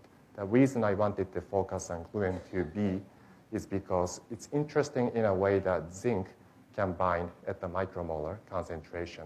And then another compound called ethempridol, phenylethanolamin analogs, bind to the amino terminal domain. And what's interesting about it is that they both mediate what we call allosteric inhibition, where even in the presence of glycine and glutamate for activation of NMDA receptor current, in the presence of ethempridol or zinc, it would allosterically inhibit the current amplitude.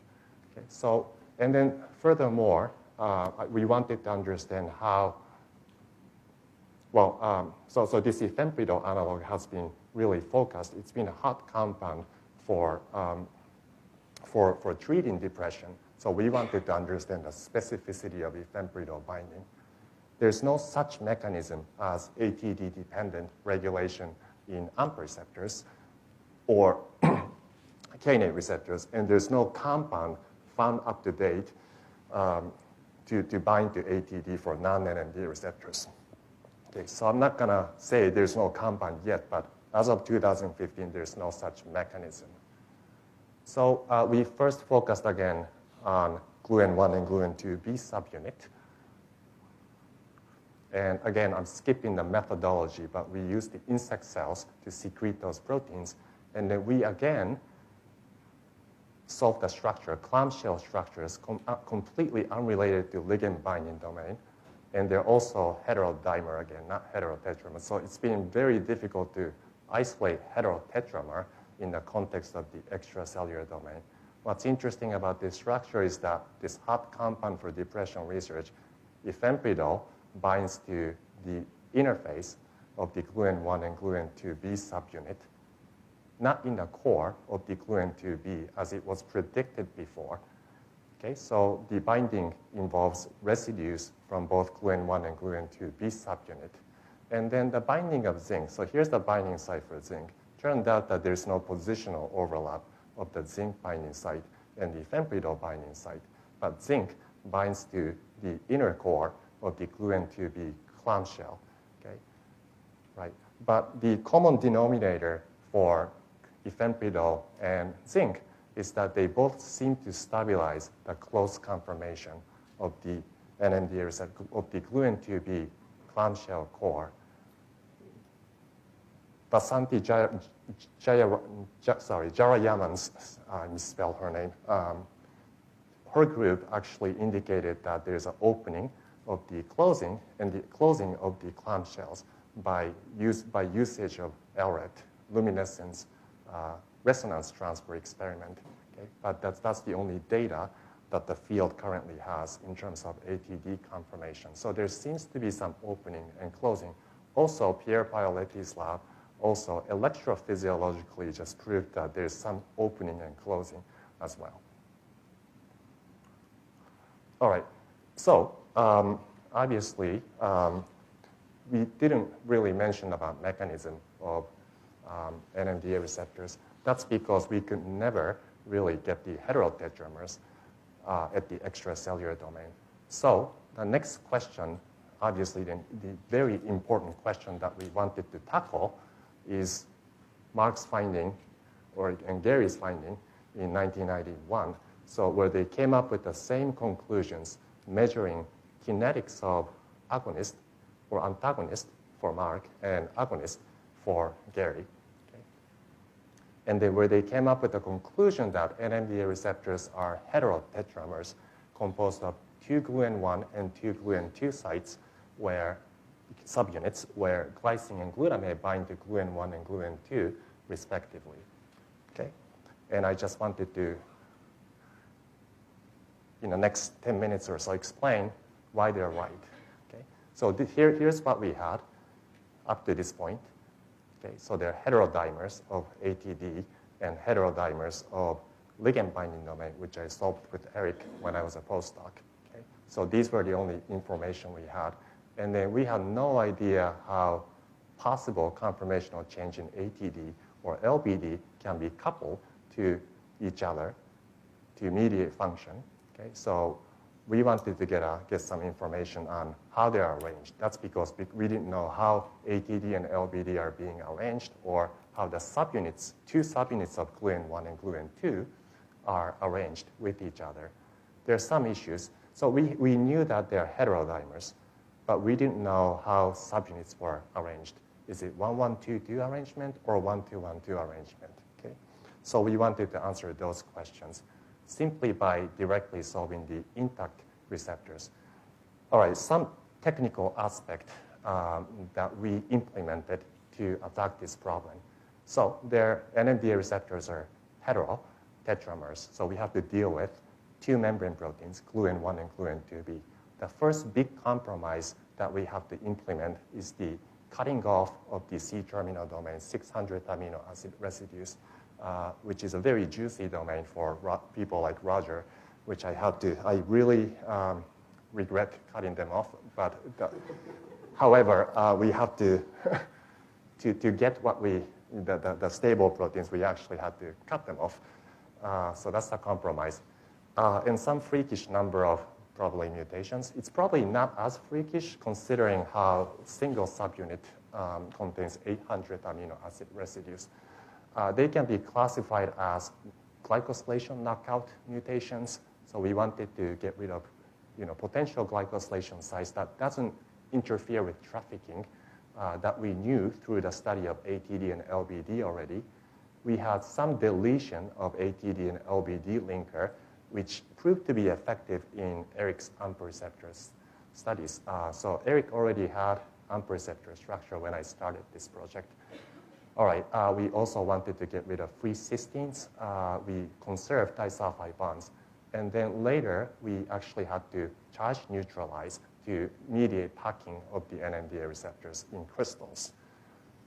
You have to take my words. So even after these mutations, the NMDA receptors were formed, and they mediate glycine and glutamate current.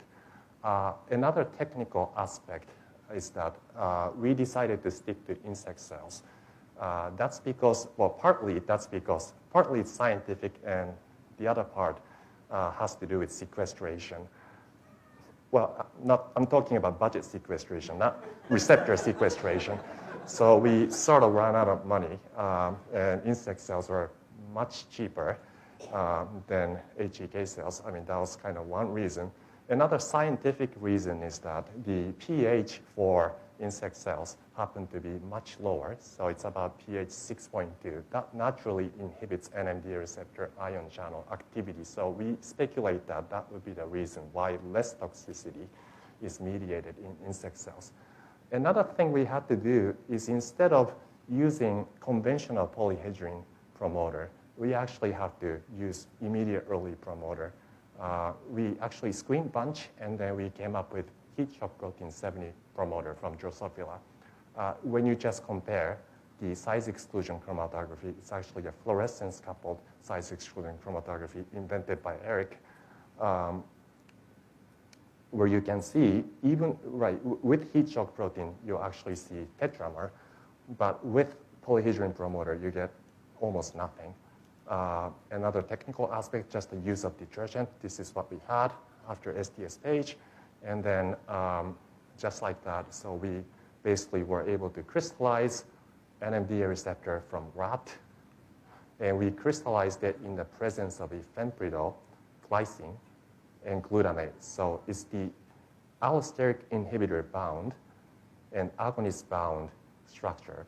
And solving structure was rather simple. So we were using the structural information gained from the extracellular domain studies, such as ATD and LBD. And then we've done simple molecular replacement.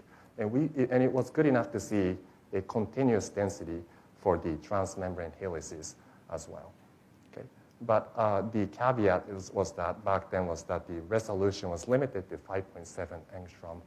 So based on the crystal structure, what we have done next to improve the resolution is to look at the subunit interface, and then we decided to cross-link the subunit interface. Such cross-links are at the ATD layer, right? So these are between gluN 2B and gluN 2B. We later found out that Eric has also done the same thing here at ATD layer. And then we've also done the cross-link at the juxtamembrane position. Okay.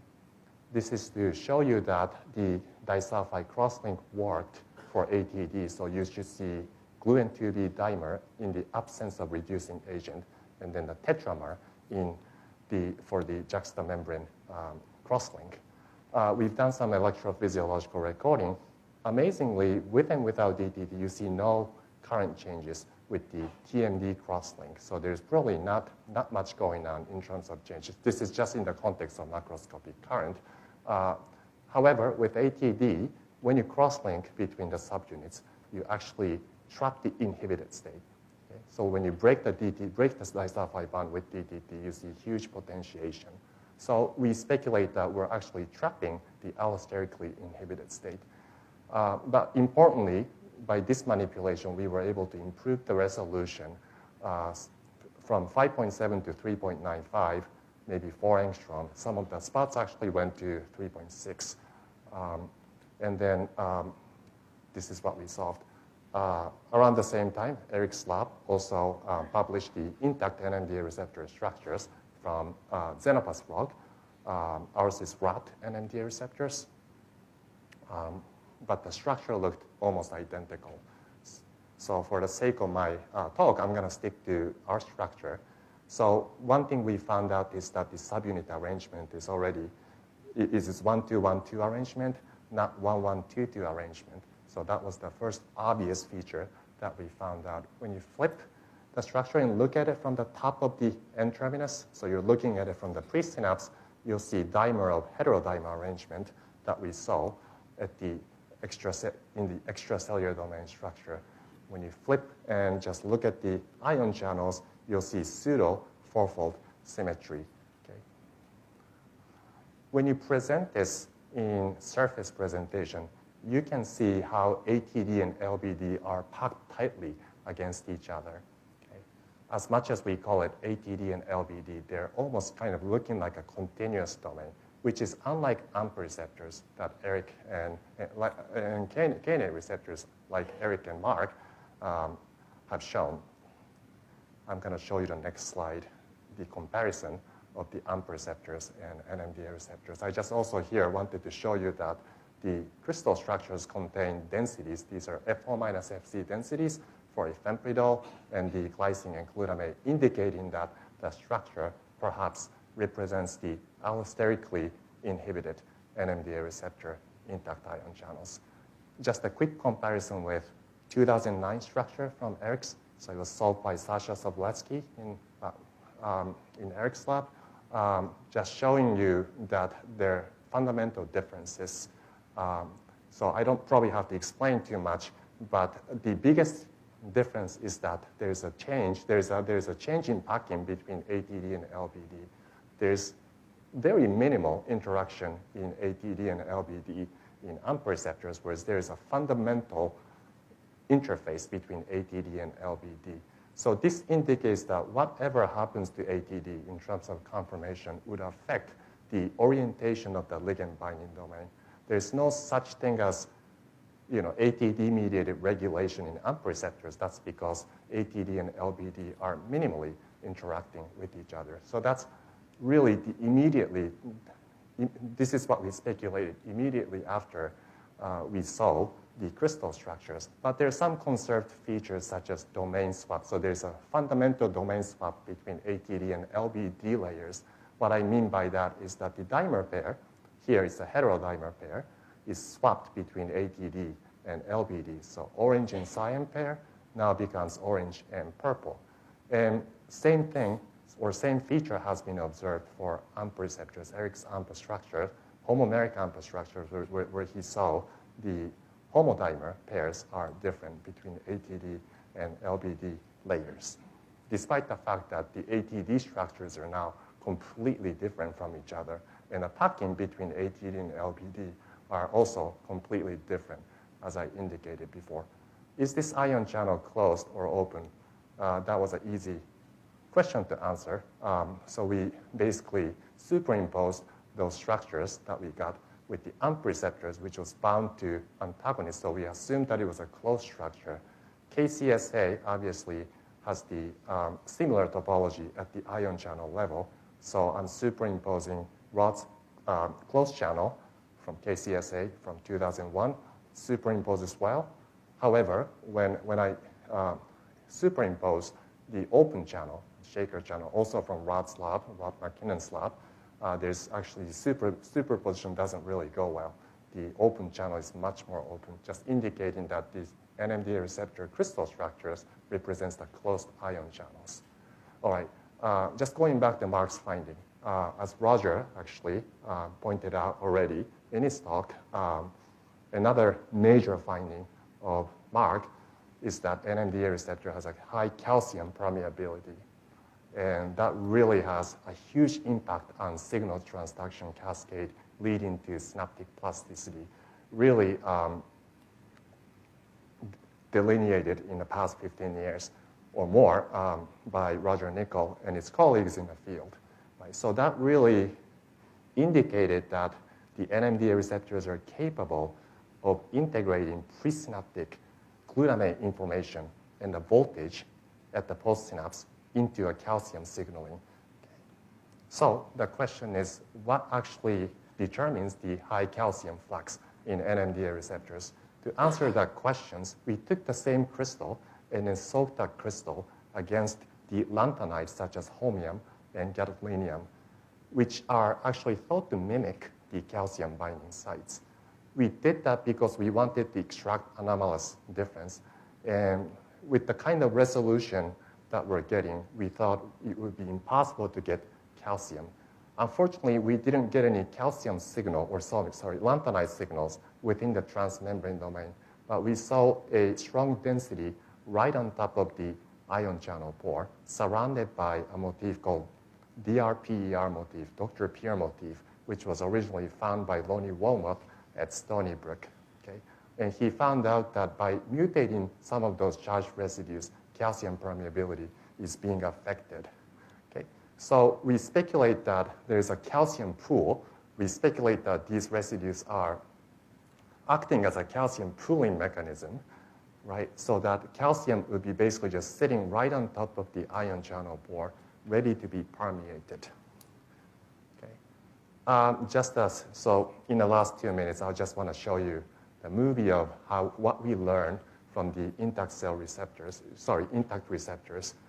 just by showing you some speculation of how the extracellular domain moves. So we learned from actually Jaya Raman's group that GluN2B ATD can open and close. She thinks that opening of the GluN2B ATD is required for activation. So if you apply such motion, you see something like that. So there's going to be a very much big rearrangement in the ligand binding domain. This is just a speculation. And then the big rearrangement in ligand binding domain has been really reported last year, or this year actually, or last year, by Eric's group, Mark Mayer's group, and then Sasha Sobletsky and Andrew also has some beautiful data indicating that such reorientation occurs. So we'd like to apply what we learned with Eric is that ligand binding closes the clamshell, and then we speculate that in this active conformation, there's enough tension between the LBD and TMD linker to open the ion channels. Of course, again, this is a speculation, just a model. The open channel is actually modeled by shaker channel from Rod McKinnon's lab. And then this is what the crystal structure really represents. So we think that the ATD, when ATD has an inactive conformation, the LBD is basically just going back to the crystal structure where it's basically being inactivated, and there's probably not enough tension between ligand binding domain and the transmembrane domain.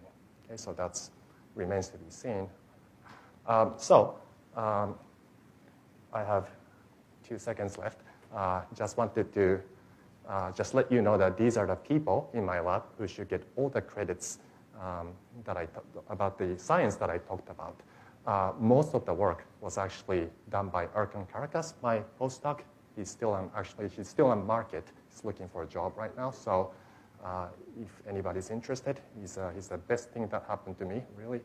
I'd like to also thank the NIH for such a generous funding to support this research, NIMH and NIGMS.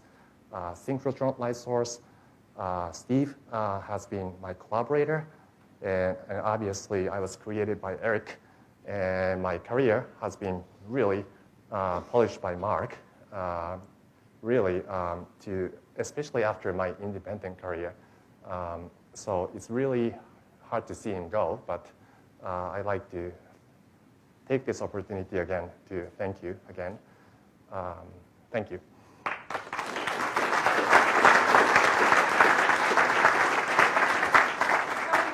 we have time for a few questions?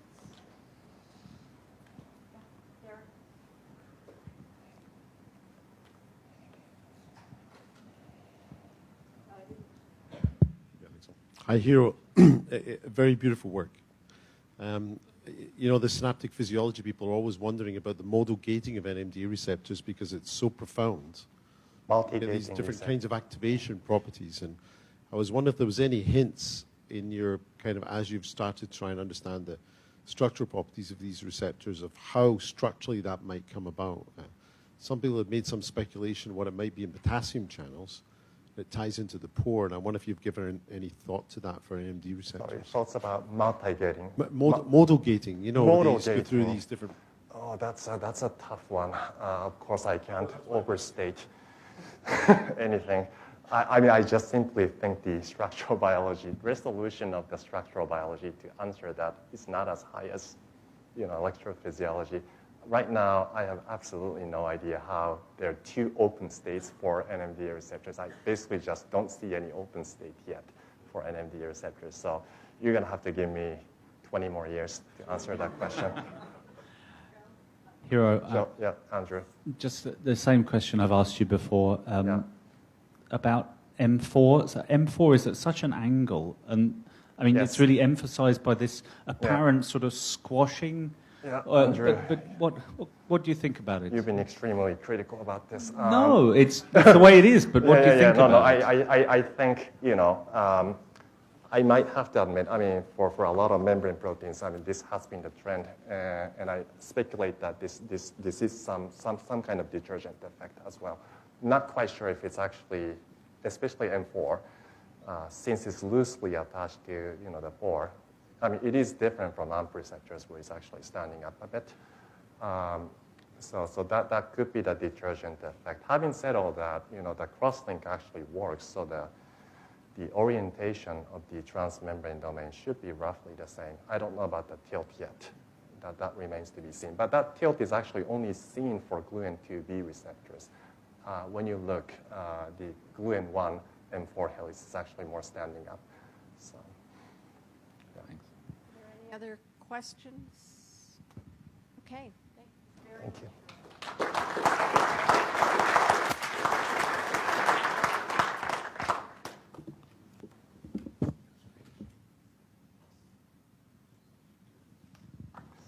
So the next speaker will be Dr. Eric Guo, and I think a number of the previous speakers have referred to the year that Mark spent on sabbatical. I'm wondering if you're going to tell us a little bit about what it was like having Mark as a trainee in your laboratory. The bulk of your talk, I'm sure, is going to be molecules, mechanisms, and Mark, adventures in atomic exploration of chemical synapses. Thanks, Eric, very much. Thank you, Story. Well, I didn't think I would delve into that level of detail. So those of you who want the lurid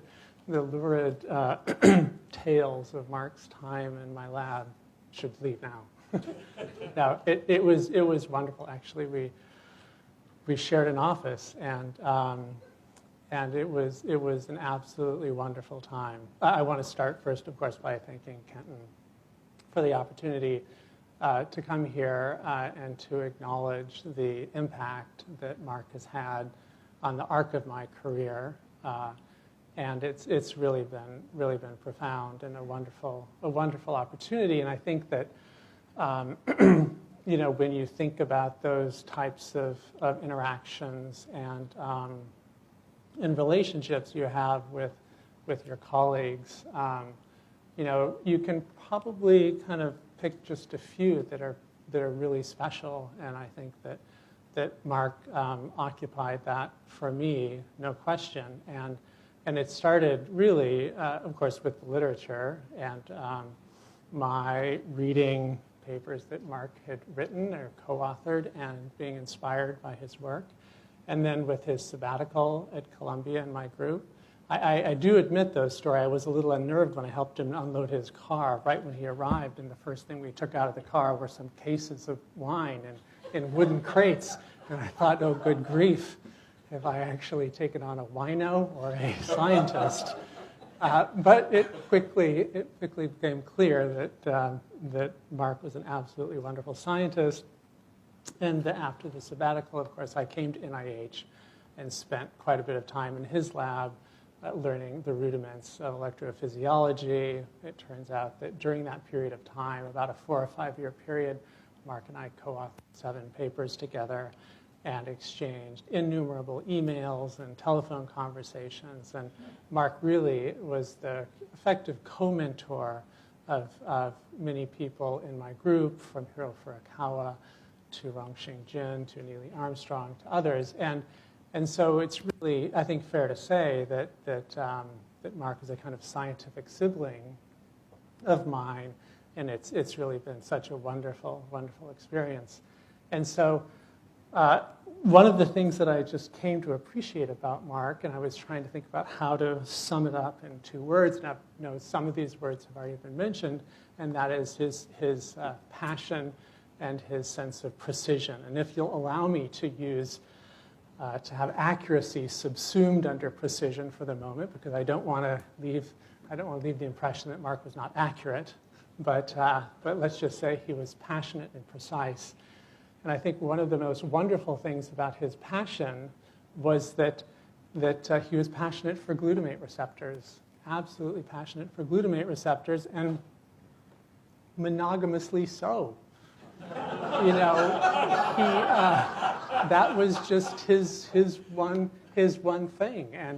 And over the course of his career, what he's done naturally is to reinvigorate his relationship with glutamate receptors by adopting new techniques and methodologies. And when one looks over the course of his career, it's absolutely spectacular to see how he's done that.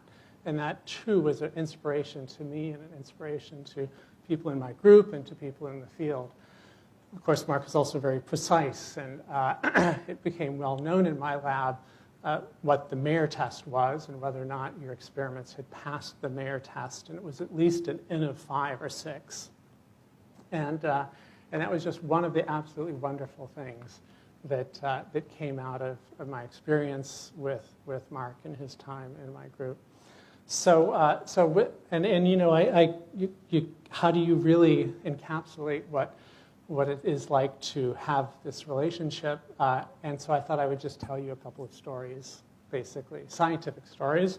And if you'll allow me some liberty, the first will be some retrospectroscopy on AMPA receptors that Mark and I worked on together about 15 years ago. And at the very end, I'll tell you about some cryo-electron microscopy work that's really inspired by Mark's sense of spirit. So, you know, one of the real mysteries of glutamate receptor activity is that they activate rapidly and then they desensitize almost as rapidly. And one of the things that Mark and myself and others really wanted to understand was how this worked. And we were helped by some observations that Mark and others had made that there's a small molecule called cyclothiazide that can block this desensitization and cause the channels to couple completely agonist binding to channel gating. There's no decay of the current. Or Yale-Sternbach found a mutation that also blocks this desensitization and keeps the channel coupled to the binding domain. And this was just one of those kind of mysteries out there that it was absolutely fabulous to explore with Mark. We were both, I think, frankly, kind of lost. We didn't really know what was going on, and we had each other to help us find the way. And what we did was to cut out the binding domain of the AMPA receptors genetically, and you can make this little piece of the receptor as a soluble monomeric protein. And then you can put this little soluble domain in an analytical centrifuge. And if you put it in an analytical ultracentrifuge and you spin it really hard, and you fit the distribution of protein in that centrifuge tube, you can fit the distribution of protein as a monomeric species. So the wild-type clamshell or binding domain, this binding domain, behaves very cleanly as a monomeric species, which, of course, to us was terribly troubling because we knew that these receptors were oligomers, and we wanted them to assemble and to show us and to tell us what their natural assembly state was, right? And they just didn't do it. They didn't do it until we either introduced this compound, cyclothiazide, or this mutation. And then when that happened, the distribution changed dramatically, and now the distribution is fit nicely by a dimeric assembly, okay? And in fact, you can measure the KD between monomer and dimer of this little clamshell, and the wild-type clamshell has a dimer KD of about 6 millimolar, whereas both the mutant and cyclothiazide drop that dissociation constant dramatically, causing the clamshells to dimerize. And of course, this was depressing. Because at that time, Rod's work on the potassium channel had come out, and we saw these beautifully fourfold symmetric assemblies. And here we were stuck with a pair of clamshells. We went on to do the crystal structures and clearly showed that the clamshells are stuck together as dimers, and cyclothiazide is right in this dimer interface. And this is what they look like from the side. And there were a number of people at that time that asked us, do you really think that these binding domains are organized as dimers? Isn't that kind of weird? Maybe it's an artifact of, you're clipping out this domain and crystallizing it and studying it in isolation. And so what we went on to do is we made some more mutations in this interface. And Michelle Horning carried out these recordings in Mark's lab. And just to remind you, a wild-type AMPA receptor, when you apply glutamate for a long pulse, decays. The current decays very rapidly. These short decays here are just measures of deactivation, so you can ignore those for now. And if we make this L483Y mutation, like I showed you before, the channels open, they decay very, very slowly. And from the crystal structure, we saw where that tyrosine residue was making its interaction to form the dimeric clamshell. And we knew that we could take out that binding site by either mutating a leucine to an alanine or mutating both a leucine and a lysine to alanine residues. And when we did that, what we saw is that the current decayed more with the single mutation when we removed the binding site for that tyrosine. And when we made both mutations, the current decayed almost to wild-type levels. So we could tinker with the extent of receptor desensitization and measure that electrophysiologically. And what we could also do is we could measure the association of these clamshells in solution using that centrifugation assay. And when we plot those two estimates of free energy against each other, what we see is a roughly approximate straight line all the way from the wild-type receptor to the L483Y mutant that doesn't desensitize at all. And this was one way that we could try to reassure ourselves that what we were seeing in the crystal was what was happening in the intact receptor. And a particularly fun experiment to revisit was actually a mutation in this clamshell interface, a mutation of a serine residue to an aspartate. This mutation had been studied by Mark a number of years prior to our work, where they were using perfusion exchange conditions that were slower than they could achieve at the present time. And this mutant appears dead. This mutant appeared dead. But when Mark revisited with very rapid solution exchange, what we saw is extremely fast desensitization. Okay? Very fast desensitization. It simply wasn't picked up previously. And when we did the crystal structure of those clamshells, we don't see anything that looks like a dimer. It's just the two clamshells are completely split apart. But what we do find is that when we add this non-desensitizing mutation in the background of the highly desensitizing phenotype, we now recover a channel that has an intermediate level of desensitization. Yet another way to substantiate the notion that the dimer that we're seeing in these crystal structures in the receptor makes sense with respect to the behavior of the intact receptor.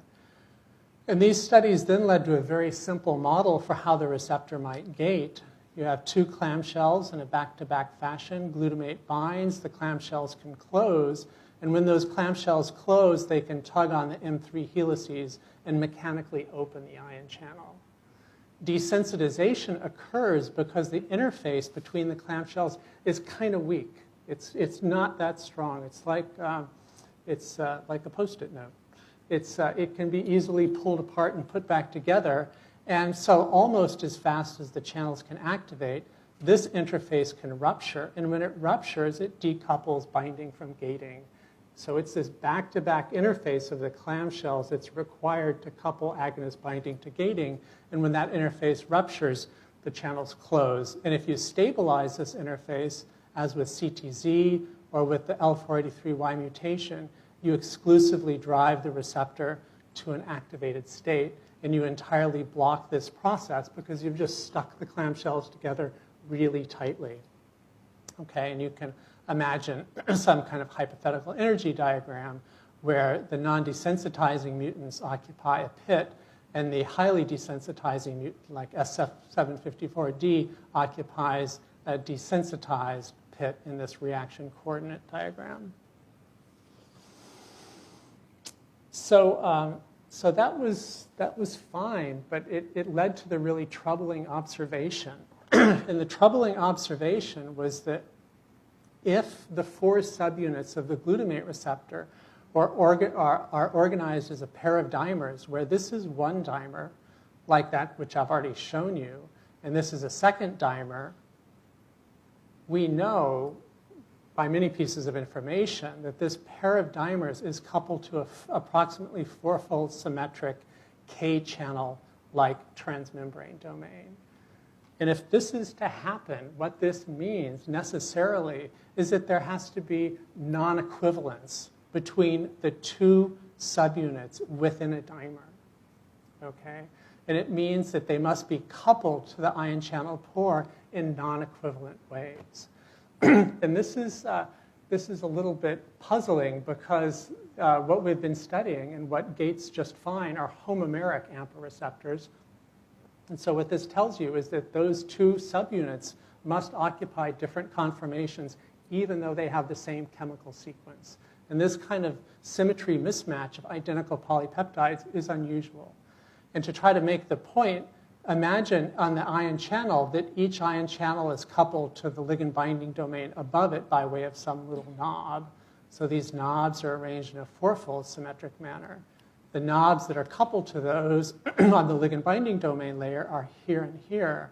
Well, in order for A and B to couple to A and B ion channel domains, this knob has to rotate 45 degrees, let's just say hypothetically, clockwise, and B has to rotate 45 degrees counterclockwise. Okay? So this symmetry mismatch means that the subunits in our receptor complex are different, and we really have two pairs of different subunits. And at the time, I I think we were going out a bit on a limb with this proposal because we didn't have a full-length receptor structure, but it's since then borne out to be true, at least for the non-desensitized resting state of the receptor. And it's really a beautiful way in which nature has used symmetry and symmetry mismatch to increase the complexity of a molecular machine. So I'd like to stop there with the Mark-inspired part of the story. This is really, when looking back on the few things that I've done that are really of any significance, this is really one of my favorites. Absolutely wonderful piece of work. And so what we've gone on to do, really inspired a lot by Mark, is we've gone on to use cryo-EM to study a different receptor. And this receptor is the so-called strychnine-sensitive glycine receptor, a pentameric receptor, which has a tremendously long history in physiology. These experiments were carried out by Chuen and Wei, two postdocs in my group. And really what we want to do in these studies is we want to understand how this receptor transitions from an apo resting state to a glycine-bound open state, and these are actual recordings from this particular receptor, to a glycine-bound open state. It has a very high open probability in saturating agonist. And from the open state to a desensitized state, this is a point mutant that rapidly desensitizes, and then back to an apo resting state. We also would like to understand how competitive antagonists work to block current, as well as allosteric modulators like ivermectin, which when applied in the presence of glycine, initially potentiate current and then slowly lead to current decay. So to do this, we've embarked on cryo-EM studies, and we started out by looking at Fab complexes of the receptor, thinking that they would add some mass and features to this relatively modestly sized receptor complex. And these are simple negative stain studies, 2D class averages carried out at our university. These are studies of the Fab complex and ice collected at UCSF. We found out that there was this preferential orientation of the particles in ice, so we then moved to just uncomplexed receptor, and you can see our initial class averages of the receptor in ice, which get progressively better as we moved to a cryos microscope and a K2 camera, and then to a receptor in detergent, and then finally to our optimal conditions of receptor and detergent recorded on a K2 camera with the cryos microscope. And I won't have time to tell you about the microscopy, but we've been fortunate now to be able to reconstruct density maps for the glycine receptor in a strychnine-bound state, in a glycine-bound open state, and in a glycine-bound ivermectin conformation. Ivermectin is this allosteric potentiator. And then more recently, we've determined density maps for this fast desensitizing mutant in the presence of glycine, the APO receptor, the APO wild-type receptor, and a second conformation of the receptor in the presence of glycine and ivermectin. And you might recall how I mentioned that ivermectin has this kind of bimodal effect on receptor activity, initially leading to activation and then decay. What's particularly exciting about some of these reconstructions, and you might be able to see it in the APO state density map, is the density maps are of sufficient quality to not only fit elements of secondary structure, that is alpha helices and beta strands, but to position many of the side chains. And in fact, in the strychnine complex, we can see the small molecule strychnine. It's still not precisely resolved, but it's well enough resolved for us to fit it approximately. And we can also position the allosteric modulator ivermectin in the transmembrane domain. So what do we see in the ion channel pore? Well, what we see is that in the strychnine-bound and in the APO states, the ion channel gate is about halfway across the membrane, and it's closed. And it's closed by the same residue, that is leucine 9'. The glycine-bound conformation is clearly open. It's clearly open, and the pore radius of 5 angstroms is large enough for a hydrated chloride ion to pass through. For the A264L mutant, this is the mutant that rapidly desensitizes in the presence of glycine. we now see that there's a constriction of the pore at proline 266. Okay? So we would argue that the so-called desensitization gate of the glycine receptor is very close to the cytoplasmic side of the membrane. The glycine-ivermectin complex, we actually see two different conformations, and we went back and collected additional data, a few 100,000 particles of this complex, and we were able to sift through them and find two different conformations, one in which the ion channel pore is open, and then the second conformation where it's closed, where the ratio of particles in the grid, at least, is about 20% in an open state and 80% in a closed state. And I think the really exciting feature of this observation is that we're now able to sift through particles on these grids and discern relatively subtle conformations that will tell us about mechanism. So how does glycine work? I'll just briefly tell you about this. Glycine, of course, binds on the so-called orthosteric neurotransmitter binding site. It causes the C loop to collapse into the binding pocket, and this conformational change in turn is propagated throughout the extracellular domain, leading to the rearrangement of a crucial extracellular domain loop and its interaction with a neighboring subunit to rupture. And when this happens, here's the extracellular domain superposition. When that conformational change occurs, shown in yellow is the glycine-bound conformation. The transmembrane helix bundle of each subunit shifts out from the center of the pore radius. And if you look down at the pore in this figure, what you can see is that in the apo state, shown in green, and going to the glycine-bound open state, shown in yellow, the M2 helices rotate in a counterclockwise fashion, and the entire helix bundle expands. Okay. All right, so I don't have time to take you through it all, but what I want to show you at the very end, this is the last slide, is that we now know what the orientation and positioning of the M2 helices are in the apo resting state. The gate is formed by leucine 9'. Upon transition to the open state, the helical bundle expands and undergoes a counterclockwise rotation. Upon desensitization, the position of the extracellular region of the TM helices remains relatively constant, but there's a constriction on the cytoplasmic side of the membrane that closes the pore. Okay?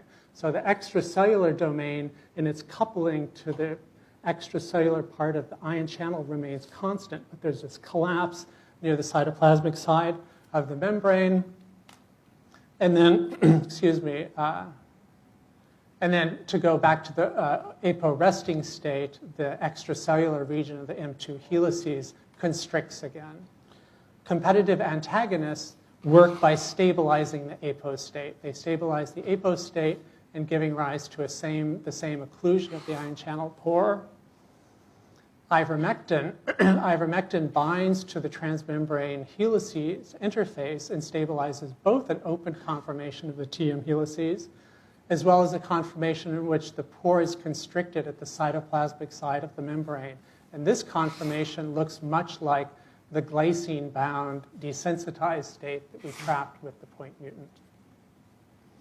Okay, so what I'd like to do now is conclude and thank everybody who participated in this work, and of course begin by acknowledging Mark and his contribution to the science in my life and to the people in my group, Michelle and Carla. Carla's been a long-standing technician in Mark's lab and has answered countless queries from me and people in my group, such as, could you send us that plasmid again? And has had this just kind of remarkable patience with dealing with us. Yusun, Neely, and Rich participated with Mark and Michelle on the desensitization story that we published back in 2002. Wei and Joanne carried out the glycine receptor work, and the initial phases were a collaboration with Shemping and Yifan at UCSF. And then I'd like to especially thank the NIH, Hughes, OHSU, and FEI and Intel, and it's been really a wonderful interaction with both FEI and Intel to make the microscopy possible. Thank you. We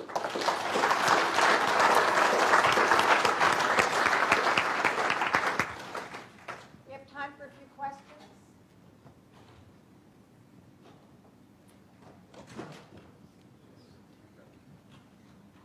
Hi, Eric. Maybe I'll start. Sure. I don't know if you'll allow this, but the way that I saw these wonderful glycine structures in a very simplistic way in the transmembrane domain was just a rocking of M2 almost to open the channel and then desensitize it. So almost like there are 3 different angles of M2 for resting, open, and desensitize. Maybe that's way too simple, but if that was the case, then you can't easily go from desensitized to resting directly. Yeah, it's not quite that simple, and in fact, these representations don't really convey the complexity of it. There's a kink in M2 at a glycine residue about 2/3 of the way from the extracellular side to the cytoplasmic side that causes the M2 region to essentially collapse towards the center of the pore. That was a really elegant talk. Thank you. I have a question, though. I was wondering if you might comment about the impact of pH on the structure, on the gating structures in the NMDA receptor. Do you have any thoughts about that? Oh, that's kind of a constant problem. We don't really know what the pH is. I mean, what we know is we know the pH of the solutions when we start, but of course many of these studies are carried out at liquid nitrogen temperatures, so we don't know what the precise pH is. Most of this work has been carried out around physiological pH, especially for the glycine receptor studies.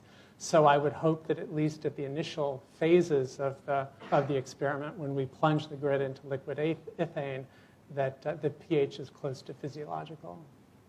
So can you speculate maybe just on like the mechanism by which pH is modulating the gating? I was wondering if you might speculate on that.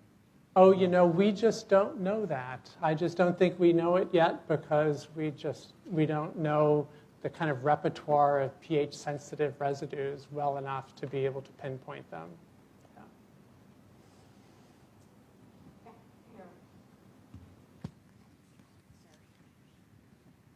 Hi, Eric. Eric, very nice talk again. I was just wondering how does this fit into the the cis-loop receptors, the GLIC, and that's come from Jean-Pierre or Pierre-Jean Corrigan's group. Have you looked at those? Have you tried to compare this data with what they're finding in terms of the movement of the helices? We haven't looked at the desensitized state yet, but there are differences. They had like an open structure and a closed, right? Yeah, the open state is different from so what's the topic is bacterial. I didn't even begin to go through the really wonderful history, but there are many bacterial receptors in this family that have been studied by structural methods, and they're kind of different. They're different, and there's a small rotation and a bit of an iris-like movement of the helices, but there's this large expansion that we see, and I think that this is the first bona fide open state that's been trapped. Yeah. Great. Thank you very much.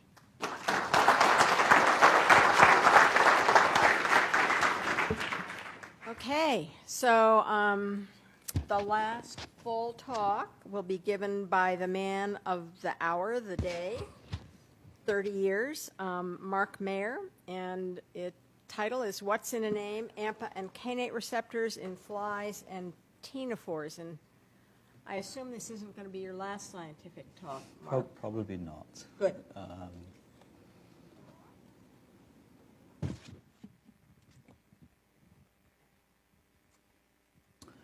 Okay.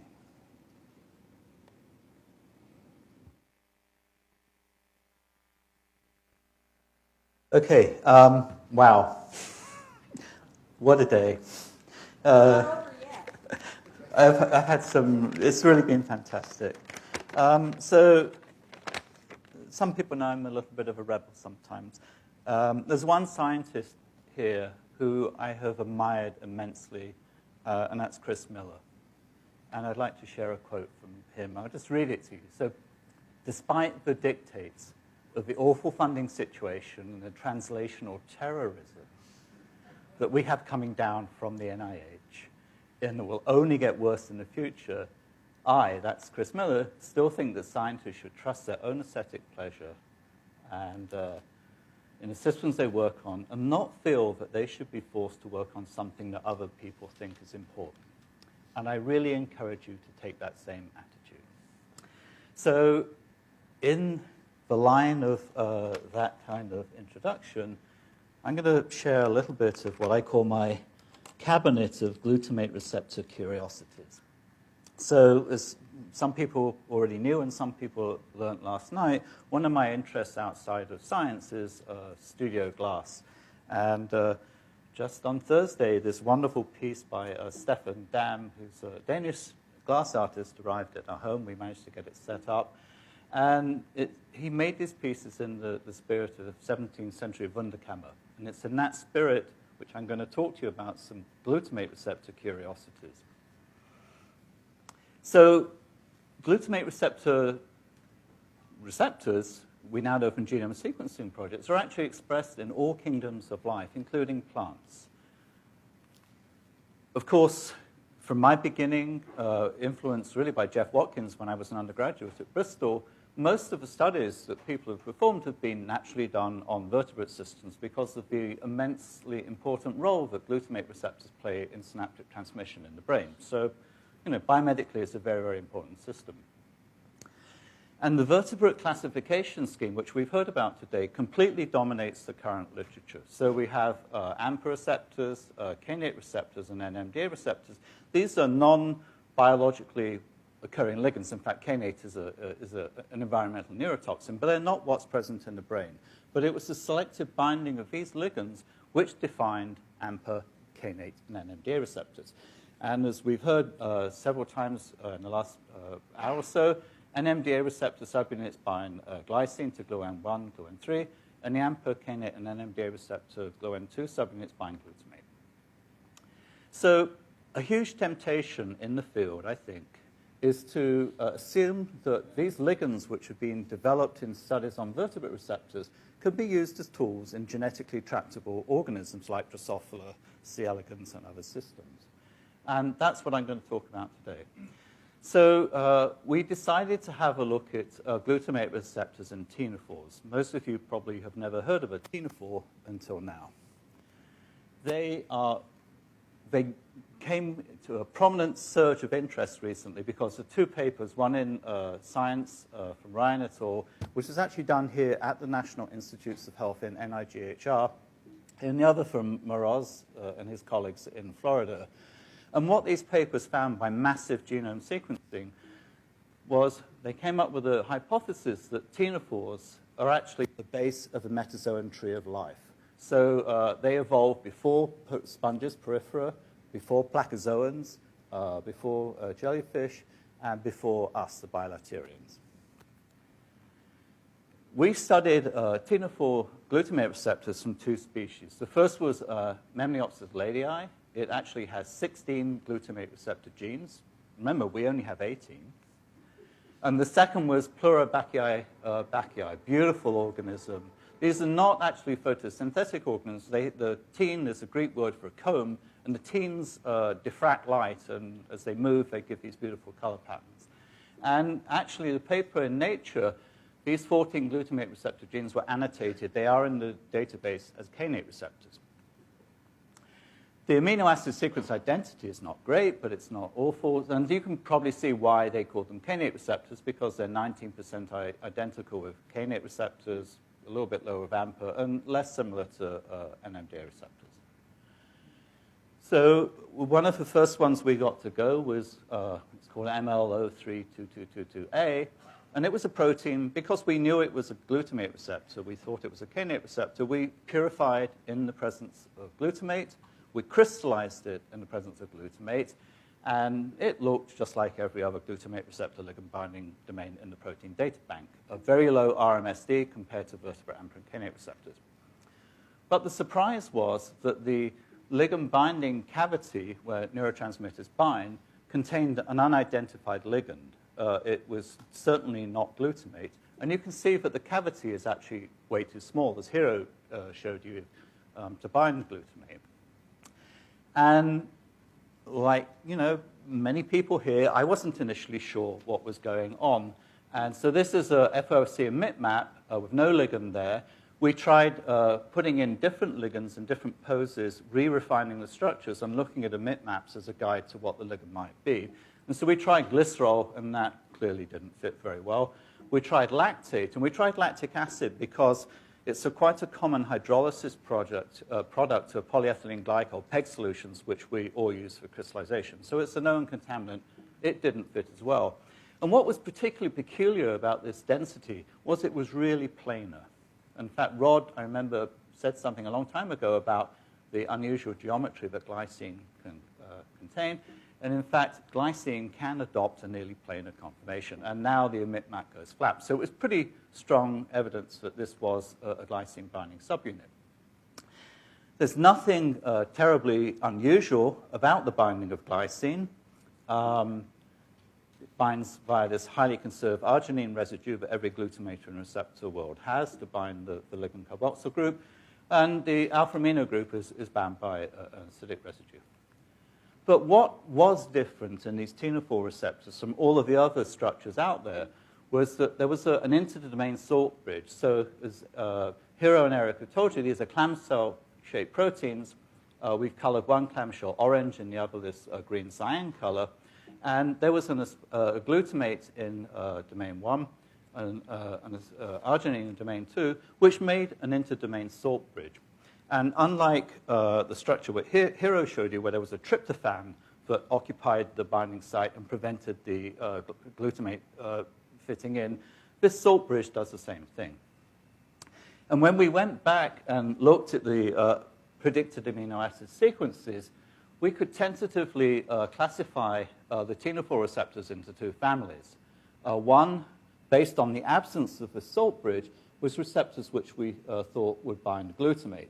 So here's the residue, this acidic residue present in some, which would make the salt bridge. But where the arginine is present, none of these guys had that. We also had another family, though, which had this salt. So all of these have the acidic residue, except for one. They all had an arginine. So the prediction was that if you had the salt bridge, you would be a glycine-binding subunit. And so we tested that hypothesis by purifying and crystallizing another protein, PBI-GluR3, from the other tenophore species, Pluribacchae.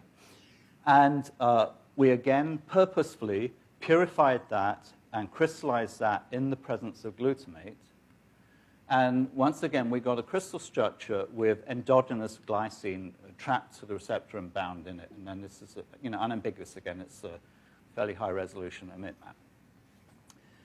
So the only receptors which, for glutamate receptor family, which bind glycine are the NMDA receptors. And so it raises the sort of provocative question is, are the tenophore glutamate receptors the precursors of NMDA receptors?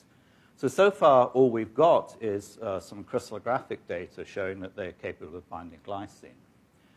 We were very lucky because very often these experiments don't work, but in heterologous expression systems, I was able to get glycine-activated currents for MLO3222. And one of the so the response to glycine is very rapidly desensitizing. This is a homomeric channel. I didn't express any other subunits. This is done in xanthosoocytes.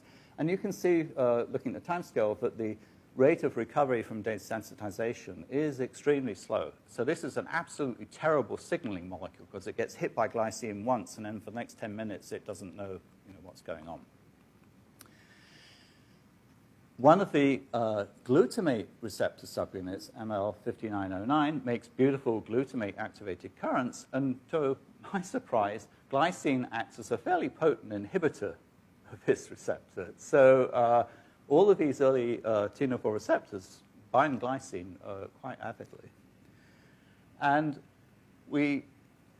so let's back up. We purified the protein. This receptor, as far as we knew, had never seen glycine intentionally, which meant it had to come along during purification. And and the hypothesis was that this inter-domain salt bridge was really different from the mammalian receptors, was a mechanism which was stabilizing the clamshell in a very stable closed cleft conformation. And so in a collaboration that's ongoing with Albert Lau at Johns Hopkins, we tested this hypothesis. So basically that the salt bridge acts as a lock and key, which keeps the ligand binding domain clamshell in its closed conformation by mutating it. And again, in electrophysiological experiments, I was able to show that if we made the R to K mutation, or even more dramatically, that the E to S mutation, if you look at the different timescales here, we dramatically speeded up the rate of recovery from desensitization. So it was about 61-fold faster for the E to S mutant than it is for wild type. We also did some biochemical assays just to, well, these actually do several things. They actually prove that the receptor binds glycine. So what we had to do for MLL322 was actually purify the protein, unfold it in guanidinium, dialyze it in the presence of guanidinium to get rid of the endogenous glycine, refold it, and then we could use this as an experimental system. And so what this shows is the results of the proteolysis protection assay, so the molecular weight marker. This is uncut protein, and then this is the time after addition of trypsin to chew up the protein. And you can see that the refolded protein for wild type does get chewed up. It's either very stable, still in its closed cleft conformation, or we didn't manage to get rid of all of the glycine. But when we add glycine back, then it becomes completely stable again. The R to K mutant, now you can see, gets chewed up much quicker. And the E to S, it's all gone within 10 minutes of adding trypsin. And all of these are reversible by adding glycine. We also did some isothermal calorimetry assays to measure the affinity directly for the wild type R to K and E to S. So these are just thermograms and the integration plots. And so the wild type protein bound glycine with an affinity of like 2.5 nanomolar, and the E to S mutant, that dropped down to 2.5 micromolar. So the functional, the crystallographic, and the biochemical data are all internally consistent. It's a pretty nice structure-function story. So the other thing which is characteristic of NMDA receptors, and this paper is published, it just came out in PNAS a couple of months ago, and one of the reviewers said, we drew attention to this, is that all NMDA receptors have a pair of cysteines in a loop. I think it's loop 1, as Eric called it when it was first discovered. And it's present, this loop is present in NMDA receptor subunits which bind either glycine or glutamate, but it's not present in the AMPA or the kainate receptor subunits. And all of the tenophores have this cysteine pair. And lo and behold, in the crystal structures, this is this loop. If you zoom out, you see beautiful density for a disulfide bond. So it's feature only found in vertebrate NMDA receptors. And it's also present in these. And you really do wonder whether these receptors were a proto-glutamate receptor or a proto-NMDA receptor. But it's an interesting story. So many of you will recognize the first part of the sentence from Shakespeare, what's in a name arose by any other name. And we've also done, we've had a very fun collaboration in the last year with Ji-Hon Lee, who's in the Child Health Institute, looking at Drosophila glutamate receptors. So Drosophila expresses 15 glutamate receptor genes. 5 of them are present at the neuromuscular junction. So Drosophila is different from us. We use acetylcholine as our neuromuscular transmitter. Drosophila uses glutamate. But the other 10 genes are CNS glutamate receptors in Drosophila. And sequence analysis, just like it did for the tenophores, has identified AMPA, kainate, and NMDA receptors in insects. And so this shows a phylogram of colored, so that mammalian ones are actually the rat genes. So all of these insects, so we looked at Drosophila, housefly, honeybee, mosquito, beetle, and locust. They all have clearly recognized GluN2, GluN3, GluN1 NMDA receptor subunits. They have AMPA receptor subunits. And they also have kainate receptor subunits. But what you can see, and it's kind of interesting, is in Drosophila, there's been a massive expansion of the kainate receptor clade into multiple subfamilies. And we, unfortunately, were unable to express most of these, but we got one of them to go, KAIR1D. And again, we were very lucky. It went both structurally, biochemically, and in functional experiments. So remember I've just told you that KAIR1D by its name, I didn't invent these names, should be a kainate receptor. And indeed, it has the profile you would expect for a kainate receptor. It's activated by glutamate. It's not activated by AMPA. It's activated by kainate and quisqualate, and not by aspartate or NMDA. And this is just the mean amplitude. I think Eric said N of 5 or 6. I think that's probably about right. So nothing terribly surprising here. But when we do the proteolysis protection assays, something rather unexpected happened. So this is the same assay. This is uncut protein incubated with trypsin to chew it up. It's protected by glutamate and kainate. It's not protected by AMPA. It's protected by quisqualate. Everything's good there. Whoa! It's protected by NMDA and AP5. This is a kainate receptor. So we were able to crystallize KAIR1D. This is the first independent structure I did after I left Eric's lab of a rat kainate receptor. They look identical again. There's no difference. These are both glutamate complexes. And what I want to draw your attention to is measurements using two reference C alpha positions between two different subunits at the top and the bottom of the dimer assembly. And these are the glutamate-bound structures, which, as Eric just showed you, the clefts are closed, so there's been a large separation at the base of the dimer assembly. We were also able to crystallize it with NMDA. And the structure of the NMDA complex is very different from that of the glutamate complex. So this is a morph going backwards and forwards between the two structures. And what you can see is that NMDA is causing a conformational change which antagonists produce in other receptors. And if you look in greater detail, you can see two things have gone on. First of all, the ligand binding domain bases of the dimer have come closer together, which will allow the channel to shut. And second of all, I'll actually just go back and run this again. There's also been a separation at the upper lobes of the dimer assembly. And as Eric alluded to in his last talk, that is the beginning of a process which occurs during desensitization. And I'd just like you to sort of memorize what's going on as morph, because in a moment I'm going to show you another structure which is different. Okay, so very good. We have functional data. NMDA indeed does act as an inhibitor of kainate receptor activation. Well, actually, this is glutamate activation of this kainate receptor. And it's, again, surprisingly potent for these low affinity receptors. So we were also able to crystallize the protein with AP5 or APV, the canonical NMDA receptor complex, which Jeff Watkins developed, which basically got the whole LTP field going. And the key point is for the crystallographers here that it crystallized in the same space group as the NMDA receptor complex. There are a few angstrom differences in the length of the cell dimensions, but basically the packing's all the same.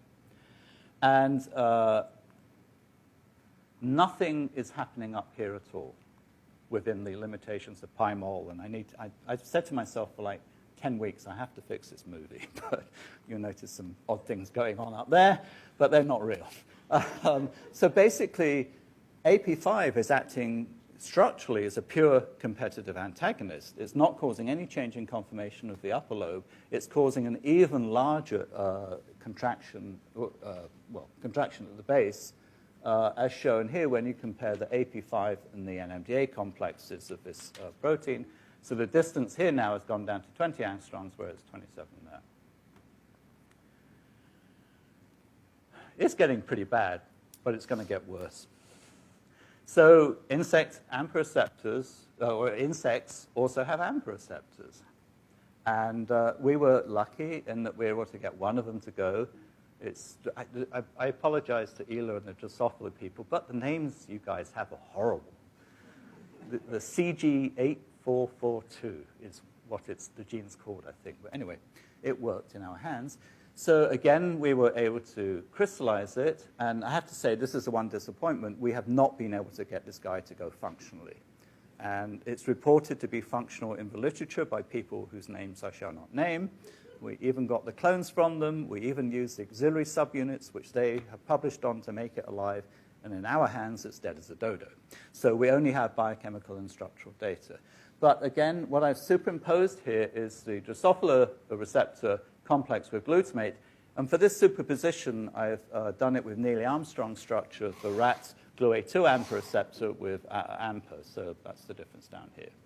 Again, if you look at the, well, first of all, the sequence identity now is really, this really is an AMPA receptor.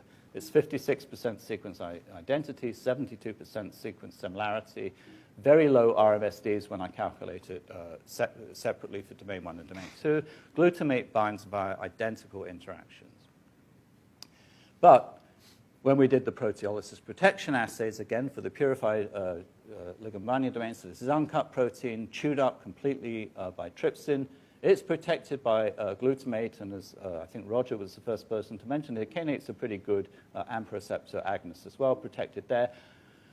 Oh, it's not protected. This is an AMPA receptor, which is not protected by AMPA.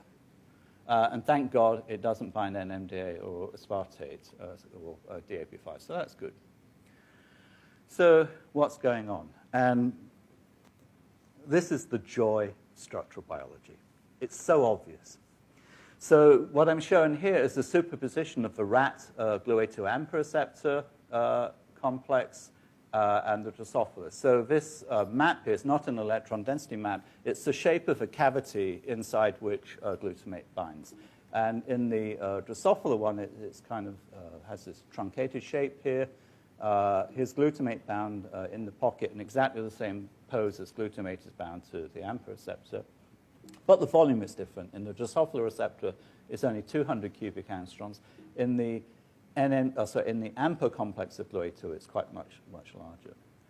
And if you look at what's different between the two structures, there's a tyrosine residue in the Drosophila receptors which projects down into this cavity, collides with AMPA, and prevents AMPA from binding. And if you do an amino acid sequence alignment over this region, all of the insects, the bees, locusts, honeybee, anopheles, mosquitoes, and beetles, all have a conserved tyrosine in its position, and all of the mammalian receptors have a threonine. So, in summary, what I'd like to remind you, I mean, these genome sequencing projects are really revealing hundreds of homologs in the database. Clearly, you can classify them as AMPA, Kainate, and NMDA receptors, but clearly the pharmacology does not go back down the evolutionary tree. And it raises the interesting question is, what are AMPA, Kainate, and NMDA receptor subunits? What's in common about these that causes them to class together by sequence alignment? Is it auxiliary subunits? It's a very interesting question. Another thing which I've puzzled over since I first went to Eric's lab, and I don't think anybody understands, why are the ligand binding cavities so big for the glutamate receptor subunits? These pockets are filled up with glutamate and water molecules. It's this large size which medicinal chemists can exploit to design molecules which fit in and give a subtype selectivity, but you don't need that for this receptor to bind glutamate and work. It's a very puzzling thing. Why were there massive expansions of some families?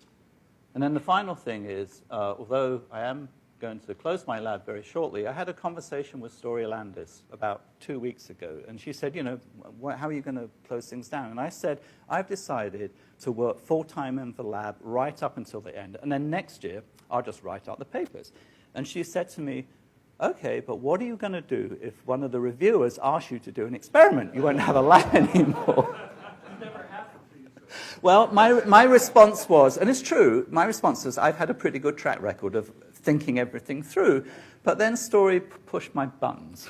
And I thought, if I were reviewing this paper, I'd want them to do this.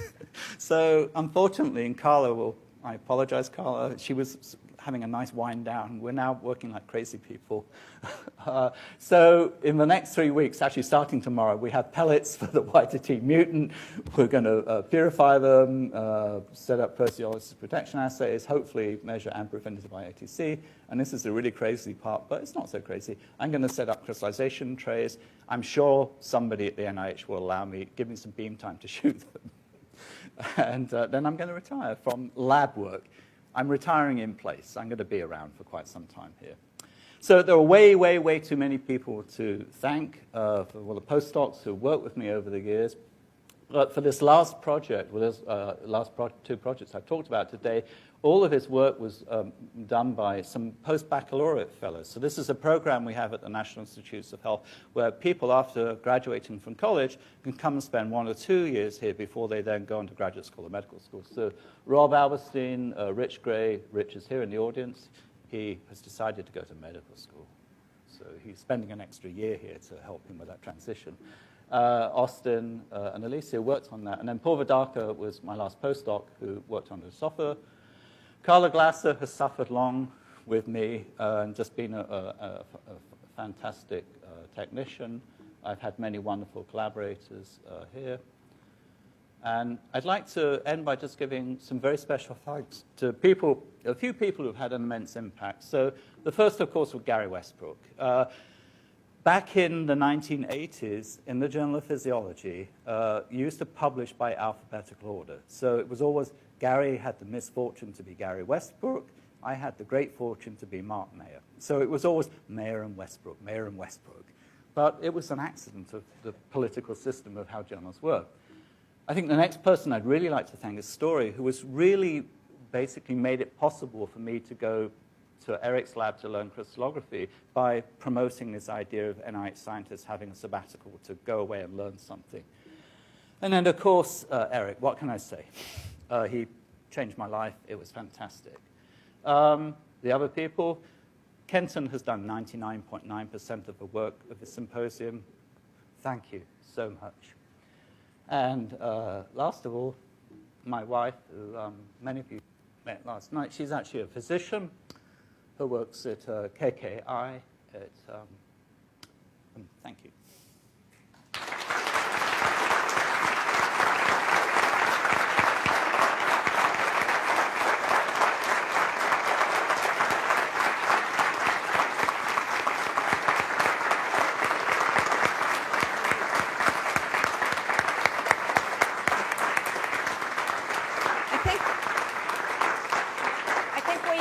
Time for a few questions, if anybody wants to. Joe? Do ctenophores have nervous systems? Yes. And do they use glutamate? Alexei Moroz, in a Nature paper, found that if you apply glutamate to the, this is, I think, was cell-attached patch clamp of muscle cells, that you could initiate action potential propagation. I think one of the challenges, unfortunately, is that these marine organisms are very, very tough to study experimentally. You need a specialized marine laboratory to keep them alive, and they're bags of jelly. So I think Tom and Carolyn know about the difficulties of this. I'll ask a naive question. Should we then try to rationally get rid of the water molecules from the AMPA receptor binding site? What do you think will happen? Will it become high affinity? I think that obviously there's an entropic component of ligand binding because of trapping these water molecules and stabilizing it. I'm not a huge fan of redesigning, I mean, I guess it's an interesting experiment, but, I think a very good theme in biology is it's very easy to break things. It's much harder to make them. Okay. Thank you very much. I'm down here for concluding remarks. Pretty hard to come up with something really fantastic to say, but I'm going to try.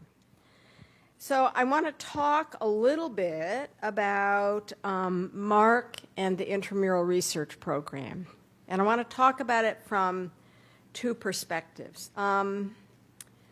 The first is how the intramural program helped Mark in his career, and then the second is how Mark has helped the intramural program.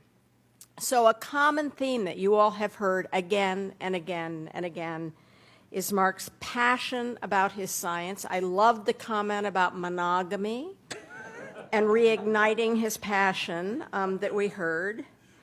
And he is precise and accurate and demanding of his science and of the science of others that he's worked with. And I would argue that from the very beginning when he came here as a postdoc, that the intramural program has been a spectacular environment for him. I can't think of any other place where he could have gone to a lab, Phil Nelson's lab, and been allowed to pursue, I mean, a little bit also for you, Roger, in the intramural program at St. Elizabeth's, pursue his own interests. And then to have this wonderful collaboration with Gary Westbrook and to do what they wanted to do, to ask the questions they wanted, answer the questions that they could. Now, it wasn't always easy. It wasn't nirvana because you had to scrounge equipment, you had to scrounge space, budget was always an issue. Gary was telling us that he was never sure he would be reappointed. But I think the start in Building 36, the freedom to pursue the questions he wished, and also that quote of Chris Miller's was really poignant in many ways because you didn't have to write grants that talked about the public health relevance. You weren't caught up, have not been caught up in the, oh my God, what does this mean for disease and can we readily translate it? And it's obvious that what you've done has huge implications for health and disease, but you didn't have to do experiments to satisfy study sections. And we saw an interesting quote also about review. So it's not the right place for everybody, but I think it was a great place for you, Mark, and the work that you've done. Now, I came here in '95, hired by Zach Hall to be the scientific director of the Intramural Research Program. And my mandate from Zach was to really reshape the Intramural Research Program in NINDS, to make it a mecca for cutting-edge science. Zach always said the scientists here should be as good as Howard Hughes scientists. There's extraordinary freedom and resources. And I would say that Mark, very early on, became a partner in that effort in a way that really made it possible for me to do things that I think would have been extraordinarily hard otherwise. He helped recruit. He helped to identify people. He helped to actually get them sign on the line. He provided them with information when they came about how to do things. And I have to say, if you wanted to be really extravagant, I'm not sure that without Mark, and then subsequently not only Mark, but Chris, we wouldn't maybe have this building, because I think we did such a good job together of creating the sense of neuroscience community here, bridging between the silos that the institutes used to be, that you could make a credible argument that we deserve, the neurosciences here deserve this building and the opportunity to really fully collaborate and work together in a way that I think has happened. So I have to say, I don't think you influenced my science, Mark, but you certainly influenced our ability to build a fantastic research program here and to really deserve the Porter Building and the kind of community that's built. So thank you very much, Mark. Okay, that's my final comments. What's next?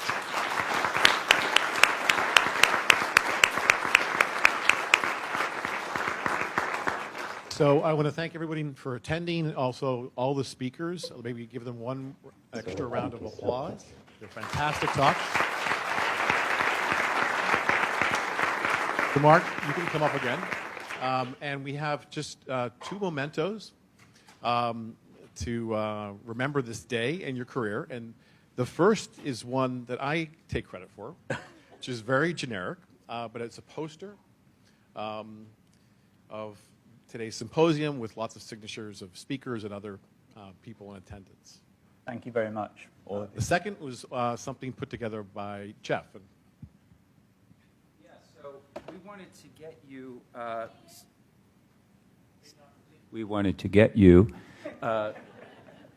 a memento to help you remember this time, and we wanted it to tap into interests of yours. And Eric said you're monogamous.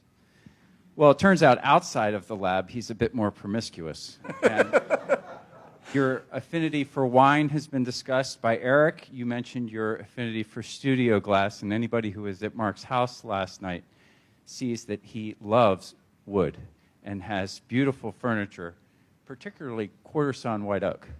And it's interesting to think that wine has a specific relationship both with glass and wood, particularly quarter-sawn white oak. So the problem is if you've been to Mark's house, you realize it's beautiful and it's like a museum. And we would never presume to get something up on the wall of your house, but we thought maybe we could make it on the wall of your wine cellar. So. Oh my God. What would go on Mark's wine cellar?